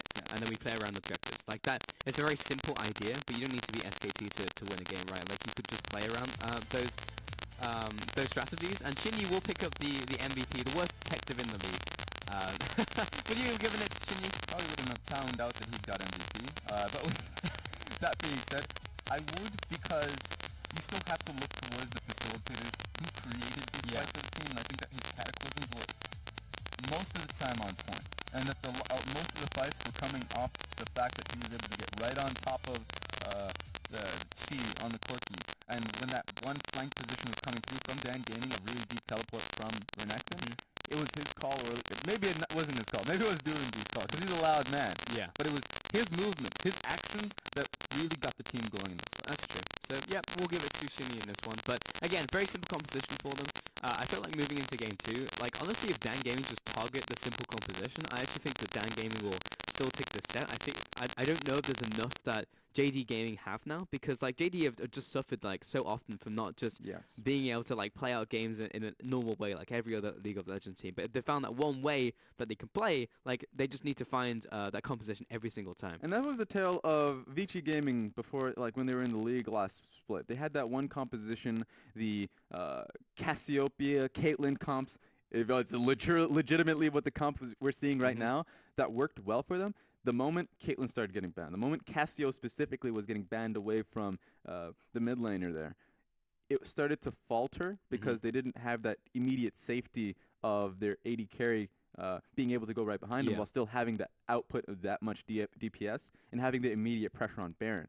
So I think going into the next game, it's going to be interesting because Dan should actually look to ban the Cassiopeia if they are on blue side. Maybe on red side because we're seeing a lot of power picks being banned out in blue side as well. So Cassiopeia is going to be a major focus here for us to see if what happens when Doombee's off that pick. What if he goes towards the Karma or towards the Orianna? Because you don't get that much pressure with those picks. Yeah, exactly. I mean, there's a whole host of like hyper AD carries that like you could still put in the bottom lane, right, for Loken, but for the mid lane, like Cassiopeia really just filled a void because we spoke about it pre-game as well. Like Doombee's just been going for Orianna like a game after game after game, and it's great. Like it can go off, it can have like an exceptional game where you just like one shot everyone with the shockwave dissonance. Like great, that's fantastic, but that's not every single game, right? And while it provides a lot of utility for the team, Cassiopeia kind of does both. Yes, and also gives you lane pressure as well, because when you saw the Corki pick coming through, Cassiopeia is a great lane counter to Corki. And so when you have strong laning phases, when you can get into the mid game, into the late game with a very clear focus how to play the team fights, but also having the whole host of options towards going these monster objectives like Baron and being able to burn it that quickly, Cassio gives you that.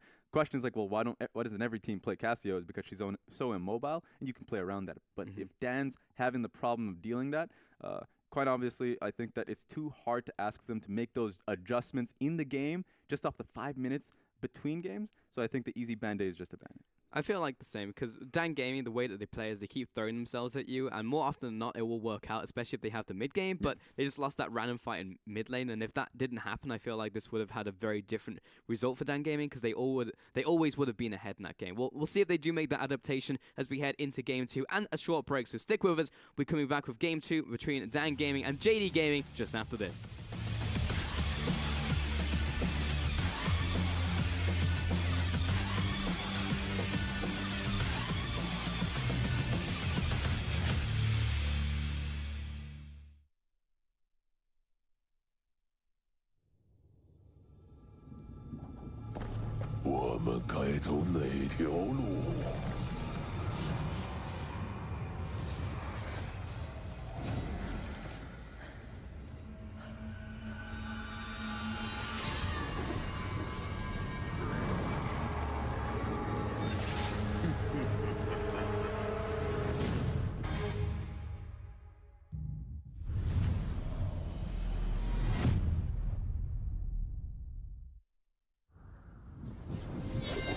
进入光明，将你的灵魂献给光明。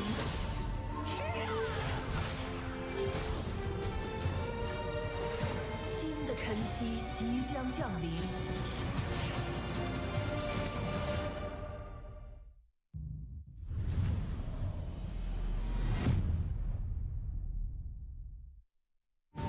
混沌征服一切，黑暗将至，这个世界需要燃烧。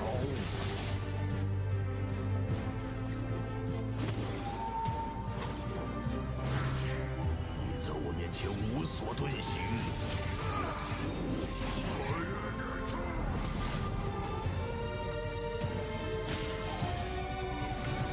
选择混沌并不可耻。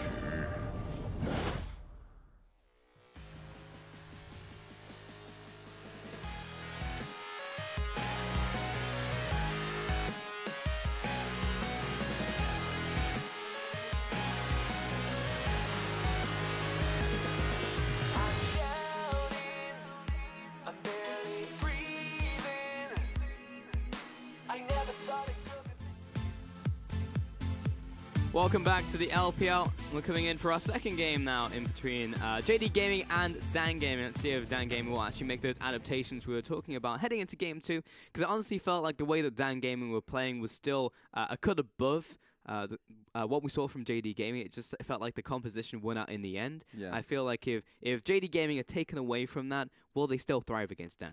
Good question. And I think that you're right about that. Dan was a little bit more active, and a lot of the times, although they were more active, they didn't have a lot of options. So I think that it's going to be easier for Dan Gaming. A lot of the discussions in the back were probably just around looking to make the composition a little easier to execute, banning out the Cassiopeia as a start, and just seeing if Jingdong can do the same thing, get the same result, while having a gold deficit. Yeah, because honestly, I was looking at Dan in that game, and I was just like, okay, great, they're pushing down the mid lane, they're grouped up as 5, they're getting the deep vision that they need to make these rotational plays, and then I'm looking at Loken, and he's pushing top lane outer, and I'm like, why are JD Gaming winning this game? why is this a thing? Yeah. So I think it really was a draft thing, so coming into this, like, I think the next 10 minutes are going to be the most instrumental in this next win for both teams. Yeah. And sometimes people will come out and say, well, Dan Gaming had gold lead, don't have to necessarily team fight them, could play towards their sidelines constantly and try to win this game just based off wave control. Sure, that's the case, but it just comes down to ease of execution. If the execution for Jingdong are just so easy and so threatening without much, I wouldn't say skill, because that would do a disservice to how they played the composition, but it seems like it's just too easy for them. So if you take that off of it, challenge DoinB to have the same amount of impact on an Orianna, then you can see a little bit more coming out of it. Dan's early advantages. Yeah, a lot easier to group in a fight rather than side lane control and getting the timings right and playing around objectives and doing everything at the same time and balancing all those plates. Yeah, so. and what's funny about that too is that Dan did make proper decisions when they were put in those difficult situations, like that trade in inhib instead of looking for a team fight, because they recognized they would have definitely lost it towards the Baron, right? So they knew they were in a tough spot, and they honestly felt like they got the most out of it, especially when DoinB went to the bottom side for a 2v1 to stop Renekton. They were like, okay, we'll rush Baron. We're Dan Gaming. Why not? They get a lot, so we'll see how this one starts off. Okay, well, we have a few bans already, and Dan Gaming are now going to be on the blue side, so they have to ban out the Zac. Let's see if they also ban out the Galio, because they have been put in the situation now where they will have to, as Talia, Kasten, and Shen have been banned. Yeah, so here's the thing about that is I wonder what Dan would look towards. You would think that it would be the Galio because Jingdong would look to pick it up. Kog'Maw ban. I think that's Shen. Yeah, I think I can see it. But yeah, Galio's still up. Yep. For certain, I know that hasn't been banned. So then Galio being that first pick for Jingdong is to be expected. DoinB would go towards it quite often. Frequently, that is. So I wonder what Dan's going to be going into it, and immediately that's a Rumble pick. Wow, okay. Yep. First pick Rumble, followed by Kalista as well. Rakan is still open, so Thresh for him. So might be able to pick that on the next rotation. Otherwise, I feel like JD will probably start hammering that support pull. That being said, Galio left open. Where are they going to put it, though? Because it can go top, mid, or support. Yeah, would be for mid. You don't want to, especially you don't want to pick it up in the top side of the map against the Rumble, because you're definitely going to get the Assured just pushed in time and time again. Dan are just trying to focus on their lanes. Bottom lane gets Assured. At the very least, if they don't get a push, they would be able to force trades Kalista is just such a good pick for that instance. So yeah, Varus is going to be good in being able to get the range advantage, but Kalista now has a whole host of supports to go towards, and we know Dan for late picking their support going into second phase because Cat's pool is pretty large. So what this is going to mean is that Dan Gaming should be confident in their bottom lane engage, should be confident in their top lane push. Oh, that's just Sejuani as well getting locked in alongside Jarvan on the opposite side for JD Gaming and Varus. So that probably go to jungle here since we already have the Rumble. Yeah, it should be what's expected here. Sejuani is been a very, I would say, a popular pick as of late. So seeing the Sejuani pick coming through while still seeing the engage coming on the bottom side of the map, Jingdong should feel uncomfortable, I would say at the least, that Dan Gaming are now starting to challenge them through what seems to be a team fight competition. So Corki and Elise also taken away off the board. JD Gaming, I thought they might actually take away some of the support picks. As you said, Cat still has a gigantic champion pool, and it's actually Dan Gaming who are going to take away Thresh here against JD. That's interesting. Rakan. Okay, yeah, I had to There assume we that go. would be the case. Yeah. But now, with Dan Gaming taking away the Thresh, they're not going to get either of those picks. I think that Dan should go towards, I was about to say Blitzcrank. Yeah. I was about to say it. Ballista. Yeah, get that Ballista out there. You already have enough like real comfortable engage coming out of Sejuani, so you don't necessarily need the Braum. But Braum, Sejuani, we've seen this worldwide. It's a great amount of disengage in your composition. Gives you the extra melee champion too, so you can get the proc on both the stun on the Braum passive and the E passive for Sejuani. So it's very easy to get those stuns coming through. Okay, I can't say that I'm not disappointed though. I am disappointed. Cat is playing Braum. Like, you know, you're gonna make some big plays from Braum. It's gonna be all down to the Fishers, obviously, but it's not the same as getting the hooks, and that's why I like watching about Cat play. It's because he'll just go in there, he'll shoot that hook. Maybe it'll be in a weird direction, but sometimes you'll just walk into it because you don't expect the hook to be there. So, not gonna be the case this time. Camille picked up for Kabe in the top lane. Okay, so this is one of the picks that we were talking about. That's why I didn't want the Galio going into the top lane. You pick up Camille, you have what should be a strong jungle matchup. In this case, I would favor Sejuani a little bit, getting the burst damage out with their E and auto. But that being said, you look to Camille getting shoved in early, but still being able to get those strong skirmishes, 2v2s, and diving ultimately on top of Rumble. His life is going to be a little bit difficult. You'd have to hope that Dan looks to support that Rumble. It's funny, Kabe doesn't necessarily, as that is a Vladimir pickup to finish off for Chi. Kabe doesn't strike me as a Camille player. He's more about those tanks, you know, the Shens, the people who can do like damage and also be tanky at the same time. Camille is definitely more about the damage dealing, making the plays. So I have to see how he does with that pick in the end. What are you thinking about these four compositions? Because Doing B, he's on the Galio here. Oh, it was the Jax that was banned out. Ah. That's pretty fun. That's really important. Because the Jax pick would mean that you did want the Camille pick. So it felt like they were actually trying to get the Camille pick from the start, or at least open the path up for the Camille, just so you don't get that nonsensical top lane matchup that really hurts her. So it's fun that we see that now. Yep. Okay. Makes more sense now, because I was just like, why? But I get it. Okay. But yeah, do you prefer the Dan composition? Do you prefer the JD composition? I like the Camille pickup the most. I think that one, a lot of the times my problem would be, and that's going to be in Jingdong's court, would be them kind of ditching their side lanes a lot of the time, going for those team fight comps, and sure, they're great in team fight situations. So that's probably, you can say, well, you know, play towards your strength, but a lot of the times that's Dan's strength as well in those team fight situations, those core key issues. But I feel like Camille, you add in, of course, the mid lane advantage. You try to just dump through the side lane as much as possible and get Camille going as the game goes on, 20 minutes, 30 minutes, and it's so hard to deal with the Camille pick, especially if you try to deal with it by let's say later on in the game, trying to cut her off, trying to get the kills off there. She has such a great escape with her hook shot. So I think that you have a lot of options there, especially with the supportive pick coming out of Galio. That's true. But this time, I'm happier that Dan Gaming have drafted themselves something that can take a fight straight up.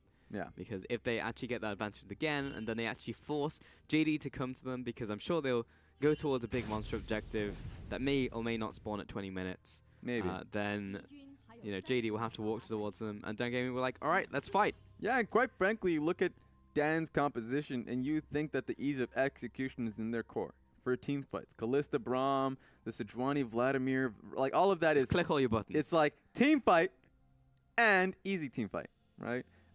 So it comes down to how Jingdong have to play it. Even though historically their sideline control has not been there, and playing towards Kabe as a carry has been weak, I think that this one feels very easy with the Jarvan Galio composition. Just in the early laning phase. Just in the laning phase alone, allowing the dive to come through in top lane, very easy for that three-man dive to come through. That I think that Kabe's life is made to be easy here. This is true. Doinby being on the Galio though, so he's not going to be on a big carry pick. I mean, he can make big plays. It's not all the damage is going to come from him, so you're definitely looking towards Loken and Kabe, though Kabe will most likely be in the side lane. That's true, but Doinby is known for his tank mid laners. This time it's actually a meta tank mid laner, but he's been known for that that Maokai mid, that I guess Scion mid. He would have these random mid laners that are just cheesy, just to counter out the mid lane. This time around, it's meta, and he's actually getting played towards by the Vladimir pick into the Galio.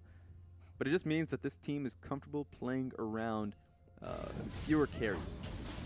So it's going to be, once again, focus on Loken to see how he plays out in these skirmishes, on these fights. Ooh, now you're going to have to run. I don't know about this one, Karin. Get out of there. That's red buff Jarvan. Oh, this is a bit awkward. Oh, is she just going to take this? Yeah, the top laner's not even rotating.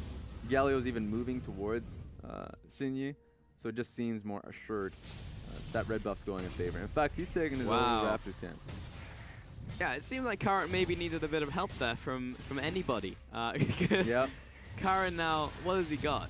He's got 1 CS. Yeah, that's the blue buff. So he actually just went for blue buff right into red buff, double, like 1 buff to the next buff. And he did it for a reason. He knew that he was going to get pressured early on, but he still got pushed away from it. So he has to go back into blue side jungle, take Wolf, Gromp, and then Scuttle. But that means that Jingdong know exactly where he is, because if he's not doing that one specific path, then he's essentially lost himself the early game. Yeah, Karin is not having a good early, and you also saw that Xinyi left 2 of the small Raptors as well, just to add insult to injury. At the very least, Karin will move towards his crab and get that level 3, which is nice. But yeah, we'll check back on him later and see if Karin's caught up. He'll actually move towards these Raptors. Oh. And that's the... Okay, we definitely knew it was a thing that happened. Didn't really answer why Xinyi was so fast to it, because he got Raptors and his bottom lane gave him that pull for red buff. And that's how powerful that is. It's so powerful that you can literally get 2 camps, get pretty high in levels, and just immediately challenge for that red buff. Yeah, going red to red is pretty insane. Yeah. So at the very least here, Karin gets something back, and that's just Krugs. He couldn't get much. He just got like the large raptor. But the fact that he's able to solidify, I want to see, did he get anything from the rug? Because Krugs are still standing. Or at least maybe it's just the small Krugs he got. I don't know. Either way, he has 8. So yeah, so that's majority. Well, we can count the camps. Exactly. So Raptors. He got, he got blue, which is 1. And then they got the Mercors, which was 3, so he's up to 4. And then he took the crab, which is 5. And he got that big raptor. Yeah, 6. 7, 8. So where did the extra 2 come from? Krugs? Probably Krugs, because that means that he would get the small Krugs and then maybe 1 or something. So okay, so he didn't get much XP back. In fact, he's just gonna wallow in the level 3 sadness as Xinyi is for. Yeah. He wants to go top lane, but Kabe's already playing back and the wave's pushing. So now he gets to go to his own Krugs, I guess. And how's Xinyi doing? Because he's got 17 CS now. He's moving towards the bottom side. There's nothing in that jungle for him to take, but... Oh, he's surrounded! Nope. Get him! Oh, he's 2v1'd them. Oh, amazing mechanics. Annihilated. That one's gonna show up on Reddit very soon. I reckon. Interesting. I thought I'm pretty sure he just got CS for those. And in the recent patch, you're not meant to get CS for the random things that you kill. Ooh. Like Alawi tentacles and Heimerdinger turrets. Are you trying to say that those heads are random things? Yes. They probably have names. And they count towards CS. I don't think that Callista would. Well, he probably used to have names, right? Because the whole lore with Callista is that she sucks in souls for Are those vengeance. souls? Yeah, right? Oh my god, you're right. I'm pretty sure.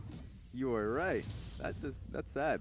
Yeah. You want to keep those living now, or I guess Presumably they just get sucked back in, right? Yeah, I suppose. She wouldn't be that wasteful, because I don't think she gets that many contracts where she'd be like, ah, yeah, I just toss out like 8 a game. Yeah, she a lot of probably. people. Yeah, they're probably well known to her. Yeah. I'm gonna throw out Harold this time. Go check out that area. You found Jarvan. Good job, Harold. I'll give you a cookie. What's going on here? Just a battle for push. That's honestly what it is. He didn't want this wave to get pushed in, so she kind of just shoved him back. But Galio just wants to. Okay, Doomby. I see you. He's marching on top lane. He's marching away from top lane. Lies got the information. The dossier said, someone's coming your way. He's negotiated with the Shadow Broker. He knows. Doomby's back. Did she get anything? He pushed in the wave. Yeah, not much is taken. This is one of those moments where Jarvan and Galio are so oppressive to really deal with that you're like, all right, Rumble, I'm just going to leave this wave now. It's evened out for Kabe in a situation where he should be getting shoved in, losing out in CS in this matchup, but that's just not the case because that small bit of pressure coming from Doobie, and honestly, earlier on in the game when Karin had to path towards the bottom side of the map, made it so Kabe can do what he wanted. He was not under threat of a early gank, so right now Kabe really benefiting from how Shinyi was able to path in this early game. Ooh, Loken. All right, let's see where the wave's at currently, because if you do that, you want to be able to get to the wave first, or at least push out the wave before you get there so you can get the insta push. But with that being said, Dan has called that out and has already rotated their lanes up top too. I wonder if this is premeditated. If they were like, you know what, we're going to go up top too. Maybe we're first to the play. Oh, that's, you know what, you're not really good at going to jump in, ultimatum. It's only a few seconds left on this, so Lies is going to wait on the edge before he flashes away. Cat and Choo Choo coming in, but the Cataclysm from Shinyi, plus the ultimate in from Galio, finds the kill. That was pretty epic. And Loken finds the second. No knock up to see here. Lies gets blown up by Galio, just charging right into the battle. So yeah, that, you know what? Braum thought he was helping. Dan thought they were getting there first. Not the case because Loken and Mao were making the rotation and get that pick. Really nice play coming out of Jingdong Gaming. Tom Tower goes down, and that was actually very good. Honestly, something I wasn't expecting from Jingdong. So I think that's what, if that's told me anything, Brands, that's told me that there's more things in their arsenal than just being able to run at you with Cassiopeia and Kog'Maw. That is true. I mean, Jingdong Gaming, being able to pick up that one win versus Aimee in the fashion that they did was impressive. And you would have to say that they're primed for this match because their last two opponents was EDG and WE. Sure, they got smacked. And you would think, well, that's low morale now. You have to go back to practice after losing so heavily in both matchups. But at this point, they have been going up against tough competition, have had proper VODs to look at. You can see the growth meaning something here. You can see the growth saying, well, they're a team that's gone through quite a bit throughout the season, but they've been together. Shinyi and Loken have been with the team for a good while now, and that they're really starting to plug into what the composition actually is. And so that swap that you saw from Loken and Mao probably was done about 3-5 times, maybe even 7 times over in scrims. And so they were primed for that one play. I mean, credit to them, because that was quite the hefty loss streak that they had under their belt.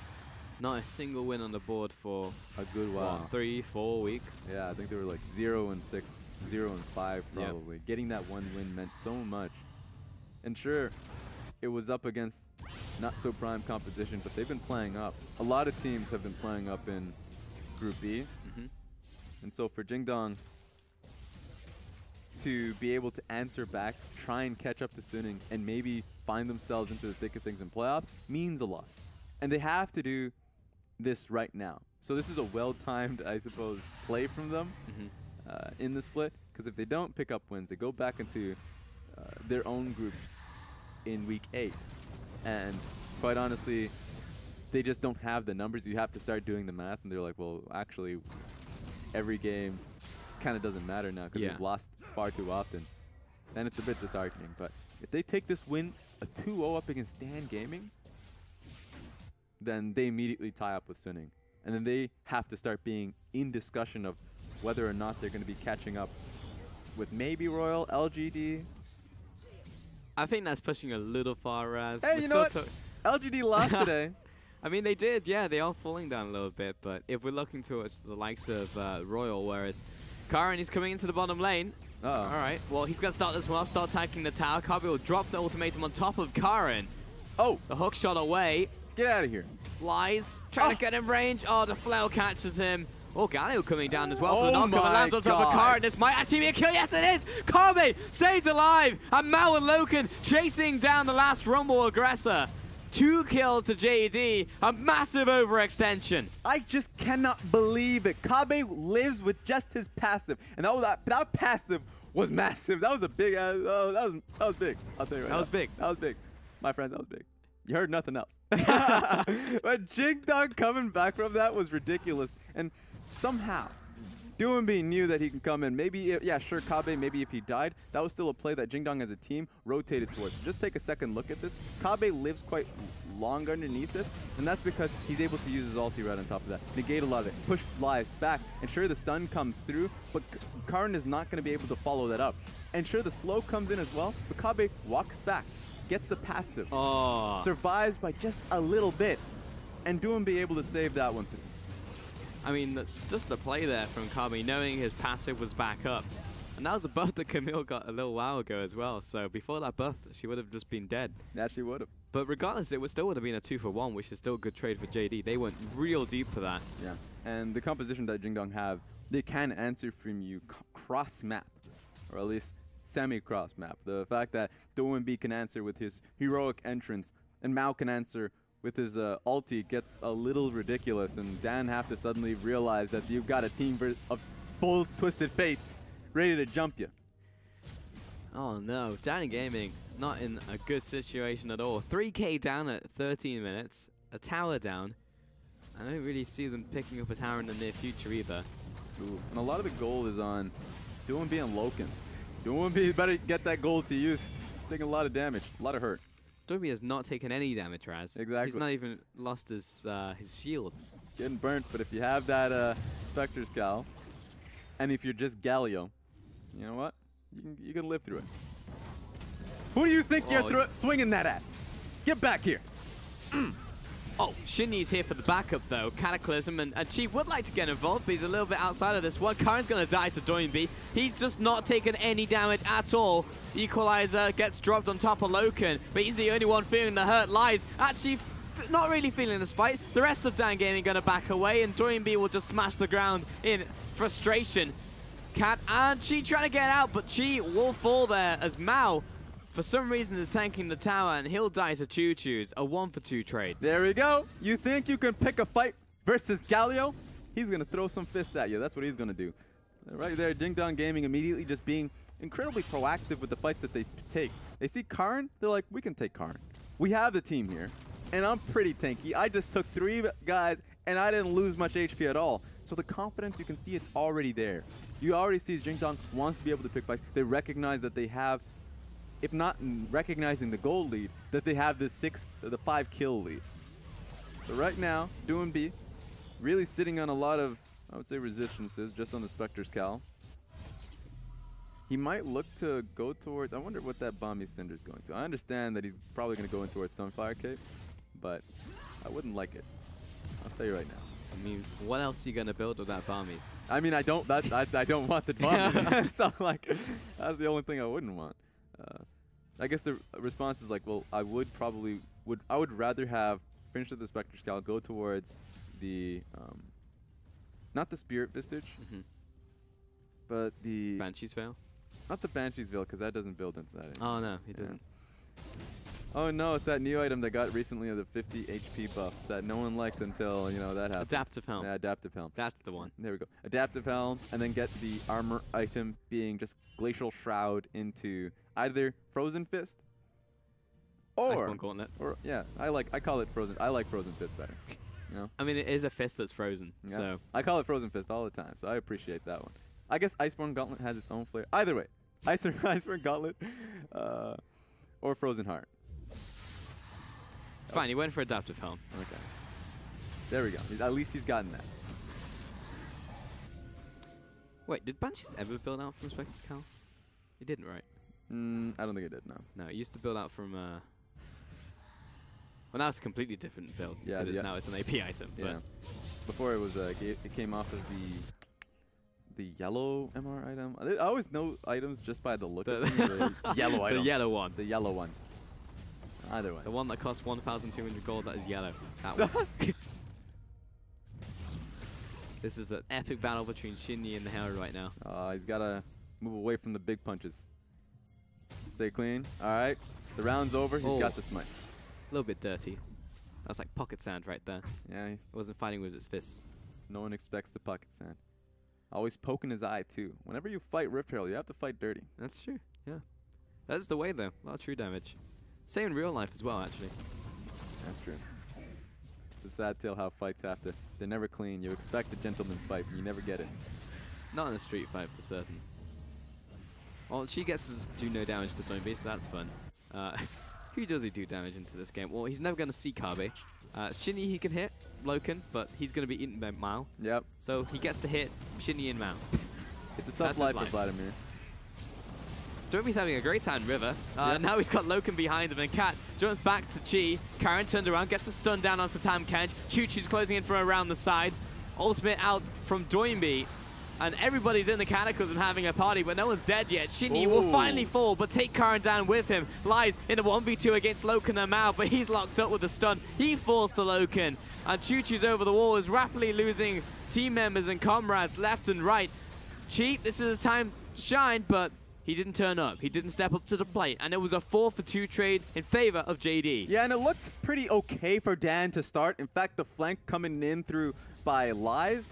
Lies immediately sees the carry, but he gets torn apart by Loken. And you start to see the effectiveness that Doinbi has. Please don't do this, Mao. All right, he's alive. But the fact that Doinbi can get that many taunts off and still be in the thick of things, doing so much damage with his Q, Choo-Choo had to get away from that. Walked over the wall, but still wasn't dealing any real damage to him. We're going to see the fight again. It started off of them getting on top of Doinbi, but he's not doing any damage to this guy. You can see he just walks in. This is how ridiculous that it gets. He even throws ulti just to zone them out. They had to back away from it, but the Cataclysm keeps them in. And Choo-Choo, the entire time, firing it off, trying to deal with the frontliners coming through, can get Xingyi, but can't deal with Kabe. And then Lies picks a different fight entirely. So you can just see Dan Gaming were throwing a lot of damage in there. They just weren't getting much back because they were too much or too large of a front line to deal with. What? What the? Oh, No. Herald's just saying hi. I guess Herald never gets to see this pit, so... they don't have Tinder in this map, so he gets to meet Dragon before it dies. Yep.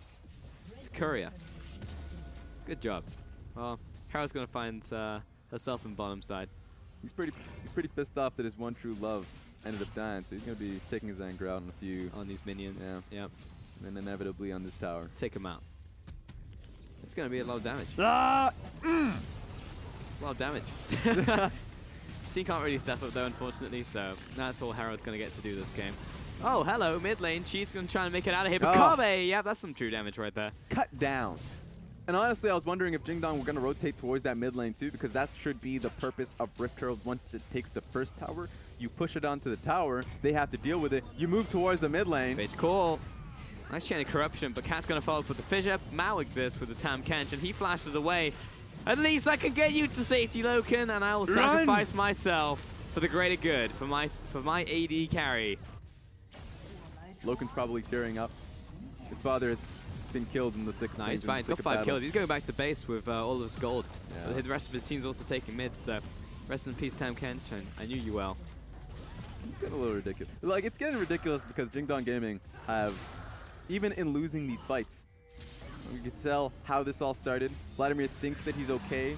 Well, then he gets cut down. Yeah, nowhere near okay. Not anywhere near that level. So, what can you do when Galio and Camille are just diving past your turret. Not much. Absolutely nothing. Honestly, the only thing he could do is just not pick that fight. The reason I say that, yeah, sure, anticipate Galio having ulti, but for the most part, know that your team is completely locked down in the bottom lane underneath that tower dealing with Rift Herald, and you have to deal with the wave and move away. Don't look to trade whatsoever, because inevitably, those 3-man unit can walk towards your lane, and you're in defensive duty. I'm looking at this game, Raz, and I definitely gave this series to Dan Gaming. You know, yeah. Honestly, JD could face anyone in this league, and I'd give it to the enemy team. But JD Gaming, in the second game, look like they have complete control. And they've not just done it in a brain-dead way. They've not done it, you know, just with like a simple teamfight composition. They've actually played the map extremely well. They've had Kabe on a champion I didn't even know he could play successfully. Like, JD Gaming have just looked like a different team this game, honestly. Yeah, when Kabe, he did play Camille a little bit, but it wasn't a preferred style for the team, which is really surprising that they can go back to it and still play to it rather well. What's worked for this team, or at least what looks like it seems to be the difference here, is that when Jingdong, when they had the early game, if they were given this composition before, and they were said, here's Galio, here's Jarvan, here's Camille, they would not have created that dive opportunity in the top lane, and if they did, they would have lost a few members. Shinyi wouldn't be in position, or Kabe wouldn't necessarily have gotten an early trade to allow that pressure to happen. This time around, it feels like they've ironed that out, at least that aspect. So Kabe has himself a pretty clear lead, and he can make it very hard for lives. So their mid game is much easier just because the early game's been ironed out pretty well. It's true, and Doimi is actually just unkillable, and Logan has 5 kills. I just actually do not see how Dan ends up winning this game. I mean, at the very least, Choo-Choo just had 3, but well, if Mal gets caught, that'll help a little bit. But Shinny's going to jump on top of Chi, and you can't pull yourself out of that one, but you can buy a little bit of time. Predator away. No, Doimi's coming after you. Cat on the front lines, but he doesn't want to be in it, be there anymore as the Fate's Call comes in. But Choo-Choo's catting away, but you can't cat away from Camille. Camille will keep on chasing you till the ends of the earth. Karen moves into the bush, but he's going to lose another member of the family. And he is the only member alive, in fact. Karen, I mean, the chase out from Kabe, he's even going to finish him off the tactical sweep. A 5-for-0 Raz, 16-4, and the Baron. And that's what I like to call a slice and dice there from Kabe, being able to cut down Sejuani. Just to see that fight, looking at Loken's position in that team fight, shows why they're so comfortable having him starting on this team. That he was threatened by the Rumble initially, but they didn't have to look back or go back to save him or protect him, that he could really play that team fight as well as he could. Immediately, you see Mao getting caught off guard. Loken comes in, makes it very easy, because while Chi is getting locked down here, the Varus ulti makes it so no one from Dan can follow up and save Vladimir. And then you see Loken walks up, kites back, lies, is in a fight. Sure, he's trying to kill Mao, but you're not going to be able to do that. He's put himself in harm's way while not being able to get a kill. And so Dan Gaming, in what seemed like a proper fight to start with, honestly, I don't even know if there was a way for them to execute it well to get the fight win, because Jingdong just played that far. The more and more I watch these fights, the more and more I realize that a lot of Dan's champions just get completely countered by ultimates from JD Gaming. Like, I look at Chi, and then he's in the Cataclysm, and it's like, well, I would really like to not be in this Cataclysm so I can do anything. But I guess I can't, because Paul can't go underneath it. And then Choo-Choo's like, I would really like to dash around this fight, but then gets Kabe ulted, and then is trapped in the box as well. And it's like, well, I guess we just got neutralized. There's nothing we can do. And Domi doesn't take damage either. Okay, Kabe, he should die here, surely. Five people on top of him. Did not deserve to live that. That's the thing with Jingdong. When they think that they have a lead, and they're tanks, whoo, will they just ran at you randomly. Doinby, okay, that's not a safe way to go, but I guess Tam Kench will save you here. Chi is going real deep, but this is the only thing that he can do. Sanguine Pool gets a lot of health back, but he's still going to get annihilated by Loken. Massive ultimate from Doinby. Double kill to Loken. He's looking for a third as the flash comes down. There it is. Moving on towards quadra kill. Choo-Choo cannot win this fight. Loken, can he get... Oh, finish it off. Falls after. It's not quite enough damage. And he misses his quadra by the skin of Choo-Choo's teeth. It's still a triple kill, though. And JD Gaming, losing 2 members, will still take out the inhib. Calm, cool, and collected. Loken just firing off in that fight. But you could see it. Doinby, he's on that Galio. Chi can't do much to stop him. And then that ulti, that 3-man knockup, so impactful. Jingdong Gaming, these team fights, harkens back to what they were when they were Xiaogu not so long ago. They're looking good. The glimmer of Xiaogu Reaper is still within them. And that's what they just completely lost at the start of this split, Raz. But this game has, sent me back in time. Yeah. It's given me some nostalgia. And it's a new flavor, too. Back when they had an Alone, sure, he was a decent AD carry. They can protect him and recognize that his Ezreal play will still be impactful going into the later game stages of the fight. And they would still end up relying on Doinb to carry. This time around, they have a second carry in Loken. It doesn't necessarily matter if they play to him or not. He will still play so well. Now, it looks like Dan's going to try for this play. Let's see if they can get it. Gonna shoot on Cat, but Cat just wants to hit him once so he can get the concussive blows. A lot of people. Shinyi and the cavalry has arrived. Doinb heading into this fight. The Fissure comes up from Cat, but Mal's also joined in, and that's a full-blown fight in the bottom lane. Chi jumps in with the Sanguine Pool and the ult, but Curran, he's moving onto the back line, and JD deciding to rout them.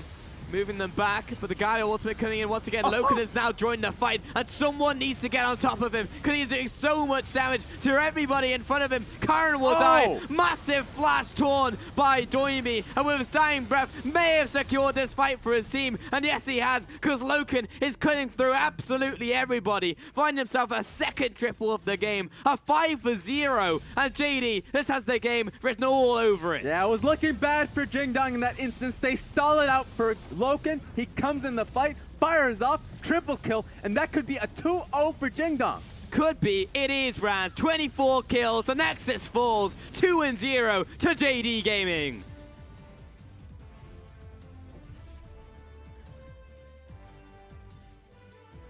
Pulse. Yes, sir. We're looking at a rejuvenated Jingdong. Fired up. Coming out of this one 2-0. Can you believe it? Versus Dan Gaming. Can we say they're back? I don't know. They keep picking up wins, and yes, they had a very tough week, obviously, going up against the top teams in the LPL, but that only appeared to make them stronger.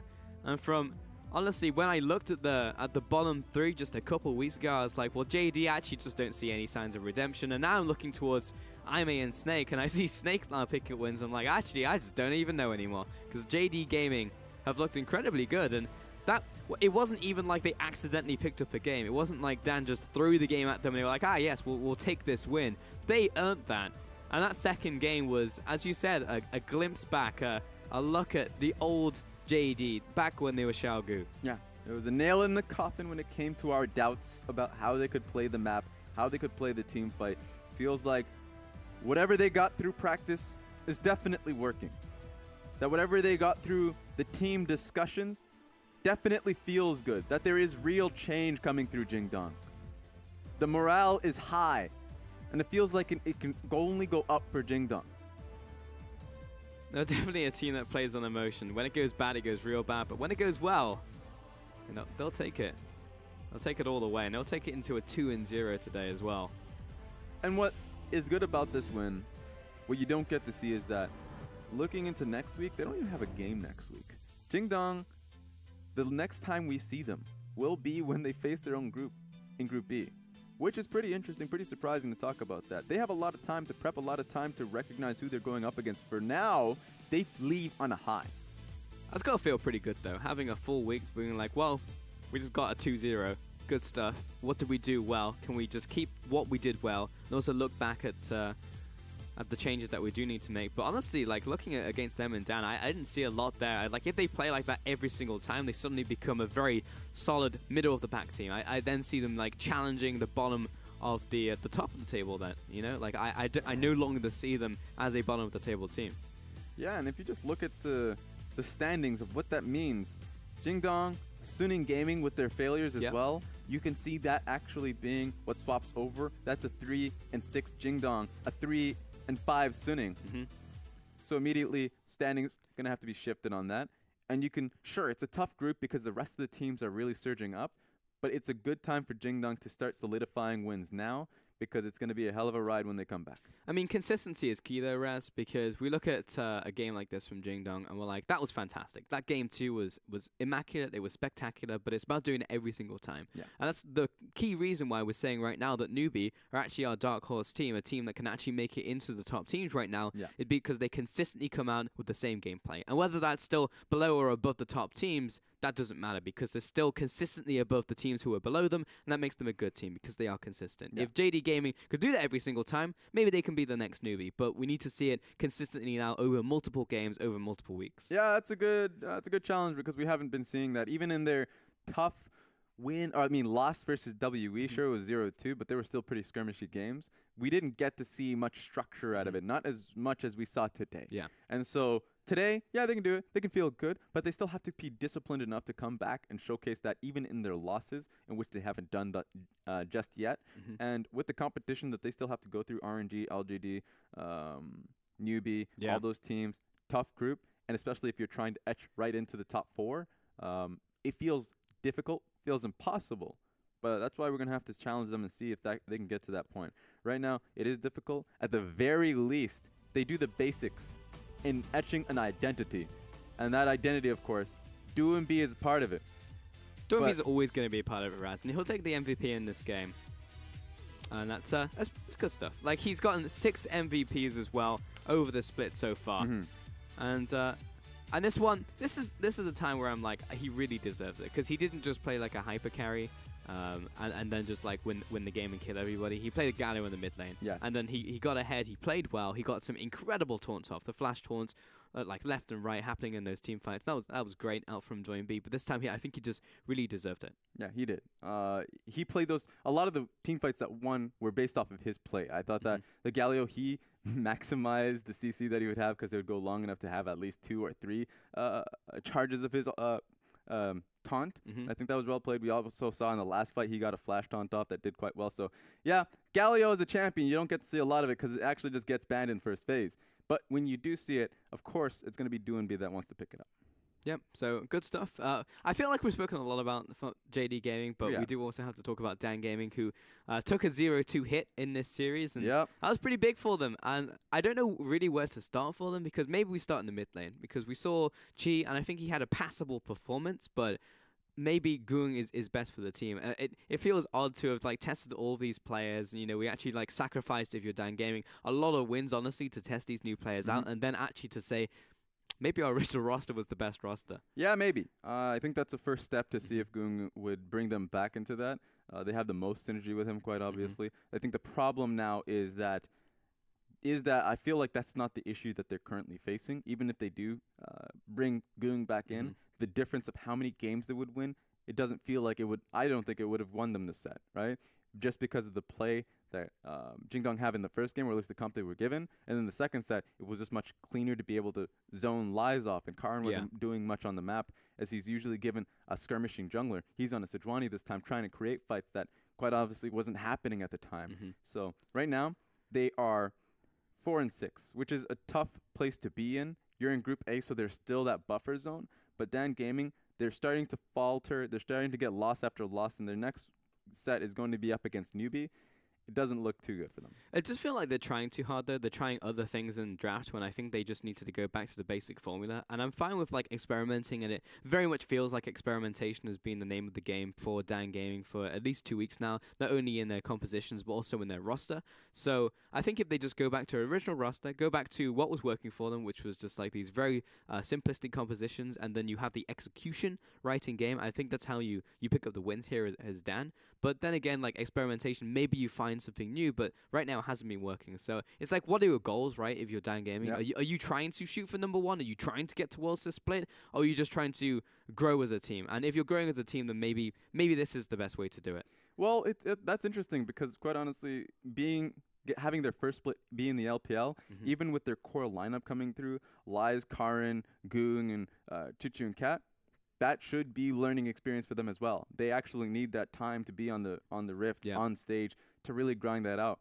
The fact that they're pulling them out quite a lot, sure, it's healthy for their 10-man roster, but how much are you going to actually see that come back to you? Sure, Chuchu, we saw him play well when we saw Dan B come out, their bench, coming into the lineup, but I don't think it's enough to say that Goong is behind Chu. I think that you want to be able to put Goong in there because his identity, quite honestly, is to be able to get these side lanes further ahead with the Talia, with Jace sometimes. Like, you see Goon's identity working well with the team. They played with Goon quite some time for make it happen. So I think that Dan should just shore up their full lineup.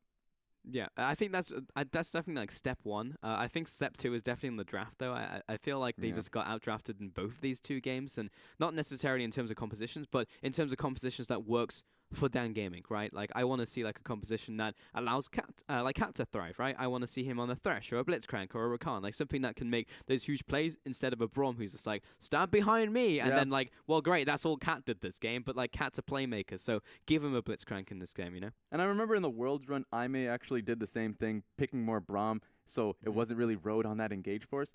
I think you're right on that. They should pick towards Cat, and I think they'll win more with that. Yeah, because Cat was pretty much the only reason why they were actually getting those picks in Game 1 and maybe pulling themselves back in. Either way, we are going to take a quick break before we head on to our final game of the day.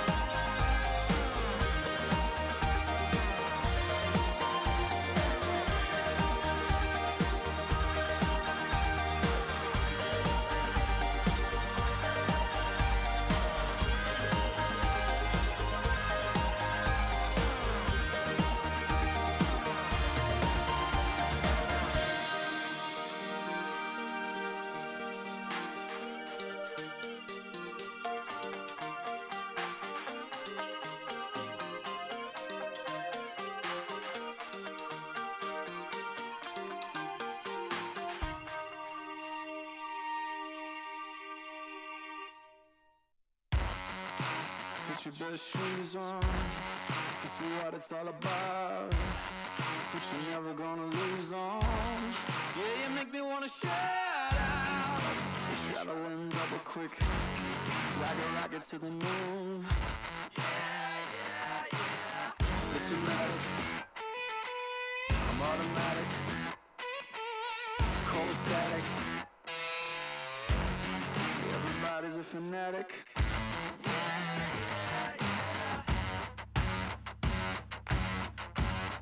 There's poison in my blood. Feels so wrong, but tastes so good. Welcome back to the LPL and our match of the week. It's OMG against WE, and it's our final game of today as well, so stick with us. This one is going to be a great game. I'm Pulse, I'm still here, but we've also brought back both of the analysts today. Hello, FLICKR, and hello, Raz. Very spoken to you. How's it going, FLICKR? I'm concerned about you today. It was pretty sick. I was chilling in Twitch chat, so big shout out to like Portable Corpse, Weakest Link, things like that. They're pretty cool guys. Cool. I haven't seen them before. Come back onto the desk, move them away from The your little people. hook. Yeah. Yeah. Yep. You I can't heard- see it, but there's a couch like right over there, and I was just chilling. I heard you ruined our broadcast. I heard you tripped over a cord. Was that all you? I'm sorry. There was an important cord. I fell over it. We had some audio issues. My bad. What a disaster. It's all FLICKR's fault. So just tweet at her, tweet at FLICKR, and it's her fault if anything ever goes wrong on the broadcast ever again. Just throw it. Raz is just My pen. That's workplace harassment, Raz. Literally. I apologize. I'm gonna expertly pick this up with my toes. So just distract for a second. Limber. All right, cool. Let's, all right. All right, it's match of the week, folks. Let's talk about OMG and W. I actually think it's been like forever since that was actually very impressive.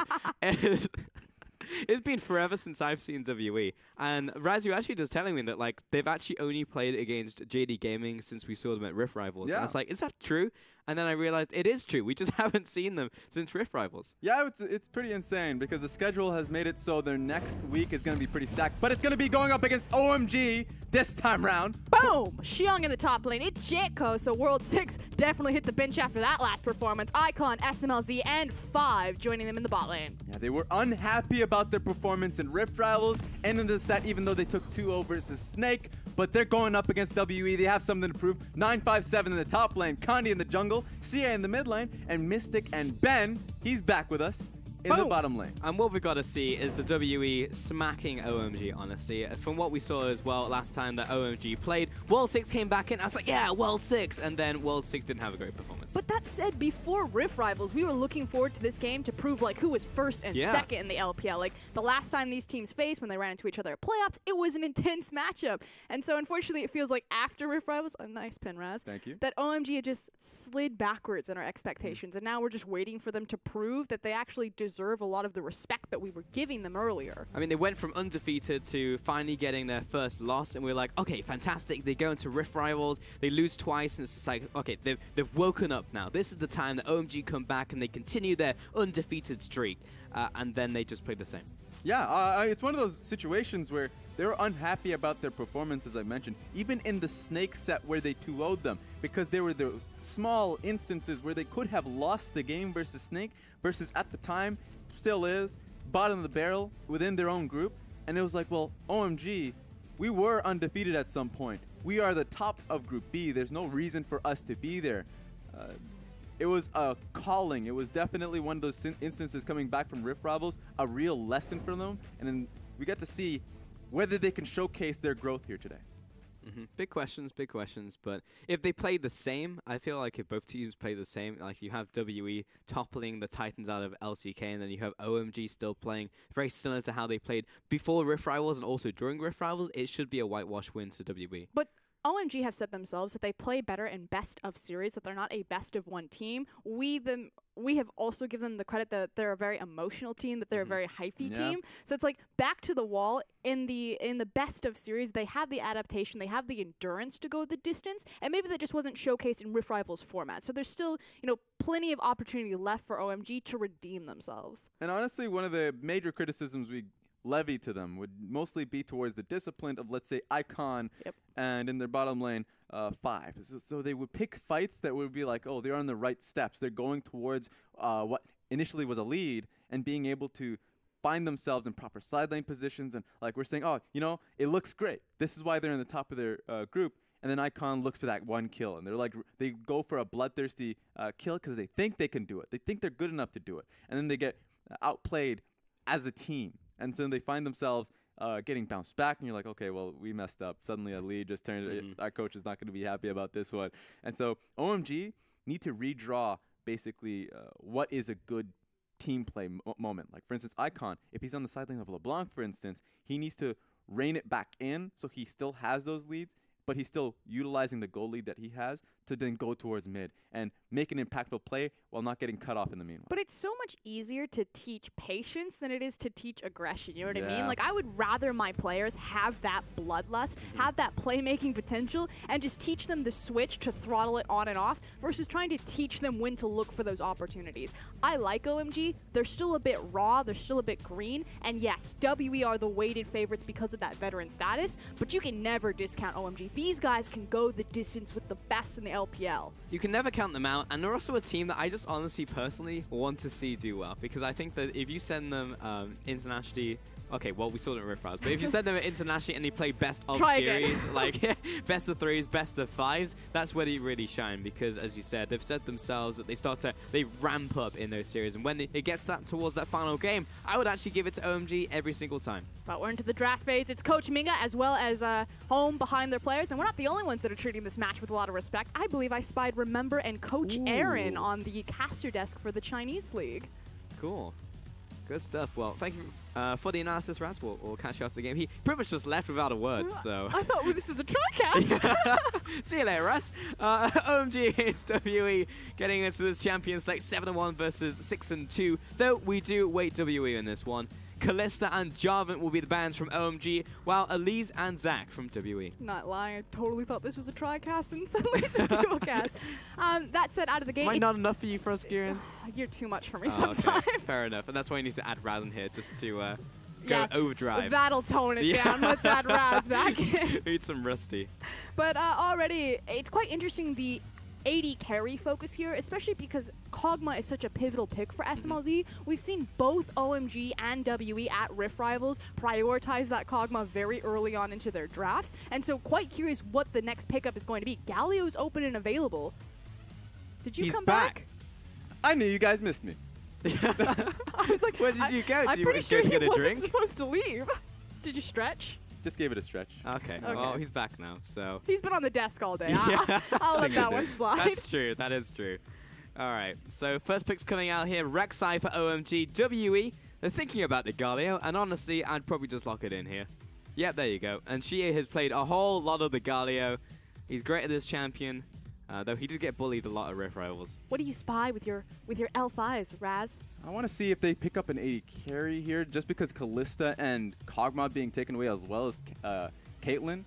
You'd have to think that WE would be a little bit worried about that. They don't want to go into second phase not having the prime pick to Varus or Ashe. I was going to say, but at the same time, you still have the Jhin, you have the Twitch, you can go further and further down, and particularly we've seen Sivir pop back up globally. Like, I'm not saying that Sivir is the go-to AD carry, but if these pools start getting pensioned with so many kind of OP or overtuned picks left up like the Rakan, Rek'Sai, and Galio, I don't necessarily mind that ADC has fallen so far down draft, although I have a feeling that we're going to see it here and here. Yeah, maybe I would say it would work well for the WE composition just because the Rakan came up and Sivir boost, speed boost with Rakan could be pretty damn good. But I wonder if... Fly. Yeah, get him straight through it.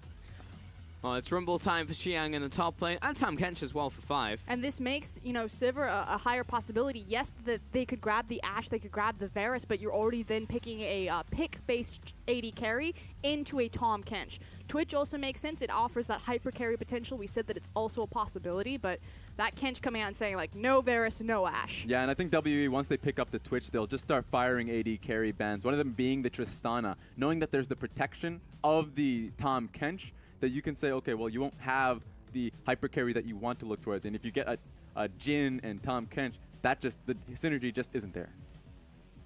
I'm taking a long time to thinking about this ban. And it will actually be towards the mid lane, taking away Icon's Cassiopeia instead of hitting the AD carry champion pawn, maybe just leaving more open. And we expect that it's going to be Galio in that mid lane. We know that Xie has certainly struggled in the Galio-Cassie matchup before, so possibly just trying to alleviate a bit of that pressure, unless this is... no, it's not a Galio support. I was going to get really excited for a Corki, but Rakan had to ruin my day.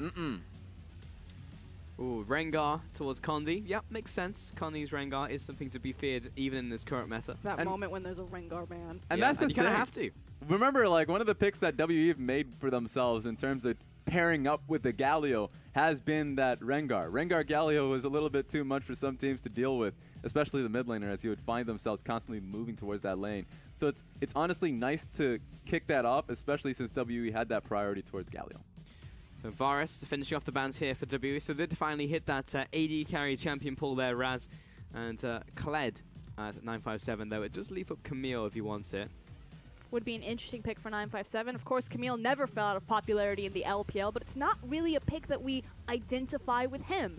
I'm really surprised, you know, Shin is up and available. 713, Shin works well on Bomby Cinder, has a lot of pushing priority, works with the Twitch comp, but they're opening themselves up for kind of 1-3-1 or side lane pressure. Yeah, I mean, we saw it in the last set, and we even saw it when they went up against SKT, that Galio composition and how they deal with the side wave. Like, if you give CA that Galio pick, and if you give the solo lane to Camille into top lane. Oh, that's a Lucian. Yeah. He's punishing the Galio there. Yeah. So just straight out of the gate, Icon throws the gauntlet. He knows that Xie's played it before. He knows that he has the Galio in terms of his 1v1 matchup. And Lucian can certainly get in Galio's face and cause him a lot of pain in that lane phase. And he's going to have to. Oh, man. He's going to have to do that. Because if Galio gets that opening to go towards top lane, get that dive on top of Rumble, then he's going to have a lot of problems. We need to see OMG pressure WE really early on in the laning phase. If they can't do that, then Xiang's at risk in this lane. Sejuani final pickup, and that will be going towards Condi in the jungle. It's a pretty strong jungler right now, and yeah, so Icon getting that Lucian to take out Xie in the mid lane. And that's pretty much Icon's goal, though, whenever he goes up against any mid laner, is to get that solo kill. And there's just so much kind of 1v1 and 2v2 potential. You've got pushing priority for Rumble in the top lane. You have the dueling potential of Lucian. Jhin has such a crazy pushing power, especially across from Twitch, that now it's Rek'Sai versus Sejuani. And Condi will do this time and time again. He'll pick a very fragile jungler. He's done it with the Rengar. He's made his namesake on it. But if Rek'Sai gets a hold of Sejuani, he can cause her a lot of problems. So WE, they need to cover Condi, allow him to get to that level 6 mark, and start making an impact with that pivotal ultimate. Especially since Jericho, as of late, has been going towards that cheeky level 3, get on the map as fast as you can, and give your lanes as much pressure as humanly possible. You have to believe that's the case here today, or at least in Game 1, because these lanes look good for OMG. And you would think that he would do everything to get onto the map as soon as possible. Ring ring, Condi, are you okay? Do you think he'll be okay? He's on Sejuani. He'll be up against Rek'Sai. I liked it, Raz. I was with you. There we go. I don't know if he's gonna be okay. It's one of those moments where I can understand where Gioko's going, even setting that rune page to have that level 3 spike on 2 camps. I think that's one of those moments. But Condi has been behind before on these supportive junglers. I remember clearly him being on a Gragas not so long ago and being so far behind, getting skirmished at all times. But he can find a way back into the game because WE, they can turtle when they are behind earlier on. You just don't want them to get to that point. And that's what I want to hit so hard. They are such an oppressive team to try to break open. Team WE, they're very patient, they're methodical, they're consistent across the board. But I'm almost tired of seeing the patient WE. I want to see the aggression. I want to see the explosive early game. OMG have thrown the gauntlet. They have priority in lane phase. Team WE, step up to the plate. I mean, you know that's going to be coming out from Condi. He's generally the catalyst that allows them to be that aggressive and explosive WE. Though, being on Sejuani here, that remains to be seen whether he will actually just go ham, or he'll just go towards the Warlock and be like, I'm just going to be the Sejuani who's going to hit you around that mid-game, the late game, and actually not look towards the mid. But that all remains to be seen. There's big questions for the early game here as Jericho and Xiang are heading into the jungle of Condi. This is smart. Getting the ward down really early on just to catch if Condi's going to be going for that Raptor into red. If that's the case, then immediately Jericho can go for level 3 and contest blue buff. Could even just go for that early camp on top side and then contest red. I do expect Jericho to have an early contest into enemy jungle. Not sure if I've seen a team with triple Courage of the Colossus before, so I feel like I know what WE are looking for here. We have the rise of kind of these disengage compositions, or these, you know, survive and then look for the re-engage comps. This one's a bit more of kind of the setup of Sejuani, Camille flying in, you've got the Galio on top of them, but ultimately how these team fights play out, all of their eggs are in the Mystic basket. This is all about the Twitch, and Team WE do this time and time with their AD carry. It's almost a callback to the old school WE era of kind of Wei Xiao. And Mystic has kind of been redefining himself. You know, he's being much more aggressive as an AD carry. He's flashing forward into these team fights, finding that narrow window, that tightrope of I can output this much damage without being under fire. And I like the fact that Mystic is able to do that for his team, but they don't have to pigeonhole themselves into protect the Mystic, because 957 has been stepping up as well. And he's on the Camille where they can play towards him really early on, level 6, play towards him in the laning phase, and get that Camille going off and split pushing. But at the same time, when the game goes towards those 5v5s, and you have Camille looking for those flank plays, that it's Mystic that's going to be carrying these team fights. Ooh, Connie getting caught out by Jirko, has to immediately flash the wall, but Jirko has that red buff and has flash. I think he's waiting for cooldowns right now. Tunnels up, gets the knockup. Icon coming in from the mid lane, and it's first blood to Jirko. And that's just disaster right there. Now, fortunately for Team WE, it wasn't Lucian that ended up with the red blood, because that would have been an absolute death sentence for 2 lanes. But Condi already on the back foot, and we know WE, they can dig out of this, but it gets that much harder against a top team like OMG. And we mentioned it really early on of Jirko's strategy, right? He got the red buff, he got the Raptors, didn't do any of his blue side, went to the Scuttle Crab, immediately had red buff. I'm just surprised that Condi was surprised that was going to happen. And Condi makes these mistakes a lot too. We noticed how kind of his jungle pathing changed kind of mid-season, where he started warding around corridors because he expected junglers to try to invade him, but just seems like a lapse in judgment to old school Condi. But hold on, mid lane, here comes Rek'Sai. Coming in for this gank, she is He's already have to burn low. Flash. If he wants to flash for this one, oh yeah, she pretty much just pays respect to Jirko right there. Xie just didn't want to take that risk, because it was one of those moments where, sure, Jirko would take some tower hits, but Xie was so low in that one instance that a flash on Rek'Sai would have definitely killed him. 100%, and then another follow-up flash from Icon. I definitely respect Xie pulling the trigger on that one quickly, but it means that the blue buff falling away, or at least being contested a little bit. That's what a 5 was holding. This is mine. Yep. Okay. I see you 5. Well, already, OMG have been off to a flying start, getting that first blood, forcing a flash in the mid lane, forcing the TP as well, getting the Grump away from Condi. Like, OMG have come into this game hard. And this is the thing. These are the strengths of OMG. I know it's really easy to kind of put this team down after the poor performance at Rift Rivals, after they got smashed by EDG just a few nights ago. But OMG, when they're firing on all cylinders, when they get to do what they want to do, they're one of the best teams in the league. The problem is that they don't usually think what the other team is doing, but it's almost like nameplates off. I don't care if I'm against WE or if I'm against Snake. I'm going to beat you in the exact same way. That's great to see that they actually do have that tenacity, as SMLZ definitely just got wrecked by those minions. And here's the thing, just to even touch on the AD carry matchups, SMLZ going on to the Jhin, and he actually picked up the Doran's ring sting. Yeah. The one thing about Jhin is that's been coming up, it's been picked up in the LCK, even this morning for us in the NALCS, is that Doran's ring pickup is one of the nice Doran's ring, because you actually have a decent ratio on your bouncing grenade, on your Q. So you're going to be able to get the HP, you're going to be able to get the mana back for your lane, and you actually still get more damage off your Q just because you have a higher AP ratios early on before you max your Q than you would if you have any other AD. It just allows you to prioritize wave pushing with the bouncing grenade and then trading with your 4th shot, which just makes you so devastating. It wasn't too long ago that Jhin wouldn't be able to compete with a lot of the wave clear of other AD carries, and now the fact that he gets to do that and then punch you in the face with a crit hurts. I know if Rusty would be here today, he'd be laughing, because he's been doing this for forever now on Lucian, because he also has AP scaling and very much benefits from the same reasons you guys just mentioned. So I wouldn't be surprised if at some point we actually do see like the Lucians of the world pick up that one as well. It helps though that Lucian has found his home in the mid lane so far in this current meta, which means he's that much closer to the blue buff, so he doesn't have to sacrifice his AD. And he can go back home, and it's just shorter lane, so he can just walk back. And on Lucian, you're only getting it off the W as well, so I'm just looking But it feels so good. Get the Doran's blade and auto attack a man, all right? I'm not going to let that one Be a slide. man and use double tap. Yep.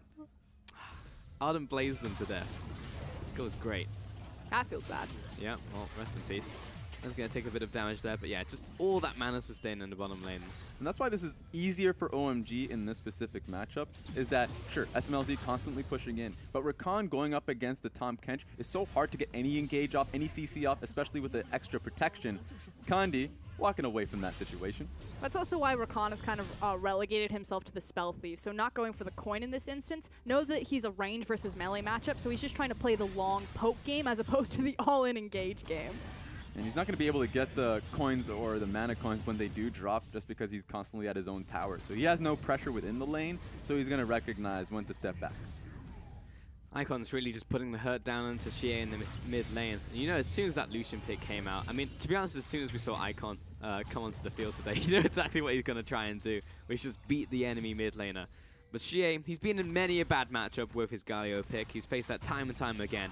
And as long as he comes out with, you know, a wave or 2 waves deficit, as long as he survives, he's pretty much done his job. The worst thing about this, though, is that, sure, he can lose a bit of CS. The problem is that he's just that low in HP. So I wanted to see him be active on the map. Once he pings 6, he is 7 currently, to go topside and get the Camille ahead. That's not going to happen because he has to focus on his own lane. Exactly. He can't leave the lane at all. He doesn't even have push advantage. So while his health is being traded, he's not in control of the creep wave, which means he doesn't have any space to look for the roams anyway, even if he was full health. Oh. Jericho finds Konzi. Knock up. It's going to be a bit of damage here. It's not going to be the full kill. He was trying to get towards that Furious Bite as well. Yeah, he's maxing his E just as we saw in the last set as well. So we're in a position where Jericho, if he does get the Max Fury, does get that E off, that he's going to be doing a lot of damage. And so far in this game, every single position of OMG is just winning the 1v1 or the 2v2 matchups. Now, of course, Team WE do have scaling on their hands, so it's now what's next for OMG. They won the individual matchups, they're creating CS leads across pretty much every single position. Where do they strike? The answer for me would honestly be straight towards the mid lane with how well these trades are coming in through from Icon. And he's chipping the tower, or at least I believe he's chipping the tower time and time again. He should have that opportunity. Even has both his sums, Exhaust and Flash, that Giaco's been paying enough attention towards the mid lane that he can actually look to force a dive, especially with 5 coming through on this Tahm Kench. It's going to be a little easier to make CA have a harder time here. Giaco's even going to try and contest this blue buff. You know, Icon rotates over. They can win this. Oh, what? He smited it. He got it with the smite. The Praise Seeker gave him the vision, and he smited it away. That one's pretty hard. that hurts.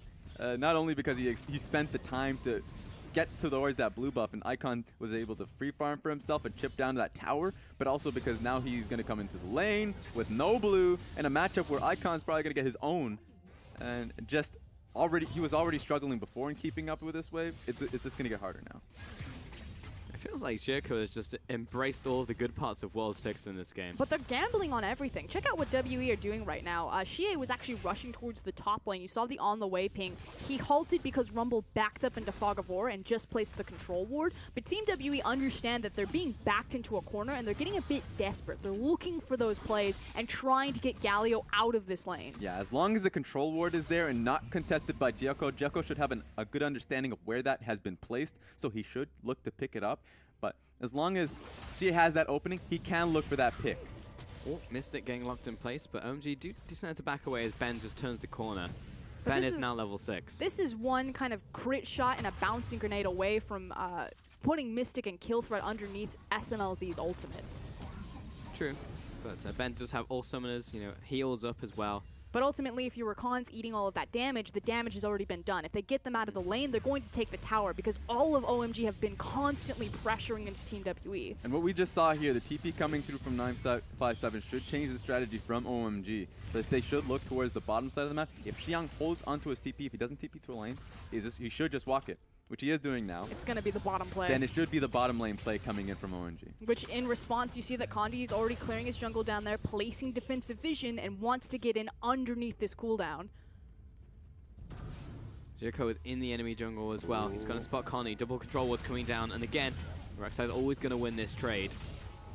Connie will have to back up and lose his control ward at that. So the bottom play is being set up here by Jericho. Yeah, and already Xie is starting to Icon is starting to rotate over. The ward has been placed for Rumble if he wants to get deep behind this tower. Everything's been set up. Yes, but what's good about this one, OMG, is that they don't necessarily have to double down on this. Right now, Icon has a free lane to push here, so he's just going to get as much chip damage as possible because it's up to Xie to be the one prepared to TP, be the one prepared to leave the lane and not get cancelled out here. And for that reason, OMG can look towards the bottom lane and then immediately segue back mid. Just like every lane is ahead in CS now as well. Just over time, OMG getting these early game advantages. And just that one kill, but plus the CS has turned into a 2,000 gold lead for them. In WE, we know they are very good at stalling out a game, very good at turtling up and coming back in the late game. But OMG, it's a big test for them. Can they accelerate fast enough? And these are just a clash of styles. Xiao, however, did get the inside track top lane, but Xiang quickly disengages because the Galio sitting in the bottom of river just looking at Camille. So you see them trying. And here's the thing, even if he had used his ulti, if had CA went towards that, maybe you get the kill. What would likely happen is Xiang flashes away from the play, and Jiako can look towards countering the counter ganking or just actually moving towards Icon, and Icon gets more damage on that mid lane tower. I feel like eventually, though, the play has to be bottom because there is a TP discrepancy between Xiang and 957. Galio, again, on his way. He's heading into the top lane, and 957 managing to dodge out of that one with Xiang, but he's trapped in the ultimatum, and he's trapped in the taunt as well. Colossal smash for the kill. And Team WE, we said that they were panicking, that they were trying to force plays. They eventually find one in the top lane, but frankly, again, OMG, I think they just kind of barely missed their window where they had clear advantage. Yeah, and honestly, they didn't really send the comms towards the top lane, recognizing that Icon had back to base, that he was not going to be in a position to threaten on mid lane tower and keep CA busy or get him punished for even making that play happen. Thankfully, OMG still get the bottom lane because they don't need that many numbers to be able to push them off this turret, but they still lost quite a bit in that and gave WE the opportunity to look for a play. It'll also get worse because top tower is super low. So you would expect that OMG are just going to send SMLZ up into the top lane. It's only a Cloud Dragon. No reason to match that. And so now both teams know that we're competing over this next top tower. That was a gigantic buy from SMLZ. He'd not gone back for this entire game, had 130 CS and the 650 gold from the first tower. So he picks up BF sword, a full BF sword, a full Ghost Blade, boots, pots, and a control ward. In response to that, though, it's also a decent back for Mystic. He's also sitting on quite a sizable gold. Now, he doesn't have the global gold of the tower falling down, but he does have assassination pressure if it's a 1v1 across some multiple targets on this map. Yeah, a lot of the times, though, when you ask when is he going to use that pressure, because it's assumed, I guess, open or timing. And I feel like he just doesn't have that time to leave this lane because he's going to be pressured underneath this turret at all times. It looks like Jeko's already looking for him. I think what it does is it forces 5 to be much more responsive to Jhin and to stick by him, because that's who Mystic really wants to kill, is he wants to kill the Jhin. But if Abyssal Voyage has to sit next to SMLZ to make sure that he's not under fire from Twitch, then it helps slow down a little bit of this snowball that OMG have working for themselves. They're going to get themselves a second tower, and again, all this gold going over to SMLZ. Even denying the wave. That's what's great about this. Not only denying the wave, but you saw in the bottom lane Xiang using his ultimate just so that he doesn't get dived. And he cuts the tower from dying as well. So you have a tower lead in favor of OMG. 2 towers to nothing. Plus a Rift Herald. OMG are making a massive tempo play here. And you guys were saying that the OMG have maybe missed the window on that play in bottom lane, but they picked up 2 towers in the Herald now. Yeah, it's not... The thing is, it's about efficiency versus what they've done. They still have definitely traded up. They're still in full control over this game, but it could have been done a little bit cleaner, as now we look at mid. Xie caught under fire, but it's just opening up the opportunity to use Herald here. Yep, get the creep wave, which means Herald's going to immediately charge on the structure, and you've got 280 carries. It will fall. Actually, probably wanted to try and burn that tower before Herald got his first charge off.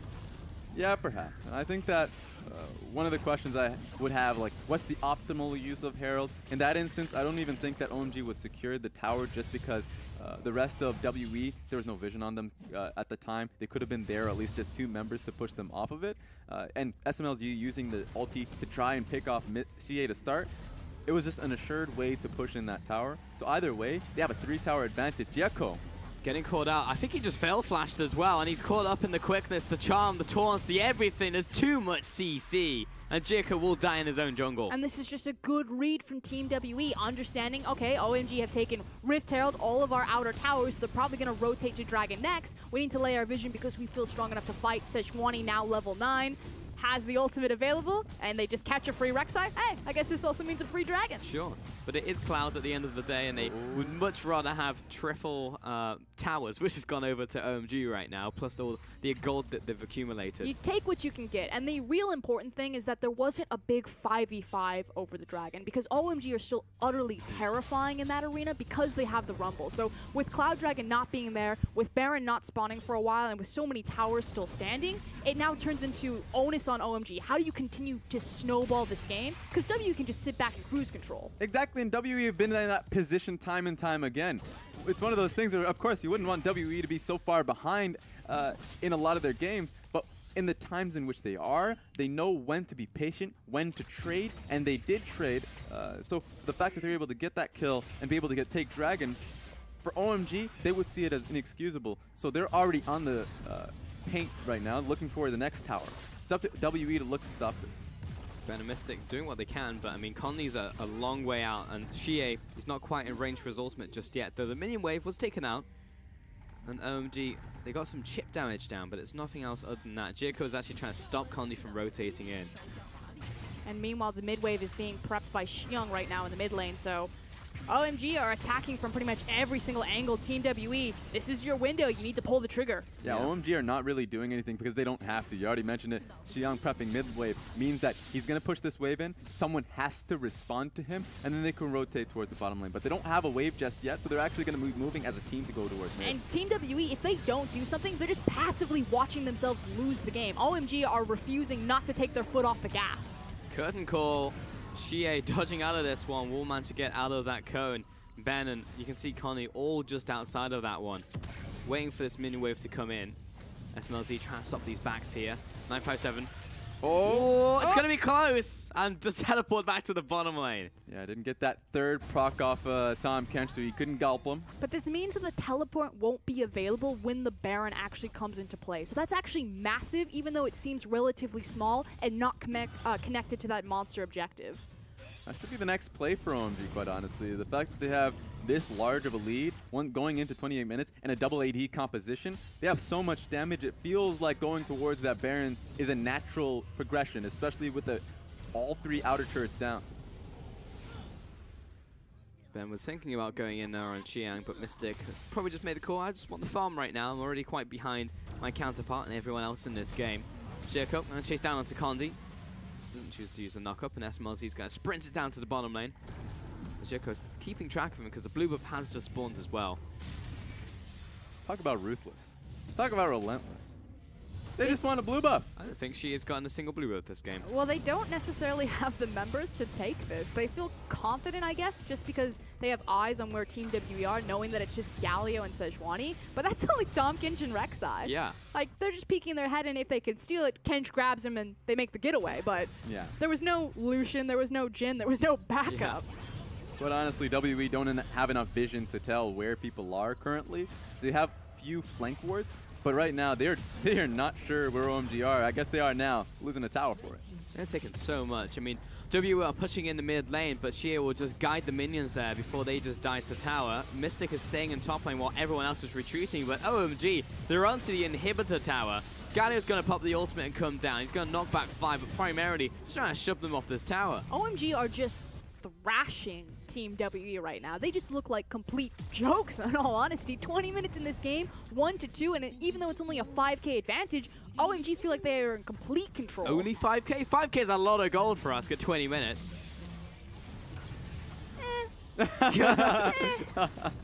Well, I've seen worse. I mean, I've seen worse, it doesn't make it good. OMG's making it sound like Judgment Day. Looking towards where Condi is right now, he wants a flank. He ain't gonna get it. Wait a minute. Big quickness engage and a follow-up as well. Lots of CC, but WE don't have their Twitch, don't have their damage. And Mystic off in a lane, prioritizing farm for himself. This happens all the time with Team WE. Mystic is so greedy in his backs and where he'll be that when Team WE do find those openings, a lot of the times it's not just this instance. Mystic won't be there. Now he's here. Now he turns up. But there's no team. There's no farm. There's actually nothing to do. He's just chilling out in mid lane. I'm here, guys. Nice play you had there.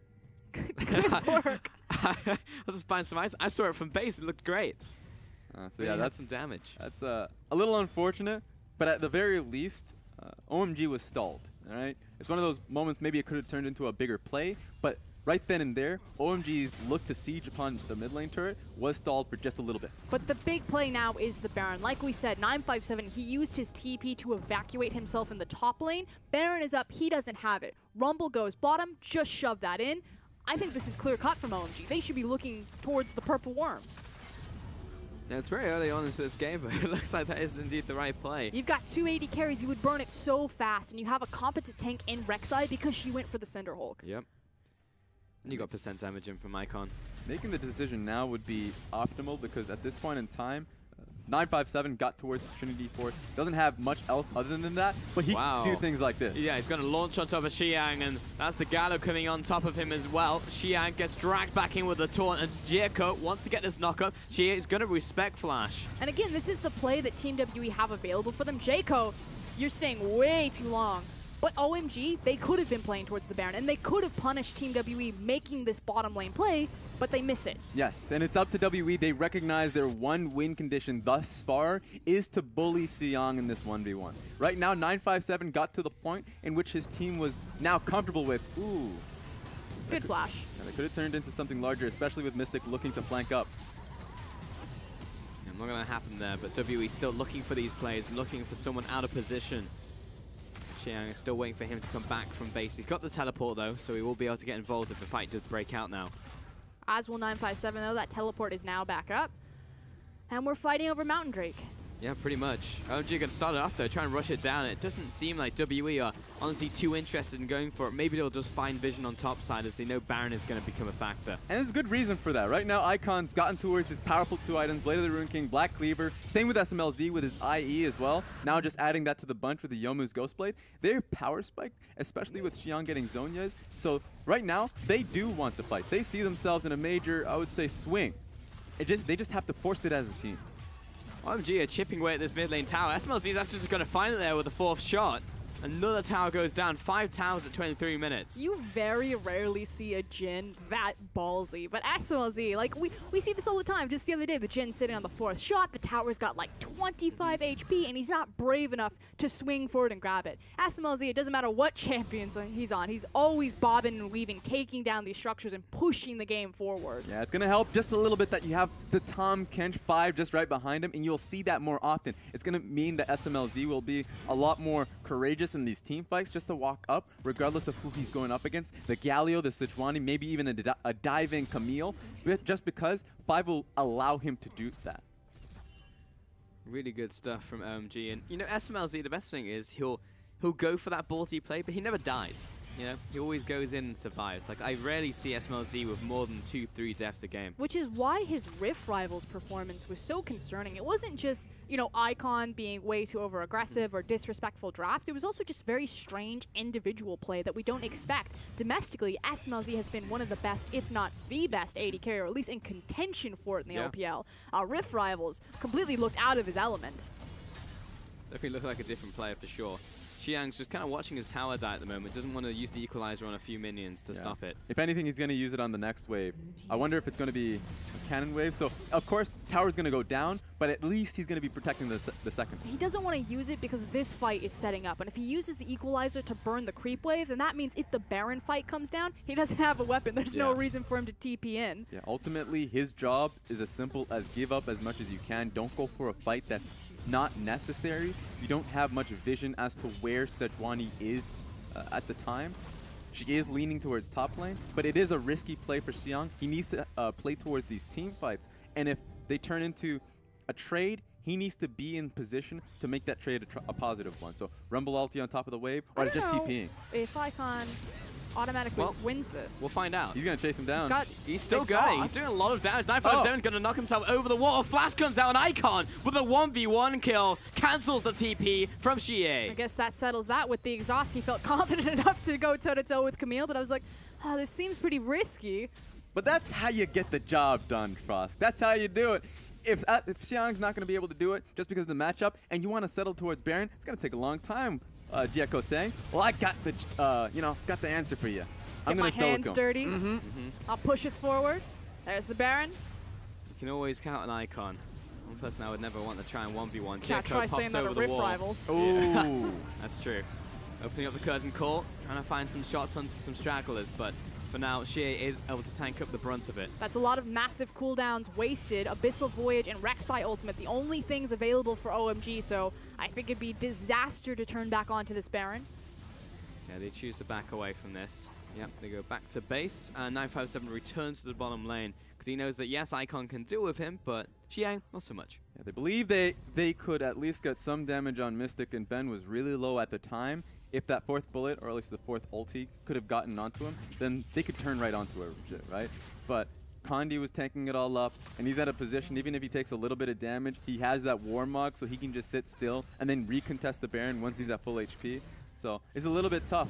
And you know what? If WE ever get position on this Baron, this is what makes it a little bit more scarier now that you do have Warmogs on Condi, that they can play a little bit more experimental. They can have him take the brunt of the damage, look for a fight, regen, and then go back towards Baron. An issue, however, is the delay of Mystic's power because he had to go for third item last Whisper just because of all of the armor factors that have been built up on OMG with their significant gold lead out of those towers. So while Condi is primed and ready to fight, Mystic is still a little bit out. However, on the opposite side, SMLZ is still massive because, yes, you look at the gold, you look at the CS, and Mystic is ahead in this one, but SMLZ's been picking up those towers. He's often gotten those solo kills on the towers, so he's probably like 1,000, if not more, because of global gold ahead of Mystic. And you see that in the items as well.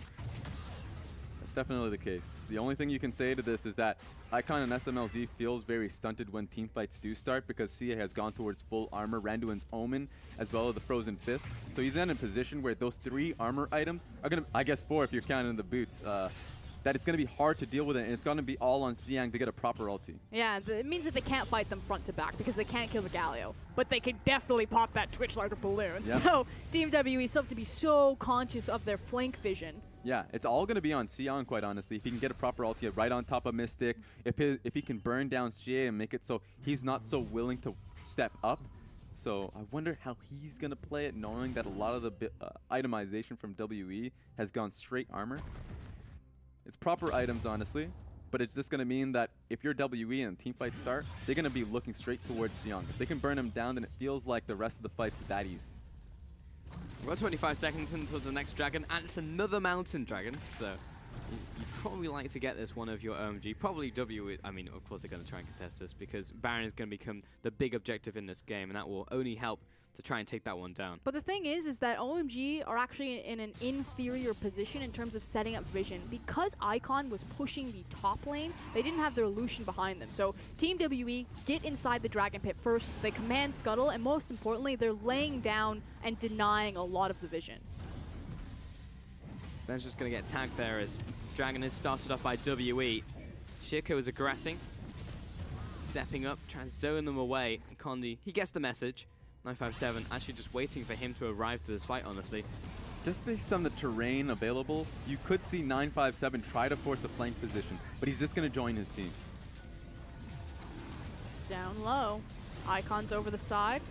It's very low. Dragon's just kind of chilling there, and yeah, will be smited out by Condi. WE managed to get this one without much of a contest from OMG at all. Yeah, neither team really liking the look of that fight and not pushing their luck since we're right in front of Baron. Dying there would probably be the game because you would automatically translate it to Baron. Yeah, lose Baron, lose an inhib, and then automatically be on the back foot. Though for OMG, they have quite a big buffer. They've lost practically none of their towers. But again, because Icon prioritized pushing top lane instead of getting to that dragon earlier, it meant that they were already on the back foot in terms of setting up for that objective. Yeah, and that just might become like further and further of an issue. Right now, 957 is looking to base. He might just pick up his Titanic. He does. And just based off that alone, those 2 items means that he instantly just wins that 1v1 with Xiang. He can just go towards the bottom side matchup, not even need Condi to be in that area, and can look to flank, or at least dive him. Which means the options now open up for Team WE. They don't have to look for the 5v5. They just need to make sure that OMG don't get the 5v5. Yeah. So as long as 957 can continue to isolate that 1v1, grab resources, WE have more options on how they want to play out this late mid game. Yeah, there are two options for WE, quite honestly, is that they can just use Camille to push out and then look for flank. They're actually bringing Camille with the team, which probably means that they either fully control it, try and rush Baron, or they're going to use Camille's pick potential with his hookshot flash to try and get a stun or a fight going for themselves. It means that they have confidence that they're strong enough to take OMG in the 5v5. And that's the most terrifying form of WE, is when they feel that they're ready to come online. I mean, honestly, regardless of the result of this game, OMG have stepped up against WE. They had an insane early game, and they're still significantly ahead in terms of gold. We just don't really know what their combat power is when we get to a fight, because we just haven't seen one pretty much for the entire game. And while I'm totally fine complimenting OMG for their early game, at the same time, it's like, Team WE, we see them do this all the time. They're okay giving away things in the early game because they know for certain that they'll get to this point. It's true, 957 is being chased out. And Jirko, he needs to be careful. Yeah, they're pinging on to what I believe is a honey fruit, so Camille can just heal right back up. She's back to full HP, and so this pressure still remains. All eyes on Rakan and Sejuani. How those cooldowns are used will decide the tide of these fights. OMG are very scrappy, very skirmish heavy. They like to separate fights, isolate targets, and let this Lucian and Jin do work. Yeah, it might just take a little longer. WE are going to opt to just kind of reset position. Camille's going to take this massive wave, and then she would have to take 3 more. The next one that's upcoming, and the one that's right now in the inner tower bot side, before they can reaffirm pressure towards Baron. OMG, they could actually just start this right now, recognizing the 957 is not a part of this fight. And indeed they have. They have pulled that trigger. Condi's going to see them, though. Turning around the corner. I don't think they quite know how fast Icon's taking this. Here comes the teleport from 957. He's in the back. He wants this flank to happen. Condi's already initiated the fight. Throwing that line in the sand there from Xiang, and SMLZ's going to turn around. Nice gobble up there from Fight, protecting his ADC, and it's now just a complete mess as WE are running down OMG. Xiang turning it around, but doesn't get the kill onto Ben. Double kill going over to Mystic. Double kill going to 957. And Icon cool it out as Xiang is going to chase him down, or she rather, alongside Ben. Icon will be able to take it out, providing himself covering fire, but just not over. In comes Mystic, keeps his flash from the fight, and Icon almost gets the kill, but Mystic still has his heal. A 5-0. And you can see it in Mystic's play. That's what we were talking about. The flash forward, the aggression, and a confident Team WE is a dominant Team WE. Yeah, but it all started with 957 coming through. His TP came through, and you can just take a look at where Jin is positioned. Camille comes through with a hookshot flash. Used Qs onto him, immediately ultis, so he has the time to just burst them down. And the comms are so unclear. That's a massive Galio knockup, but Icon was on Baron for probably 3 seconds too long before he eventually turned back to a fight. That's what, a 4-man knockup from Galio. Meanwhile, in the back, Mystic is full health. That Twitch is untouched. Yeah, free firing was exhausted for a little bit, but it didn't matter to him because the full focus was on the front line, 957, who was making it so hard for Icon and SMLZ to work, and they couldn't. So it looks like WE takes the Baron and takes control of the game. Oh man, 5-0 and the Baron for WE, and as you guys said, like, we just see this every single time from WE. When they're poked in the early game, they retreat into their shell, and then they re-emerge at literally, what, almost 35 minutes. Like, you cannot write this. It happens every single time. And they come back, and they get a fight like that, and now they're ahead in goal for the first time in this game. And it's the timer based on core itemization. It's because Team WE know exactly what their identity is. We are a team fight, 5v5 team. At 35 minutes, it's not this magical number that we just decide to fight. It's because we have all of our core items, and we know that even if it's a 50-50, we're better than you. Yeah, and honestly, OMG, when they were feeling pressured, or at least they should have, they didn't act fast enough. They had the composition early on to go towards that Baron and force WE into a really tricky fight. They didn't do that. They didn't get that opportunity, or at least they didn't give that opportunity to themselves. And so you saw 957 really solidify an advantage in the bottom side of the map and then use it towards that team fight that happened. Now with W, this gigantic advantage, shoving it down the mid lane. They took that bottom tower, and they're quickly equalizing these towers. Icon stepping forward, seeing if he can chip away Condi, but of course it's not going to be much with that Warmog. And again, Team WE, they just need to be patient. They just need to sit here because this is where the real damage is. 957 versus Xiong. If this is isolated, he'll get that tower and that rumble for free. And so, like, OMG is trying to figure out what's actually going to be the winning strategy. How do we defend our turrets from this? Because 957, in fact, play back, let him do his thing. He's not going to take the bottom lane tower, and then he can just go towards mid and look to flank you. So 957 has so many options, and it looks like this time away they back away and they move towards the Elder Dragon. But they're completely blind, so Diego having to come up big on this Rex side because he's just about to walk into a trap. Oh no. Here comes the con. And they just simply don't know if WE on it or not. And Condi's finding the right opportunity to get a pick. Diego's off to the side looking for his own flank. The junglers are going to just duke it out here while Ben's coming in. You know he's got the ultimate ready to go. Five will just grab his top laner, but in comes the massive Gaia ultimate. Knocks out absolutely everybody from OMG. And with a taunt as well. This is an absolute whitewash. WE, it wasn't even close. 5-0 again. Once again, they smashed them, and Mystic was just free-firing on the backside. There was no response from OMG. The game has just fallen to the wayside for them. And this cannonball comp is come together perfectly. You see how it works. Sejuani goes in, Galio drops on top of it, the Hextech Arena falls around the team, and then just for added benefit, Rakan finds your AD carry in the backline. I don't think anyone from OMG got to move in that last fight while they all got torn apart by Mystic. And two fights back-to-back, 5-0, and WE. We call them the Elder Dragon team for a reason, because they spawned at the 35 minutes, and within 2 minutes, they've taken the Nexus. And it just looked too easy. For 99% of that game, OMG were thrashing them. They were contesting bottom inhib, they had complete control of the early game, and just fell apart. Can you say that they were thrashing them, though, when they were playing into the hands of WE for the entire time, when they were being manipulated by WE? I mean, it's easy to say that. And I know the fans out there are going to say the same thing. But the problem was, WE, once again, were on the back foot, losing tower after tower after tower. And we were looking towards OMG to be more disciplined, to take the more active approach when they had the lead, and quite honestly, they didn't. They allowed that small window of opportunity for WE to open up, and WE took that and just ran with it.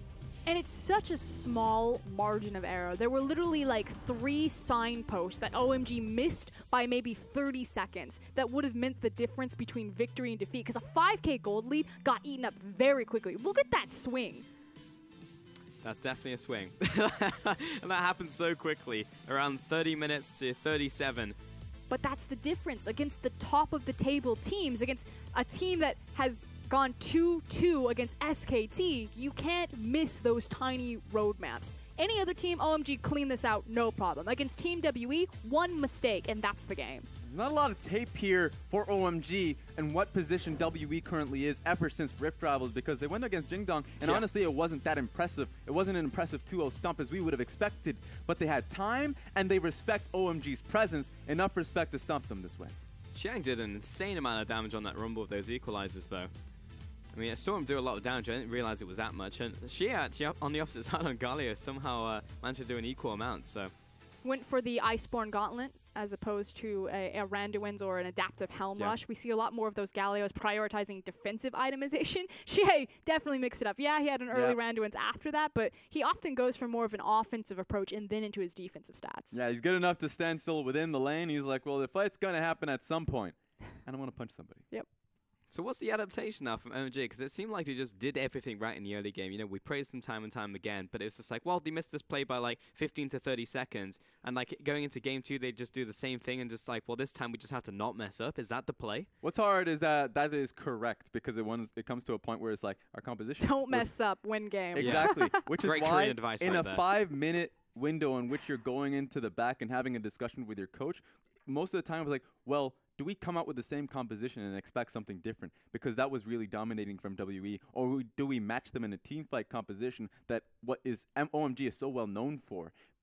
getting the Kog'Maw back onto a SMLZ or the Caitlyn, really anything, the Twitch for instance, maybe prioritizing that. I think that's the swap that they will make, go towards a composition that makes it a little more easier to contest WE in the late game. You might see more late game clashes because in this game, it felt like they were just closed out in that opportunity just because of the itemizing coming out of WE. Yep. No, I agree with Raz. I think this is a game that, yeah, they'll probably make that adaptation, but honestly, they don't need to. I feel a lot of teams will feel pressured against WE, and especially in this type of meta, that they need to have that ace in the late game like a hyper carry. It's actually going to be Xie that grabs the MVP. But ultimately, that game was lost just on individual mistakes and had nothing to do with draft. If a team walks backstage is like, you know, the draft was just wrong here, like, yeah, you gave away the Galio, but... It's actually just like so hard in these top tier games, Raz, where it's like identifying what they need to change from game 1 to game 2. Because we look at the bottom of the table teams and we can say, both teams, this is what you should have done. Very clear, you messed up the draft or you messed up the early game. But when you look at OMG versus WE, it's just like, damn, like making an adaptation, like we're struggling to do it on the analyst desk. And you look towards the team now and they have, what, like 10 minutes, 15 minutes before the next game. It's like, what do they say to the team at that point? Especially an emotional team like OMG. Some of them are going to feel like they've been robbed because it's like, well, the draft, if I had something better, we can win those late game team fights. And the coach will be like, well, I mean, this composition would have worked. Like, so there's going to definitely be differences of opinions when you get to the back, and ultimately you're going to have to make a compromise. And I feel like the compromise is, okay, ditch this composition, right? It feels like go towards what the team is comfortable with, and what the team is comfortable is when they can contest those dragons, when they contest those the barons, and they can fight on an even playing field. But even then, like, even if you look at this Galio and you're like, that's the problem. Why did they let that go through? And we probably will see it banned. OMG were given every single resource to stop the Galio, and they did in lane phase. They got the Lucian. He was dominating. He made sure that Xie wasn't able to roam. But even in just the 2 roams that Xie got off, he was impactful in that. And that's simply just miscommunication. So if they want to actually fix a problem, it's Icon. When you backed there, why didn't you say anything to your top laner? Why was Xiong left out to dry? Why weren't you keeping tabs on that? Not Icon. Why did we allow him to get Galio? Yeah, and honestly, there will be times where we don't even know what the communication is like. Maybe that is said and we don't know if Xiang backed.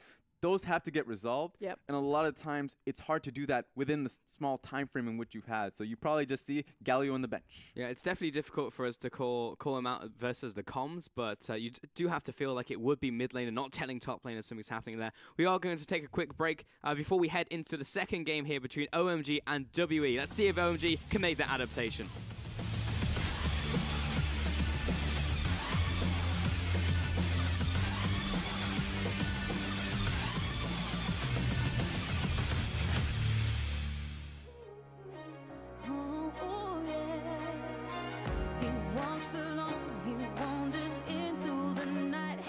Searching for some meaning to explain what he's feeling. She walks alone, she shelters far from the light. She's seeking validation. She's so tired of waiting. Yeah, I got the feeling you've been expecting me. No chance encounter. Right here's where you're meant to be. Just in the nick of time. If you need to meet me, I'll be right by your side. Are we strangers in the night? With open arms I'm calling.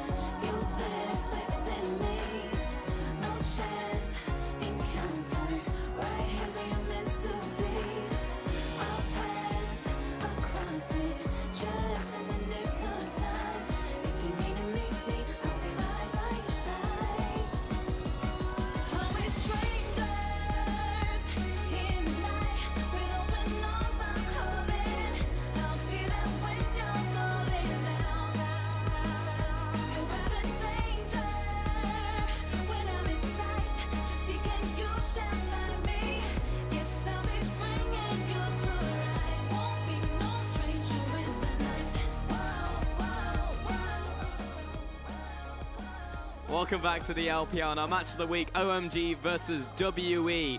WE taking game 1 in classic WE fashion. They drop the early game and then they just win at 35 minutes. And standard WE, right? 37 minutes, I might add. What's crazy to me is that Close OMG enough. literally had the lead to 34 minutes, 35 minutes they lose, and then 2 minutes later Team WE win the game. And you're like, yep. What's That's it even for? Yeah. Yep. Solidarity.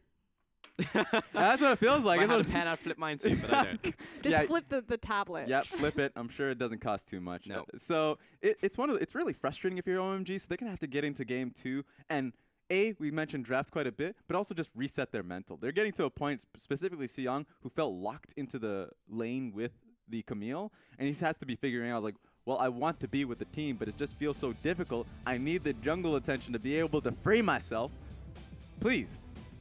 But if there is something that can be said about OMG, it's that they are a very mental, resilient team. You have to remember that this squad went through relegations twice, didn't change anything, and now they're on top of the table. So it's not like they're untested, you know? If they fall down, we just don't know if they'll get back up. No, we know that OMG will get back up. They've done so from much greater falls than this, but you can definitely start to see some of the frustration in some of their other series. So curious if that's going to rear its ugly head, as Xiang certainly looks a bit flustered. Yeah, harkens back to their set versus IMA in the playoffs. When they'll find themselves rock bottom, but they will climb back up, as you mentioned. So OMG, going into game 2, they can output a good performance.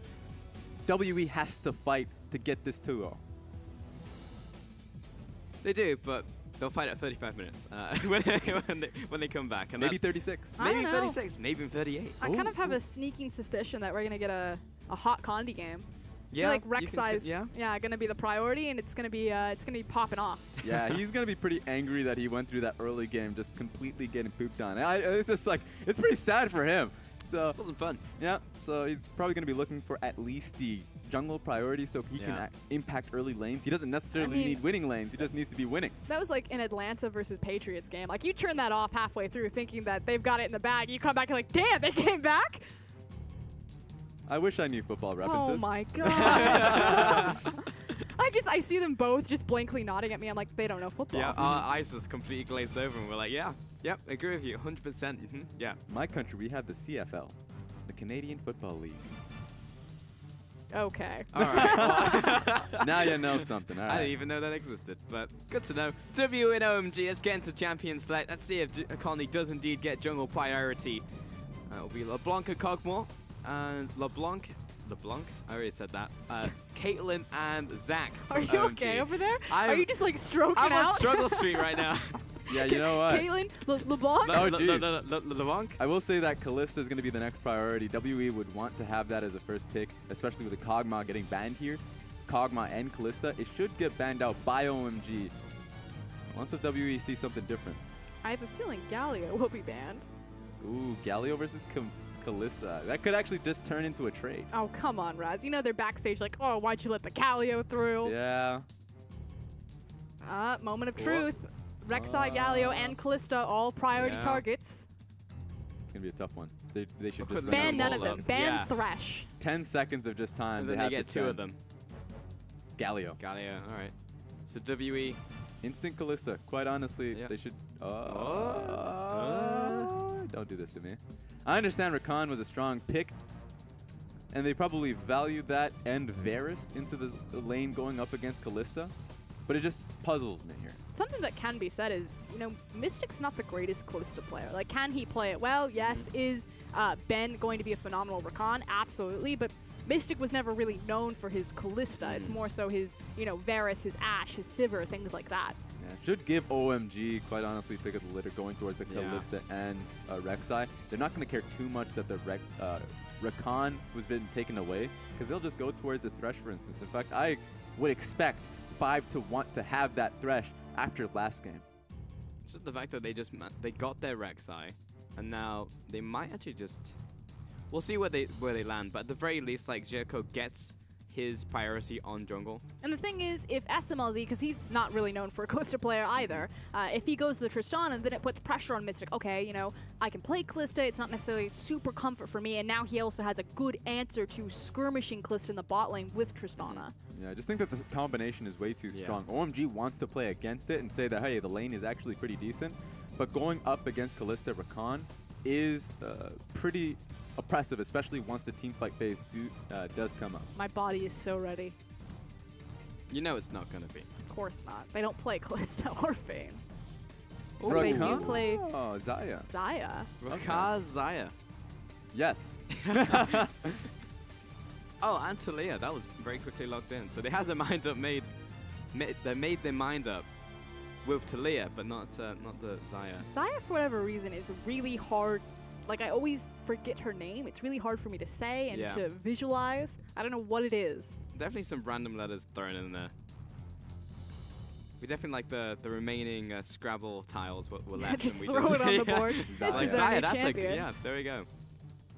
Ooh, another Janna pickup. Janna. So we saw one earlier from PYL. Unfortunately, it didn't do so well because you pretty much sack your lane. That said, Tristana's going to be doing most of the pushing power there with Explosive Shot as well as Shield now. Yeah, once again, it's the Rek'Sai Janna pickup. So they would disengage. Yeah, so I really want to see what OMG pick towards their top lane, and you would expect it to be hard engage. Otherwise, they don't have many options to pick fights for themselves, and that's just going to be pretty frustrating if OMG finds themselves in these scenarios with vision control not being able to get picks. And globally, we've seen the rise of Janna. You know, we've talked a bit at length, Raz, you and I, about how Coin has really made her much stronger because you get so much more gold off of that item. It makes her more valuable because you get a faster Ardent Sensor. Synergizes really well with her E, but it also does so well against hard engaged composition and denies them so much.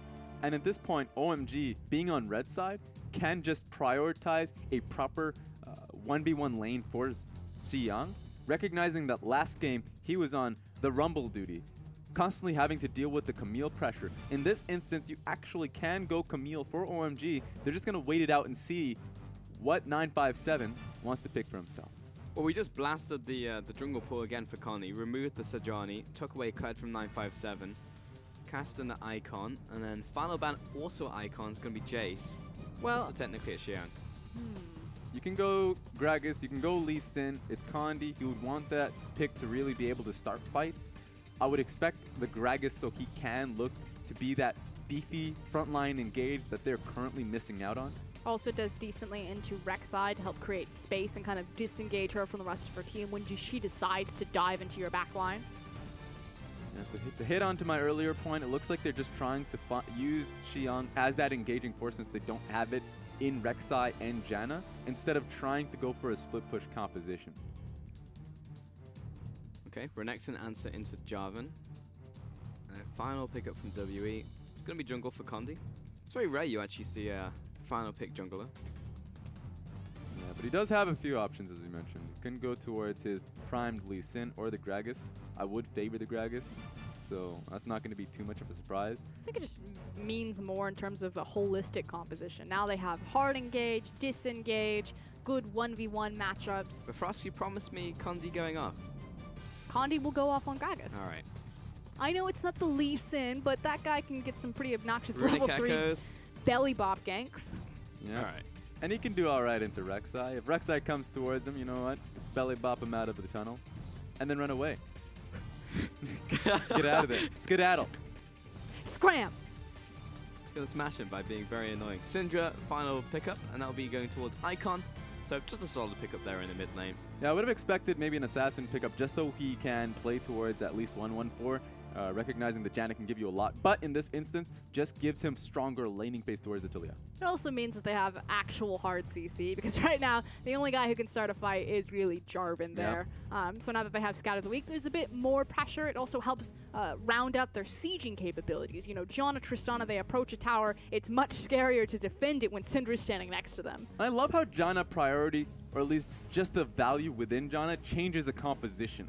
Because suddenly you want that Jarvan top lane. You don't want to go towards a split push unless if like it's an outright strategy you want to go towards. Because you need the engage. Exactly. So you go towards the Jarvan, you go towards the Syndra, and it rounds out your pick potential and your hard engage. All right, so let's see if OMG can do it this time. I've got nothing for this one.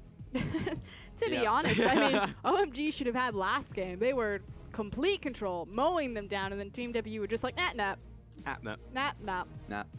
You've played those solo queue games? I feel like we're going to go into this game. I'm going to get something very similar. You know, with WE are going to go, no. At the 35-minute mark. Just kidding. Yeah.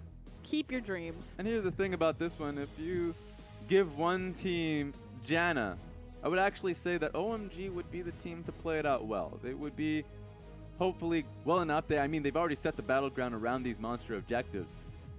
That's been their focus, especially going into this game, recognizing the last one didn't work in their favor. It's going to be a little bit, let's say, frustrating for WE to match this 5v5. All right, let's get on to the riff for Game 2. WE and OMG. And OMG will have to pull it back as WE took Game 1. Again, classic WE. We're looking Can for anyone beat them, Frost? We're looking for a mental reset from OMG. OMG can definitely beat Team WE. They came out flying in the early game. If we played 100 games, how many games would OMG win? I think you give them a solid 40. 40? I'd say 35. Bam, see? I'd say 15. 15 or 50? 15. 1-5. Can't understand your accent. Can you speak up? Wow. I speak blasted the Queen's English. Did you know that Excuse me. My accent is closer to the original English accent than yours is? Ooh. Because over time, the British accent has changed more so. That's why So there's are you saying that we used to sound like Americans? No. You can't even challenge her on that, too, because that requires Google. You've just been smacked. I literally just read an article about this. Because London is such a heavy, dense metropolitan area, there's so many different languages or different accents depending just moving 5 miles that you guys have transformed your correct English accent so much. Whereas mine is spread out and pure and luscious. All right, I'm going to have to Let it challenge caress this your one. ears. He's Canadian. There we have it. We're closer to the British, so you know what? Whatever. Anyways, my takeaway from what we've just seen thus far is the fact that Ben actually took Windspeaker's Blessing. So he's in a lane that, quite honestly, isn't really interactive, and he's just going to get out-traded for the most part. He's just going to be looking for as much heals as possible in this matchup. Ross says interactive lane. I just say a boring lane. I said not interactive. This is not going to be Did I say interactive? You I bet did. he said Okay, interactive. wanted to say uninteractive. Okay, now we're aligned. You meant the same thing. Yeah, there we go. Let's get away from this lane. I want to talk about top lane. I want to talk about I want to talk about mid lane. junglers. All right, what's up with the junglers, Ross? Tell me about the jungle. Tell me a tale of junglers. Well, Gragas started bot side, but Rek'Sai, with her superior clear speed and starting also top side, was actually interested in contesting Gragas, but sees where Gragas is and is looking for an early cheese. Ba-ba-da-bam! Oh, okay. Force the splash. There we have it. And what we saw there was Jeko getting that cheeky two-camp rune page nonsense. Of course, that's the experience Quince that we're talking about. To be able to get level 3. And if you are a purple side Rek'Sai, this is something that's incredibly frustrating because not a lot of top laners, if you're level 2, level 3 even, and you just try and pressure your lane because you don't want to lose out in pressure, getting ganked in that fashion, in that angle, is really tough to deal with. And so you saw it immediately turn into a flash from 957. So Xiang, in what is, or at least should be a tough matchup, gets an easy break. So for now, it will be that one flash. And Xiang was actually already winning that lane. He was stepping up, had the health advantage, had the push advantage. 957 will just have to CS into this tower now, so he's going to miss a couple. Always very interesting to see how Janna is going to use her tornado to interact with Rakan's engagement. That wasn't planned. No, Asmelzy definitely went up to ward and his support just got absolutely wrecked. That moment when the AD carry leaves to ward and your support gets blasted. Yeah, but the thing about Xayah is whenever you see Xayah within the lane, you're like, okay, she has low range, she can trade against her, but don't trade too long because when she has 3 feathers, she instantly wins the trade. So it's like, how do you walk up to her? You have to do it in short bursts, quite honestly. Small windows. Yeah, and it's hard to do just that unless if Ben walks up to you for free. Yeah, then it becomes a little bit easier. So, yeah, this lane is definitely trading. I'm having a great time watching this. For me, it's quite soothing. Yeah. It is. It's like an ocean. I'd like to look at mid lane. And we are. Ooh. it's a good freeze here. That's a deep freeze. It's a really good freeze. Oh, so rest in peace, Icon. Yeah, Icon having to come back into the lane, it's going to be a tough time for him. It means that he's probably going to call Jaco to help him out, or at least protect him and shadow him while he's pushing that in, if not just outright reset with him. Yes. So first and foremost, can Icon actually be patient enough to do that? Because Jaco is just now making his own back. And second of all, will there be a counter gank from Condi for 2v2? Like, what will Condi gain if Jaco's tied up with Icon's freeze? Well, the thing about where Condi is currently, and thank goodness he's caught out on that ward, he's finished up his full clear in the his own jungle, so he has that window to look for a gank. See, if Condi ganked him right then, Icon would be screwed. He just used all of his summoner spells. Yeah, but Icon did see him on the ward, so it was one of those moments where Condi didn't know that was warded. He didn't know he was caught out, so he should have done it, but if he did do it, would have been a counter knock him play. into 5, and that's just going to be first blood in the 2v2. Okay. Well, surprise! And that's how hard it is being a Janna within this lane. But he had flash. I mean, the big factor there was that he didn't see Rakan because he came out of Fog of War, that your window where you have to interact with that is so short. But ultimately, you have a first blood go down in a 2v2 with a Janna in the lane and both flashes available. Yes. I just got really confused. I just saw a -1 gold icon pop up. Someone just lost gold. I would take gold away for that. Yeah. Yeah, I would too. And this is like just hitting the point of why it's hard to play Janna within the lane. A lot of it comes up to the AD carry having to step up in a lot of instances. In this case, of course, Janna, pretty squishy. She gets locked down by any one of these two people, by a knock-up, and then immediately by the feather. You will die quite quickly. If not, of course, you flash away, and you have like sub 30% HP. And so you should be winning slowly, pushing slowly. You should be in an advantage, but there are windows in which you can get caught out. Well, we're trying to catch out Condi, and yes, he just gets stunned up, but she is coming in from the mid lane, gonna launch the ultimate on top of him. Jaco flashes in, but now he's in so deep, and Ben has arrived to the fight. Jaco tunnels over the wall. Where's the top lane? Uh-oh. Saving Private Ryan. Oh, there's no saving this guy. Yeah. He's trying to buy time to execute. Yeah, but Talia has the movement speed. Oh, Ben gets a kill. Okay, there we have it. But because Talia had movement speed, it forced him to be like, okay, I'm either giving this to Talia or... Ben is rich AF. He's got both of these 2 kills in the early game. He got the first blood as well. That's true. He's rolling in it. At this point, it should mean that... Ward. Exactly. Just throwing out as many wards as possible as you throw a fidget spinner at me. That we're going to see... we're going to see Ben, who had that advantage in the bottom side of the map based off that play, be a lot more, or at least should, be a lot more relevant in the next 2 minutes, working with Condi to place down wards. If they do get an opening here. It also means he has a lot of extra health to look for these engagements. Like, he's fine kind of taking these little trades and looking for those all-ins, because it's what? Forbidden Idol versus Sightstone? And even though it's only a Ruby Crystal, really, Rakan has so much more leeway to jump in and to engage and look for trades. Yeah. It's actually just really bad that that 1 kill happened in the 2v2 in the bot lane, because you look at Janna and it's just like, great, this lane is never going to die, and when it hits level 6 we'll have like ultimate disengage, but she died. Especially purple side Janna. When you're trying to engage on purple side into that narrow little corridor, Janna's tornadoes cover so much more surface area. It used to be a really like tried and true thing where if you had jungle Jarvan, you couldn't try to gank purple side Janna because you would never get the flag and drag in, because all of the gank angles you could take, her tornado would just be like, ah, screw you. Yep, you're knocked up. You don't get to do this anymore. Yeah. So dying purple side Janna, especially that close to your tower, almost never happens.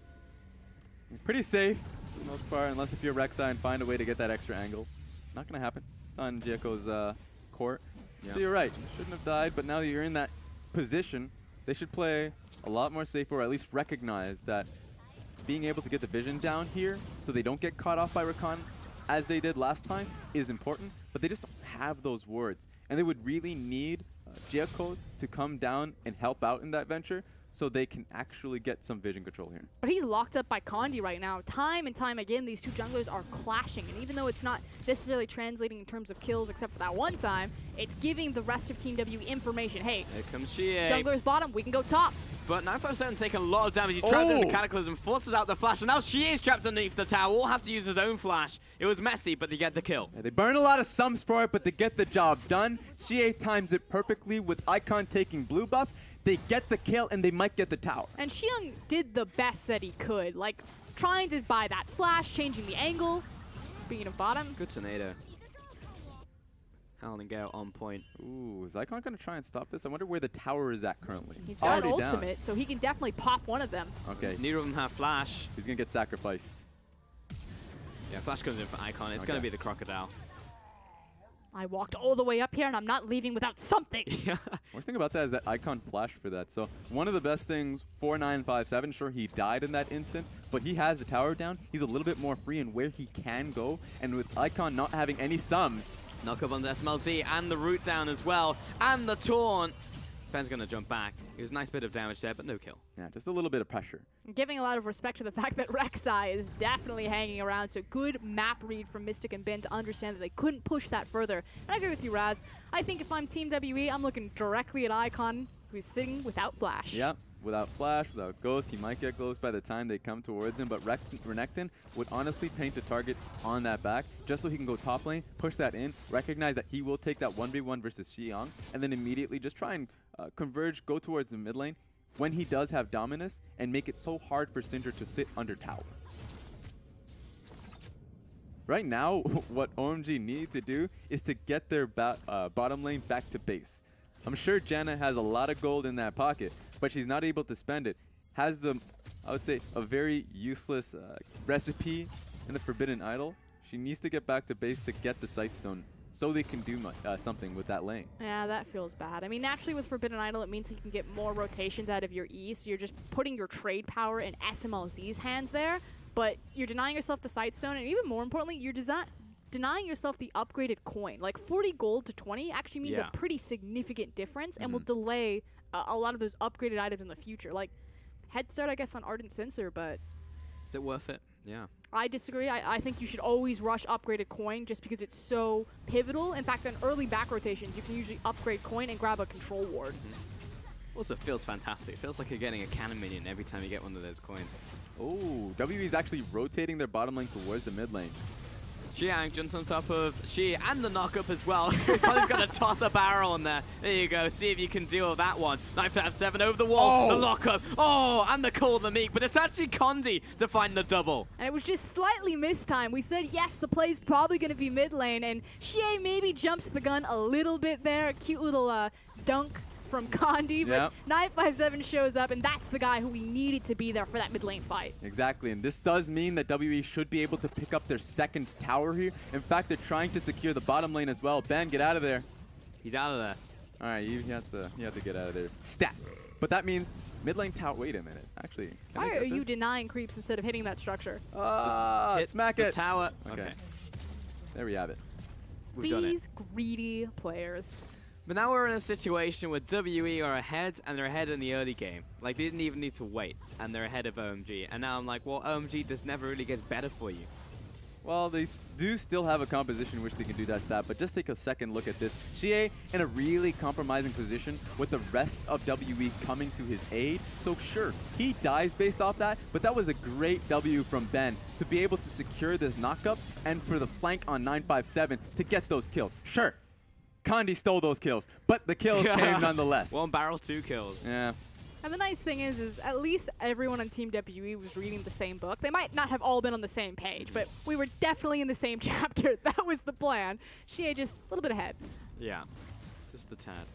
But 5-2 kills. And the reason I say it's not going to get better for them, Raz, is because we're up against WE here. If we're against any other team, I'm like, yeah, you know, you've got a composition, you've got great disengage, you know, you've got like SMLZ as well, and it's Tristana. But WE are going to outmatch them when it comes to rotating around the map and the macro, and we know that's fact.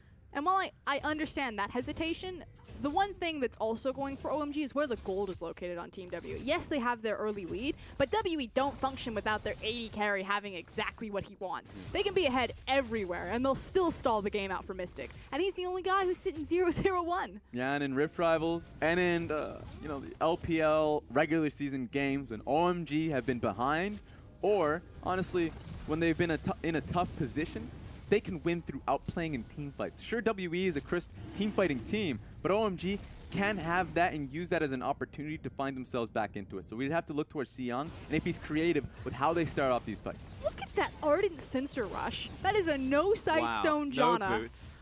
No boots, no nothing, just Ardent Sensor. For all you solo queue players out there, shut your eyes. Don't look at this. Avert your gaze. Get out of here. I'm justified now in never buying wards. 14 minutes. I mean, you mentioned the gold rush that you can go for. Gets as much gold as humanly possible. Just go straight towards the Ardent Sensor. Sensor. Be the most value Ardent Sensor. I mean, earlier it is. SMLZ with the IE. Just going to be pumping out damage. Well, WE going to pump out damage all across the board because they just picked up an Infernal. And to move towards the bottom lane. Man, SMLZ, get out of there. If only we had wards to see that happening. Get out of there. Okay, he jumps away. And 5. He's alright. He's fine. Yeah, the ward situation is pretty dire. This is a 15-minute game with no Sightstone in it. They can't see. Yeah. They can't see. They can't see. Yeah, so it's gonna be can't see. It's gonna be up to so WE tilted. to make the best out of this. Because if they lose out with no wards coming down, with how many red trinkets that are currently up and available for WE, CA's picked an upgraded one of that one, that they can actually just clear out what is even on the map. You can see the ward situation on the bottom side of the map is heavily dominated by WE, which means that bottom lane tower should be under attack. It looks like WE is going to make it an assured, I would say, tower just based off of being able to take this Rift Herald. That, by the way, unseen. Yeah, because like you said, they've got multiple red trinkets so they can deny more vision. Yep. They actually have a Sightstone so they can place more vision. OMG just like, lane phase, let's go. 20 more minutes. Feels like OMG have went back in time to the old OMG, to the old LPL, to the old Chinese leagues where it's like, wards, now we're fighting. I mean, this is quite literally the Dark Ages that they've gone back to. Oh, Rift Herald pickup from Team WE and the gold lead. 3K now, should balloon to 4K if they use that correctly and take down another structure with it. Yeah, with Renekton picking it up, you can ask yourself what he does here, because him pushing out a few more waves, Xiang's not going to contest that whatsoever. A, because it's so far deep down the lane that he can get ganked, but he doesn't want to even deal with Renekton at this point in the game. So what Renekton can do, push mid, use that ulti, or use that Rift Herald, or he can just group up with a team, and I feel like that is eventually going to happen. OMG stepping up in the bottom side of the map, but with 957 holding TP and a flank ward behind him, it feels like this is going to be a tough decision from OMG. And this is also hyper confidence from Mystic, knowing that he has Feather Dance to even stand here. He is definitely flirting with death. He's alright. He's fine. Yeah, 957 held onto it, was in back in base, but they didn't have Condi for it, so they didn't feel comfortable about picking that fight. So what else is on the dock? Well, Mystic's actually just going to stick around and take the rest of this mini wave. We're on the board. We got a Sightstone. It's 17 minutes. And boots as well. Feels good. Value purchase. But still, look at the map. Look at the vision that OMG don't have. That's pretty far back to even use that Rift Trail. Sometimes you just got to take him for a walk, get some fresh air. Yeah. Yep. I mean, he's going to be walking for so long that they could push on that tower and not even waste the charge on him. Yeah, definitely sights the.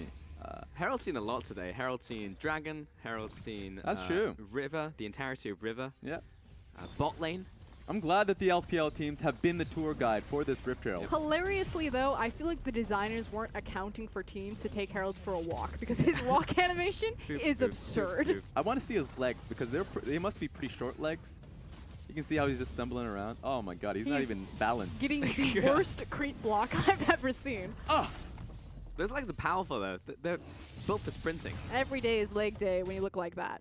Yeah. Uh-oh. Uh-oh. 957. Yep, that exhaust really hurts. But look at the Ardent Sensor. Oh, no, you on can't. top of SMLZ. No bueno. Yeah, I don't know why you would flash there. Yeah, he thought he could get the kill, but you're going up against an Ardent Sensor with Monsoon, Janna. There's no way you touch that AD carry, and when the Janna touches that AD carry, he's finding a lot of damage. And I think at that point, you know that you're not going to be able to outrun him, so you're just trying to burn as much off of the two as possible. Yeah. Unfortunately, it's just the exhaust, but you do get the Monsoon, so you know, maybe when he spawns in 16 seconds, that's the go button for Team WE, knowing that they don't have that big disengage tool available. Maybe it's a small window, but see if they can capitalize on it.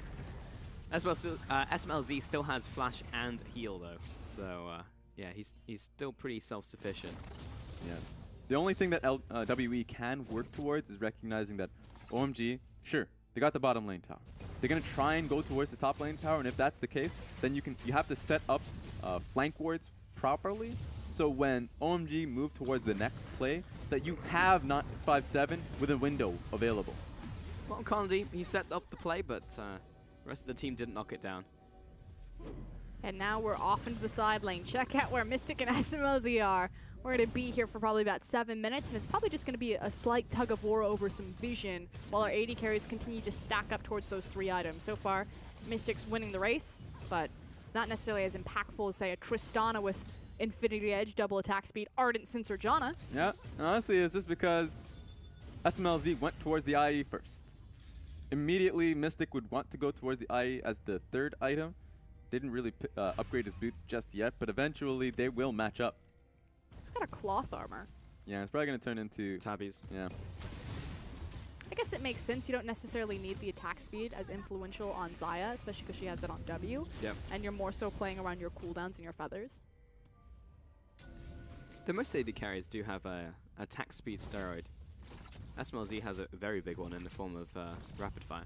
That's why the headshot changes were so important to Caitlyn, because she doesn't have the natural built-in steroid on attack speed.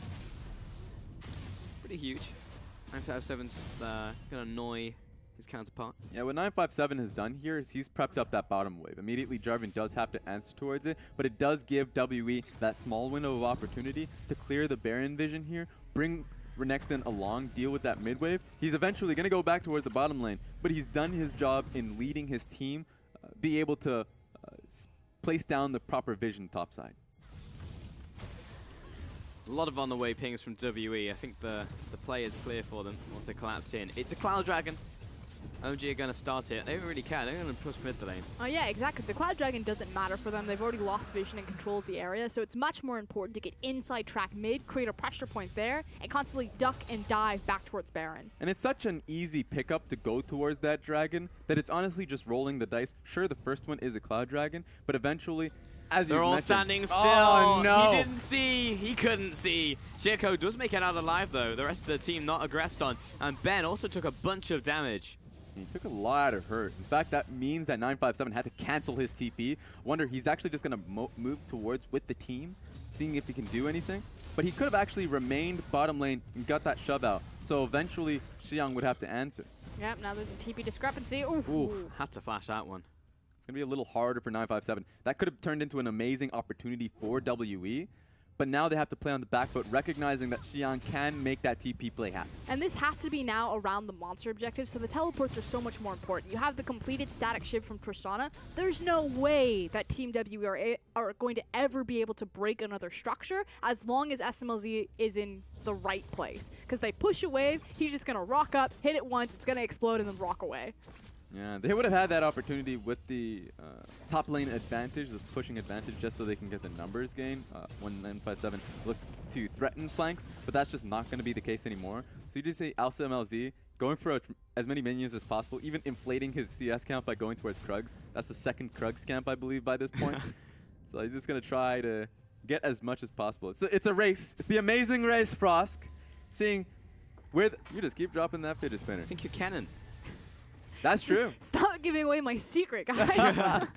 But yeah, SMLZ is just trying to farm up as humanly possible to get to maybe that second attack speed item, that Zeal item, in the rapid fire cannon. So his team can look to him as the real upfront damage for his team. Especially because Xie had to go for the BV respect across from Syndra. He's got Merc Treads as well as Banshee Veil. And yeah, Banshee's still nice, but it's usually an item where, okay, I'm against someone who can pop me. Yeah.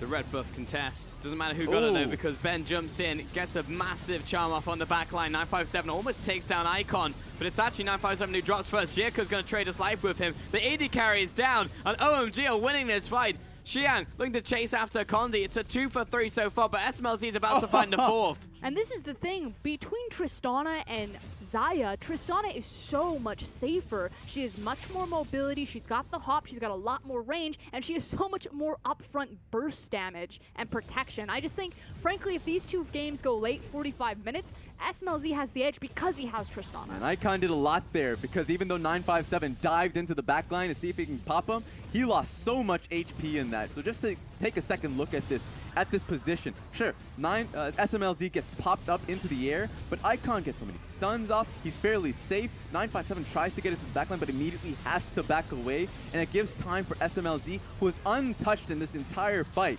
to be able to do that. An amazing stun from Icon. The fact that SMLZ used his hop mid-flick to deny Talia the knock-in was phenomenal to watch. And then he just starts getting the resets. Well, I doubted, and you literally told me that OMG will finally outplay us in team fights, and that's exactly what they did. So, I see it now, OMG. But Team WE have different options in their composition. I don't think they're going to be as foolish to try to run headfirst into a Tristana like that again. I think they're going to start utilizing the Talia wall as well as the Gragas cast. Shape these fights how they want them. Look for the picks because they have the utility and the tools. They just need to use them. Yeah, and in 2 minutes of advance for that fight, have Renekton set up those side waves a little bit better so you have the numbers advantage, which at this time, it feels like they've been not been playing too well towards that. In fact, Renekton has far more often moved towards the team than sticking to the side lane and looking to push out. So right now, just keep Xiang pinned under that turret, especially now when he's at a TP disadvantage. So right now, 957 has a major window. 7-7, pretty much an equal game in terms of gold now after that fight. Dragon's coming up in 90 seconds, and it is another Infernal Dragon, so WE will probably try and contest that one. Though they haven't placed any vision around the area, they're actually placing vision around Baron. And might use it as a pressure point to see if they can just get the Baron off of the Infernal take by OMG.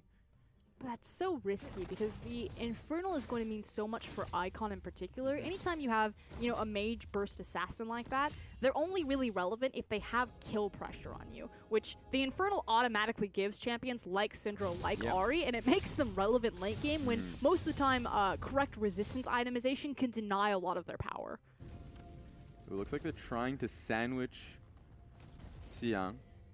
They know where he is. The Jarvan sandwich. Woo! Got the flick.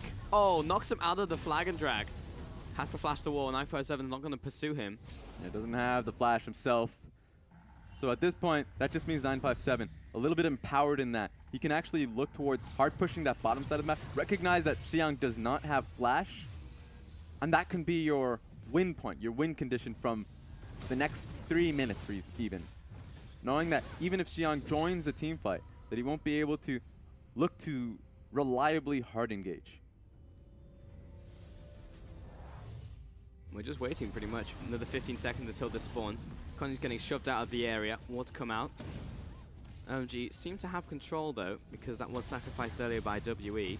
But Team WE understand that at this point they just need to prioritize wave control, try to push the waves, force OMG to come out of their hole that they've bunched themselves up in. Yeah, WE, you've already saw the last game. If they lose a fight or recognize that they are not in position to take that team fight, they are a team that will take a step back, and they've done just that. The fact that OMG really changed up their strategy this game, went for that ace in the hole late game pocket pick with SMLZ's Tristana. Ooh, getting flanked up by the Jarvan. Whoa, it's actually going to be smite stolen by Condi, and I think for WE you could just get out of here right now as long as you don't have any casualties. Xiang jumps on top of 957, the Cataclysm, but he just pops on out of there. That is a second Infernal Dragon by WE. That's going to hurt so much for OMG that they had the pressure, and they just had it stolen away from them. It might make them break even with how strong the front-to-back team fight from OMG is. So 100% agree. Naturally, any Infernal is going to be massive, but this may put them back on kind of tipping point for these 5v5s. Is another trap. And remember, the thing about Mystic, the thing about Xayah is that you shouldn't underestimate the damage that she has. She gets to a point when she can output the feathers on the floor. Shirko's like, everything's fine. Wait, there's someone in here.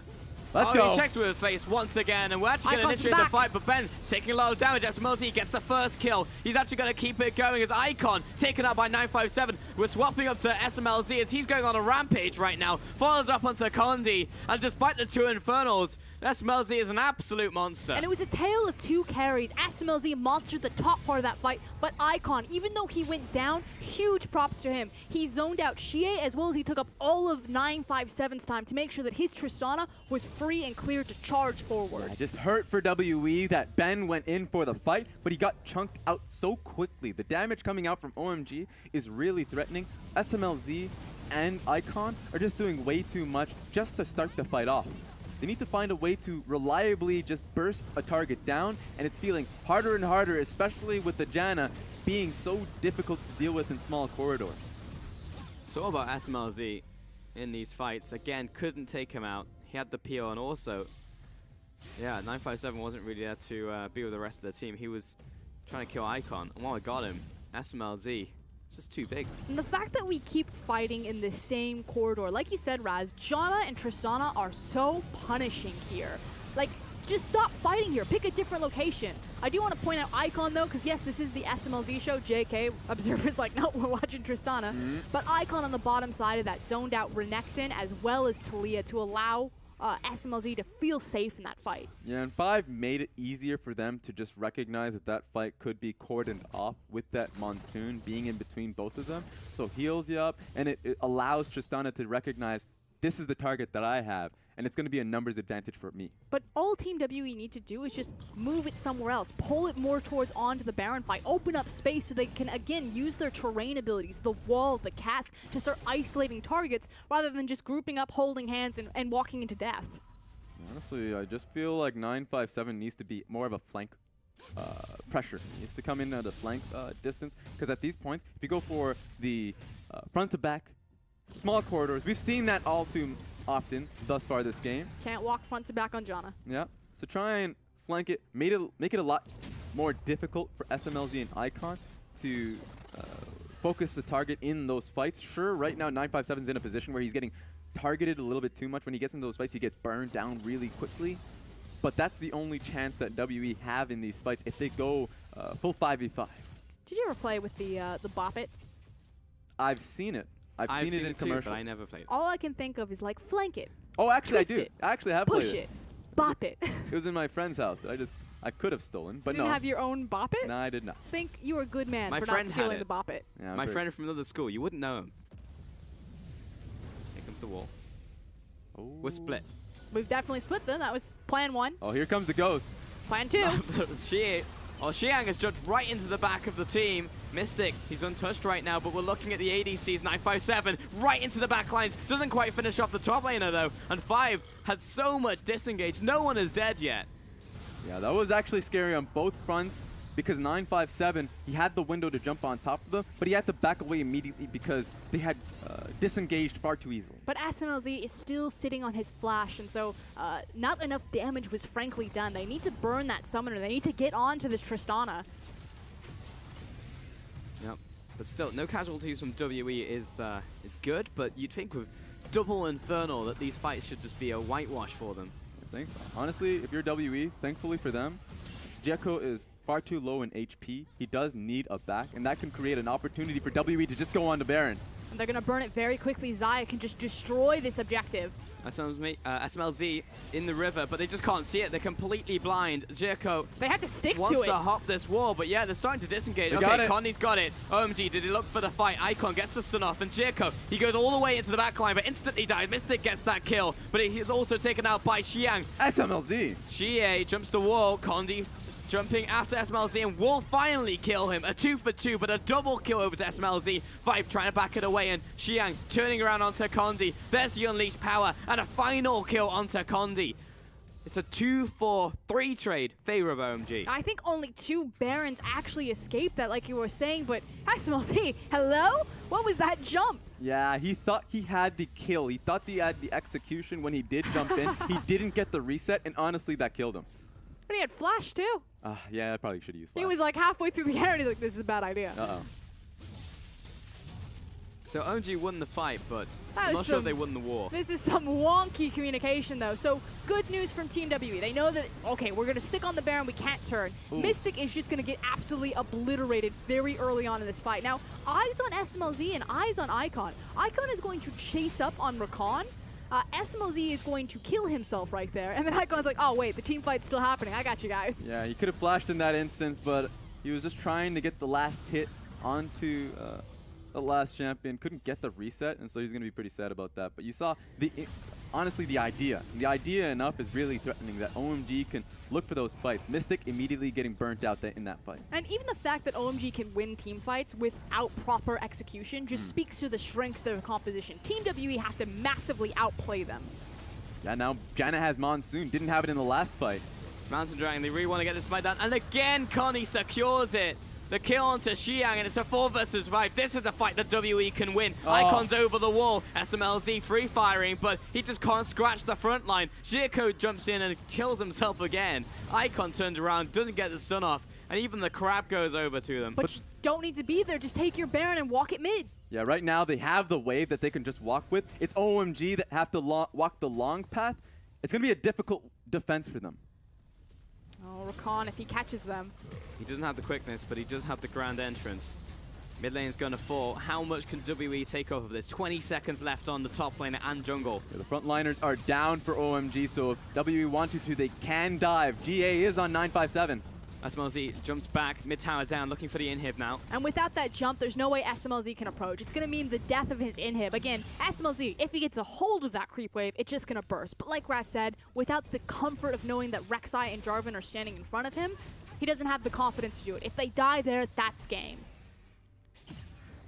Mid tower broken open, and WE have gotten all of the value dragons this game. And you've just got to compliment Condi, honestly. Like, in all these contest situations, he's secured the smite every single time. Yeah, time and time again. Talk about, like, we talk about Son of Baron. This guy has just Son taken of Dragon, stake or his Son dragon. of Baron. Yeah. Son of Smite. Has a lot of fathers. Some families are made different, Raz. Yeah, nothing to add on that one. So, WE taking the gold lead. 3 impactful dragons, honestly. And OMG is sat there with their cloud being like, well, I wish I had any of the ones that WE had. And what's funny about this is that 957 has gone towards such a team fight feel. He's abandoned the side lane in a lot of cases because not only going towards the GA, but the stone plate as well. Sure, he's going to have his, or at least take a lot of his damage down just by proccing it, but having the pressure is all he really cares about. He wants to be right on top of Icon and SMLZ, so Mystic can do his job. And where Mystic is at currently with his items, he will tear people down. So it's definitely going to feel like it's going to be a front-to-back situation for a lot of these teams. And I agree that, yes, he's very strong, but front-to-back with the range advantage to SMLZ and into a Janna. I don't know.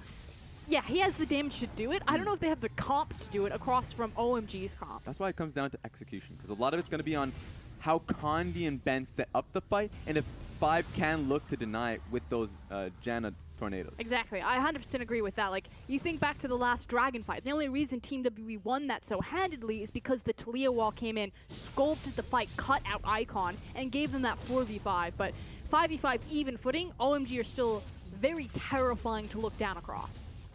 There's another tower on the Brat side for 957. Again, pushing up the top lane, 4 versus 4. Icon had to address the mid lane though because that inhib is down. Advantage over to WE when it comes to the map play, but as you guys are saying, front to back, I'm not sure if I would count out OMG just yet because of SMLZ, because of 5 on that Janna. He's going to take a little bit of time just because 957, after pushing that wave and getting the tower in the bottom side of the map, was chunked down quite low, so him being back on the map is at the utmost importance. Mystic is flirting with disaster. Yeah, just a little bit. Has a lot of, that's the thing about Zai, is that you have a lot of outplay potential just based off your ulti and your feathers alone. I also think it's also just Mystic. Like, we talk about how this guy is definitely coming into his own. Check out that ward right behind Mystic, though. Yeah, there are a few flank wards that they can play towards. Thank you, Observer. Sticks around for quite some time, just at half HP, so it's going to be difficult for WE to see how they play against this. 5 is resetting position, though. Yeah, so here's the thing. For how long this is going to take, Renekton's already getting that push on the bottom side of the map. He's not joining the team, so this play can happen now. It's going to take some time before 957 can join up. But if Jarvan keeps waiting, he's going to lose distance in the bottom side of the map. He needs to make the decision now, but he's waited far too long. It looked like he was waiting on Icon, honestly, who did rotate to top lane, but he left open the mid lane. It seems like a couple supers are just filing in there. At the very least, 957 will back away as Xiang addresses the minion wave. And likewise, OMG didn't lose anything there. It was a tense stalemate, but they were able to wave clear effectively, and now we're back into an Elder and Baron dance. Seems like every team fight we have is going to be in this area. Yeah, why is it always around red buff? Okay, this time we've got the wall from Xie. They just really wanted that red. I think they've learned their lesson, though. Yeah. Don't fight here. Oh, there are 2 members mid lane here for OMG. Not Jericho into the team. How much damage is he going to take? Well, Mystic has to step forward for this one. Xie pops the ultimate, but on to Xie. Burns his flash, yes, but WE will just back it up. Yeah, WE have their finger on the trigger. They know what OMG were trying to do, dealing with this wave as fast as possible, put 2 of their carries here, and found it as an opening to get onto Jericho. But Team WE are also trying to set up another pick here. They know that Jericho wants to come and check out the Baron. I think I've seen this play before. Yeah, they don't have casks, so it's going to be a little harder to get this engage going for them. They do have the quickness on Ben. Did they actually start it? Yeah, Blue Trigger comes out from OMG to see if it instantly just bursted it. The best thing about this is that honestly, WE can play this game for a long time with the inhib being open. I guess Lady's telling me something different. It's going to be coming up pretty soon. 5 uses Monsoon for the healing there. It's not going to be there for the disengage for SMLZ, though he does have Buster Shot on both summoners. Going to start it. Yeah, Ben and 957 just kind of feigning. Flag over the wall. It's going to spot that WE have started this. Ben's been separated, and he's forced to use his Grand Interest just to reposition himself, so that will be on cooldown. Oh, Here nice comes the wall. Really good. Splits up 5 and SMLZ from the fight. SMLZ is going to have to hop in if he wants to make this happen, and Mystic gets the kill onto Baron. Jericho instantly dies. No, he's gone underneath the ground. In comes SMLZ. It's all eyes on him. Can he make this happen? But he's at the back of the team. 957. 5 flashes in to help him. And the Crocodile has to retreat. But look at the rest of the team from OMG. We lost Icon. Jericho falls. But Mystic was taken out in the dying breath of Icon. Xiang has the Guardian Angel. He moves to the top side of the fight, but he is not on the same page. SMLZ jumps in to try and save him. Kondi does what he can just to soak up the time from SMLZ. He hops the wall. 957 knocked into him. The worst Monsoon possible. And 5 kills his ADC. Xiang now on the retreat. And 5 looks for the recall. And Ben certainly got some assistance on the back half of that fight, but he played that entire thing so well. Rakan hard carried that fight for Team WE. Here's the thing, the pings are going down. I don't know if this is going to be the end of the game, but Jericho's going to be up. Xie's job right now is just to stop the recall from 5, prevent him from doing anything pretty much. They're rushing towards Elder. They're going to completely ignore the inhib. 5 is taking them on a chase, but the ultimate comes back up from Kondi, and this should be the end of Janna's great escape. Oh my god, please. Surely. All right, there we go. But with respawns now on Icon, respawns on SMLZ, it looks like Elder Dragon is now what W are looking for, and they have some fantastic dragons to buff up here. That's true. Here's the thing. Double Infernal means a lot that they get the Elder Dragon. They have Baron as well, but they need to be able to end it on this push. They make that one mistake. It's 42 minutes into the game already, and you can see how much damage SMLZ can do at full build. The pressure is on for W. SMLZ almost won that fight. Like, he was just a kill and a reset away from just killing everybody. But then 5 had an unfortunate Monsoon. Get to those situations where Janna can win you or lose you the fight. It's so hard to really play around, but WE do just that. But look at Ben to start out this fight. So watch how he focuses in on SMLZ, finds him immediately, forces SMLZ to disengage, which allows 957 to get on top of him. He returns back to his team, he's playing defense, and bam, now it's time to go back on offense for the Rakan. He immediately teams up with Renekton and is just hurting SMLZ away from this fight. And just take a look at the skill on that Syndra ulti. Yeah, of course, going to be able to blow 100 to 0. Feels bad. Hit him with the R button. You lose your primary carry, which makes this game all the more difficult. Janna was doing so well in being able to kite for SMLZ. It was such a close fight. And then, yeah, that one's a little bit unfortunate, just a tiny bit. You didn't want that to happen.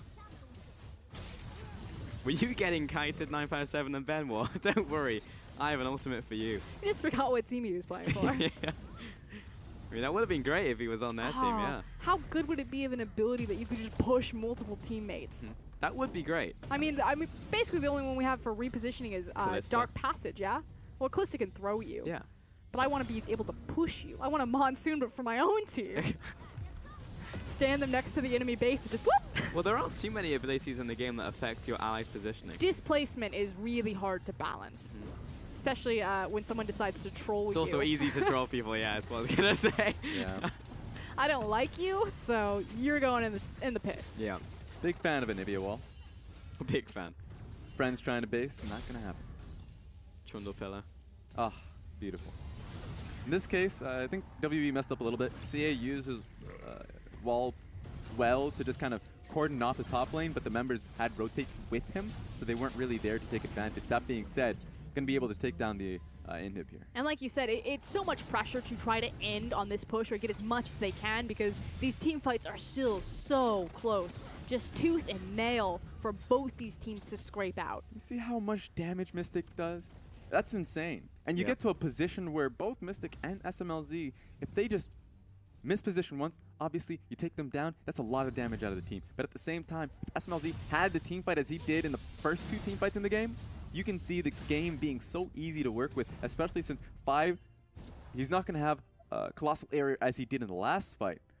If he plays semi-decently here, it's going to be so difficult for 957 to do his job to get on top of him. And it's just, like you said, it's not just the fact that Janna is there, but it's just so much easier to play Tristana. She's a pretty, I'm not going to say low skill champion, because you obviously have kind of the Tristana Masters. Vasily comes to mind where you can really execute on her, but it's the difference between playing someone who is just good at 80 carry and picks up Caitlyn versus playing a Caitlyn Master. If you play a Caitlyn Master, you're like, oh my god, I hate my life right now. Whereas anyone could just play Caitlyn and abuse. Xayah is a very finesse-heavy champion. Yeah, she kind of has to be with the small range that she has. How she has to weave in between her abilities as well to maximize her damage output as well as her feathers. And she has to use her teammates to her benefit. Right now, SMLZ, with the range he has being level 18, has so much freedom in how he can maneuver in a fight. Meanwhile, Mystic has to rely on CA's wall to make the fight beneficial, and on top of that, Condi and 957 do make a lot of disruption happen. I just think it's crazy that we're 46 minutes into this game, and OMG are still holding on, even though WE have 2 Infernals, they had Elder Dragon, a Mountain Dragon, multiple Barons, and OMG is still somehow alive. There we go. There's the wall. Icon separated. He's split. Should just be the tower here, but we've actually just gone in for the full-on engage, and Mystic is at the back, free firing onto the front line, and we're looking at SMLZ, but he's nowhere to be seen, and he's never going to be seen again as he gets taken out by Mystic. Ben's going to fall here, but Icon, he used the ultimate for that. God. Quadra kill out for Mystic, and 5 runs for the hills, preventing the Penta, but WE will take this one. And it just felt so easy. One mistake, but nah, they need that Penta. They see All the right, Janna. Condi, let's make this happen. We've got a couple seconds. Let's go onto the pad. Get the Penta. He's trying it. The Penta kill for Mystic. My friends, that's how you end the game. WE takes it 2-0. That said, this score will not tell how close this fight really was. OMG, Icon, I know you're disappointed, but you should hold your head high after that one. You definitely took it to Team WE and made them play their best game to scrape out this win. What a hype pentakill. The whole team getting in there, dogpiling on 5. Fantastic. It had to happen. It had to happen. And they weren't going to throw the game from that, you know. It was just a gimme. And 5, nowhere to run on Summoner's Rift. Not even the Fountain Laser will save you from WE's wrath bearing down on you. Now, the result, history will tell this tale as a 2-0. In favor of WE. But OMG fought, and they fought hard. It was a really close game coming into Game 2. That was tooth and nail. You look towards Game 1 just felt so harsh for OMG that they lost everything in just one fell swoop. Game 2, they built for that team fight, and they just got out team fought. And what's so utterly terrifying about Team WE and kind of this new era of dominance that they've built up is that they go into Rift Rivals and they lose to SKT in the first time. And then they don't change a damn thing. They're like, same draft, remake, let's go. And then they take them down. It's just this idea that, you know, you listen to their interviews and they're not saying things like, oh, you know, the draft phase was bad for us or we did this bad for us. It's just our communication needs to be better. It's just all on them. As soon as they fix the communication, they have the confidence that they can be the best in the world. And that's what's terrifying about this team. So the thing about WE, you see them split after split, season after season, and you can criticize these scaling compositions all you want, but they favor them. They understand them. And so when you find yourself, especially in Game 1, they know how to trade advantages. They know how to get to a point where they recognize they hit their item break points. Mystic has gotten enough CS, enough gold to get his item breaks. He can go into a team fight, and they can mess people up. And this has been, honestly, a very long time coming. If you didn't see Team WE coming, you weren't paying attention. This has been about 2 years in the making of just developing this talent, building it up to have it finally amount to them sitting and resting on their throne again. That's hilarious, because that's actually the same storyline for OMG pretty much. And WE, I mean, we've seen it today, they've just done it better. Yeah, and honestly, OMG, they're not that far off. They can still take these lessons and understand in the grand scheme of things, it's still the road to Worlds. It's still the road to playoffs. So taking that hit in Rift Rivals, taking that hit versus JDG, and taking the hit against WE, all of it necessary so they can learn how to play out these team fights, what is their preferred style, because we saw 2 types of OMG today. But this means that we have a really exciting race for Road to Worlds. Everyone is betting on Team WE. They're going to be the favorites. EDG, of course, you're going to throw them in. But this is a tight race between Royal Never Gives Up and Oh My God right now. It is, but then you have Newbie just like at the sidelines saying, hi, I'm here too. And I think that Newbie could also be a contender for that 3rd slot. Exactly, and we talked about this earlier on. Because there's so much talent, as we take a look at the last team fight there, because there's so much individual talent in the LPL, the smaller teams, if you're not playing perfect 100% of the time, someone will come and just clean your clock and knock you off your throne. You have to constantly be on guard in this league. Yeah, that's the thing about domestic competition. You can go to World and you can get cleaned out. We've seen China get on that stage and find themselves wondering what went wrong. Once you go back to your own league and you feel that burn, you feel the push from teams like Newbie, teams like LGD, that's going to give competitions like this. And you know what? You have to give it. Yeah, we have to give Mystic the go around on that one. It's a team game. So as a team game, you got to be able to give your one member that penta. I realize that that's just gotten easier now because gargoyles exist. So if you want to buy time for your ADC to wreck someone on the spawn pads, you can get like a good solid 8 seconds. You can. All he needs is 2, really. Yeah, pretty much. I mean, he had 2 massive tanks there, but good stuff. I mean, from Mystic as well. And I'm sure because of not only that, but also his performance this game, he's probably going to pick up the MVP. But if I had an MVP from OMG, it would be SMLZ, you know? Like, we did criticize him at Rift Rivals. We said that this guy is, like, he was our number 1 ADC. If not number 1, then he was contesting number 1. And that game pretty much shows that why we, you know, had him so high in our expectations. But we also have never... Just JK. kidding. It's Condi. Condi? I mean, he took every single dragon as well as the Baron. And he stole that double kill in the early game, too. Son of Dragon, son of Baron, son of everything. But back to SMLZ. We'd never seen him perform on an international stage. Like, SMLZ's been around the scene for a long time, but he's never been in that play. He's never been in that high-pressure situation. Never in an LPL final. So, you know, maybe the pressure just weighted down and got to him. Maybe he needed to get his feet wet, you know, shake out the sea legs, and maybe he'll do better if they acquire that spot to Worlds. Yeah, it's a good lesson for him to learn. And quite honestly, when we talk to him as the best AD carry in the LPL, we do have to constantly challenge it to who's side by side. I like this matchup because, of course, he went up against Mystic, and we got to see who came out ahead in a lot of cases. It's still kind of murky, but of course, Mystic coming out big in the, today. And then, of course, now going into the second half of the split, you have Uzi rejoining the team of RNG. So we have a lot of star 80 carries in the team, in the LPL, and we get to see who comes out ahead. I mean, playoffs, a lot can change. Okay, I gotta.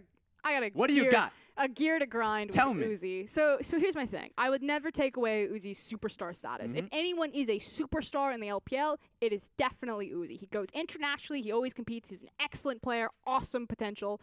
Awesome power. But Uzi has never been the best AD carry in the LPL. Every single time that Uzi is playing at his top, there's always one guy that's just playing slightly better than him. Now, Uzi has been the best AD carry on an international stage, but domestically, never won a title, and there's far more domestic titles to all the other LPL AD carry talent than Uzi has had. So technically, this is where my context is. If you value international performance, then Uzi gets it, but I just get so tilted every time I hear Uzi is the best AD carry in the LPL. You know, and everyone's going to say it, like, worldwide, even probably today, and Uzi just hasn't even seen the Rift in, like, weeks. Yeah, and here's the thing about that. Whenever it comes down to which AD carry would you rather have? We always have the discussion about Uzi because you have to play around his style, around the confidence. He's in so how he starts. demanding. Yeah. Exactly. But when you do get that going from him, you see results coming forward, be it playoffs, be it in an international setting. But that being said, you always have tough competition, whether it be in Name, whether it be currently, of Wei course. Xiao, Name, Exactly. Deft Imp. And then, of course, you see today, you get the SMLZs, you get the Mystics. There's always tough competition in the LPL, and it looks like they have to try and take down Uzi once they get to an international.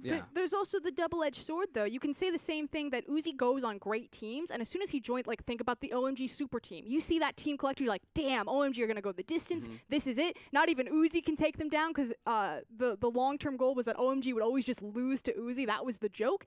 And suddenly, OMG fell apart. And Uzi was doing his best trying to play kind of the team game, you know, playing a lot of Sivir. It wasn't like he demanded a lot of resources, but there's just something about him, whether that be his curse or his playstyle or his resources, that he goes into a team and it's an immediate upgrade, but long-term, and you can see this over Uzi's career, he destroys teams. He brings them down. Well, I mean, I would say long-term you bring him up because if you get to that setting. So we'll have to, honestly, that's going to be a good test for RNG because now bringing him back into the roster. They've tried that 3 different times, and Raz. they've gotten to the But finals. they have That's a all shot you're this time They after got the to the third finals place. through a Chinese team not being the first seed from China. I'm talking about domestically getting to the finals here in the spring LPL. But they still lost those finals. There are a lot of finals here, okay? So anyways, with that being said, I think that's going to be a good story to follow to see where he goes from here. But that being said, it still showcases the strength of the AD carry pool in the LPL. Yes. So that's going to be fun to see. Today we got to see the matchup of Mystic versus SMLZ. I want to see more. I want to be able to see SMLZ versus Uzi, Mystic versus Uzi. Right now, it was great today. We got to see as they get into the late portions of the game, especially once you get into the tank patch where you have to go towards the Caitlyn's, you have to go towards Tristana. Yeah, you have to be able to pump out damage unless if you want to go towards like the Jhin, for instance. We get to see a lot of these AD carries thrive.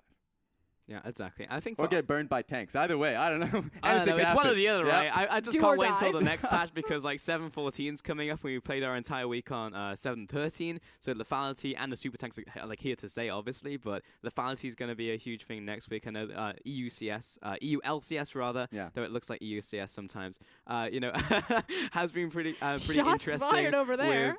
I'm out. I'll take all the shots I can, but no, it will be interesting to see how lethality impacts our region specifically with the LPL. Let's take a second to recap on where the teams are at currently. So EDG and WE now tied up because of that win to WE following their victory just now. So they'll be at the top. Yeah, lots of 7 and 2s. OMG are actually at the same as they took that loss. Newbie, the fact that they are currently sat in second in Group B is absolutely crazy to me. Newbie just looked like a consistent little train that could. And they're just jogging along, and no one is slowing them down. What I love about this is last split we got to see Group A be that scuffle. You know, teams going at each other. This time around, it's going to be Group B. Yeah, and tomorrow we've got even more games coming your way. EDG and Suning will be going head-to-head, and RNG and Aime. So should be a gimme game for RNG, as we were talking about them earlier as well. And you know, they are competing over that third slot, and there's a lot of competition for third currently. You've got OMG, RNG, Newbie, and then anyone else who just comes out of whatever the messes at the bottom of the table, because sometimes they just kind of rise up and it's like, wow, this team is good now, and then they also fight over third. That's true, but it feels like this week has just been the day of don't underestimate a team. Yeah. Oh, yeah. This don't week is count like, them out. Don't count them out. Ding Dong versus Dan, all in on Dan. Just kidding, I lost it all, right? It's one of those moments that you look towards a team. Snake versus LGD, it just keeps on happening. And so it feels like you have to look towards the next set and say, RNG, take your opponent seriously, especially since Newbie have been taking wins constantly. So if you fall out, suddenly you turn into the third place team within your own group, and then LGD, you have to question where they are currently. So it's getting tough for teams that want to get a higher placement going into Gauntlet. I just feel like a lot of people view it the wrong way. I mean, we have a lot of our elite teams that will drop games. You know, Team WE losing to Snake, and they're like, oh man, look at the LPL. Look at how bad their elite teams are. How can they lose to the last place team? When it should be, look at how good the bottom teams can be. Like the fact that Snake and Aime can punch very far above their weight and take down these elite cruise. I mean, can be is always the operating word there, because we see, like, 90% of the time the teams are just like, what is going on right now? The draft's wrong, the early game, the mid game, things go wrong. But then you see it all come together, and it's like, oh, JD Gaming completely smashed them. Like, Snake are actually holding their own right now. So it's those games when it all comes together, right? But either way, good place to end on this one. We are going to close the show there. So thank you so much for watching. We'll catch you tomorrow as well for more LPL action.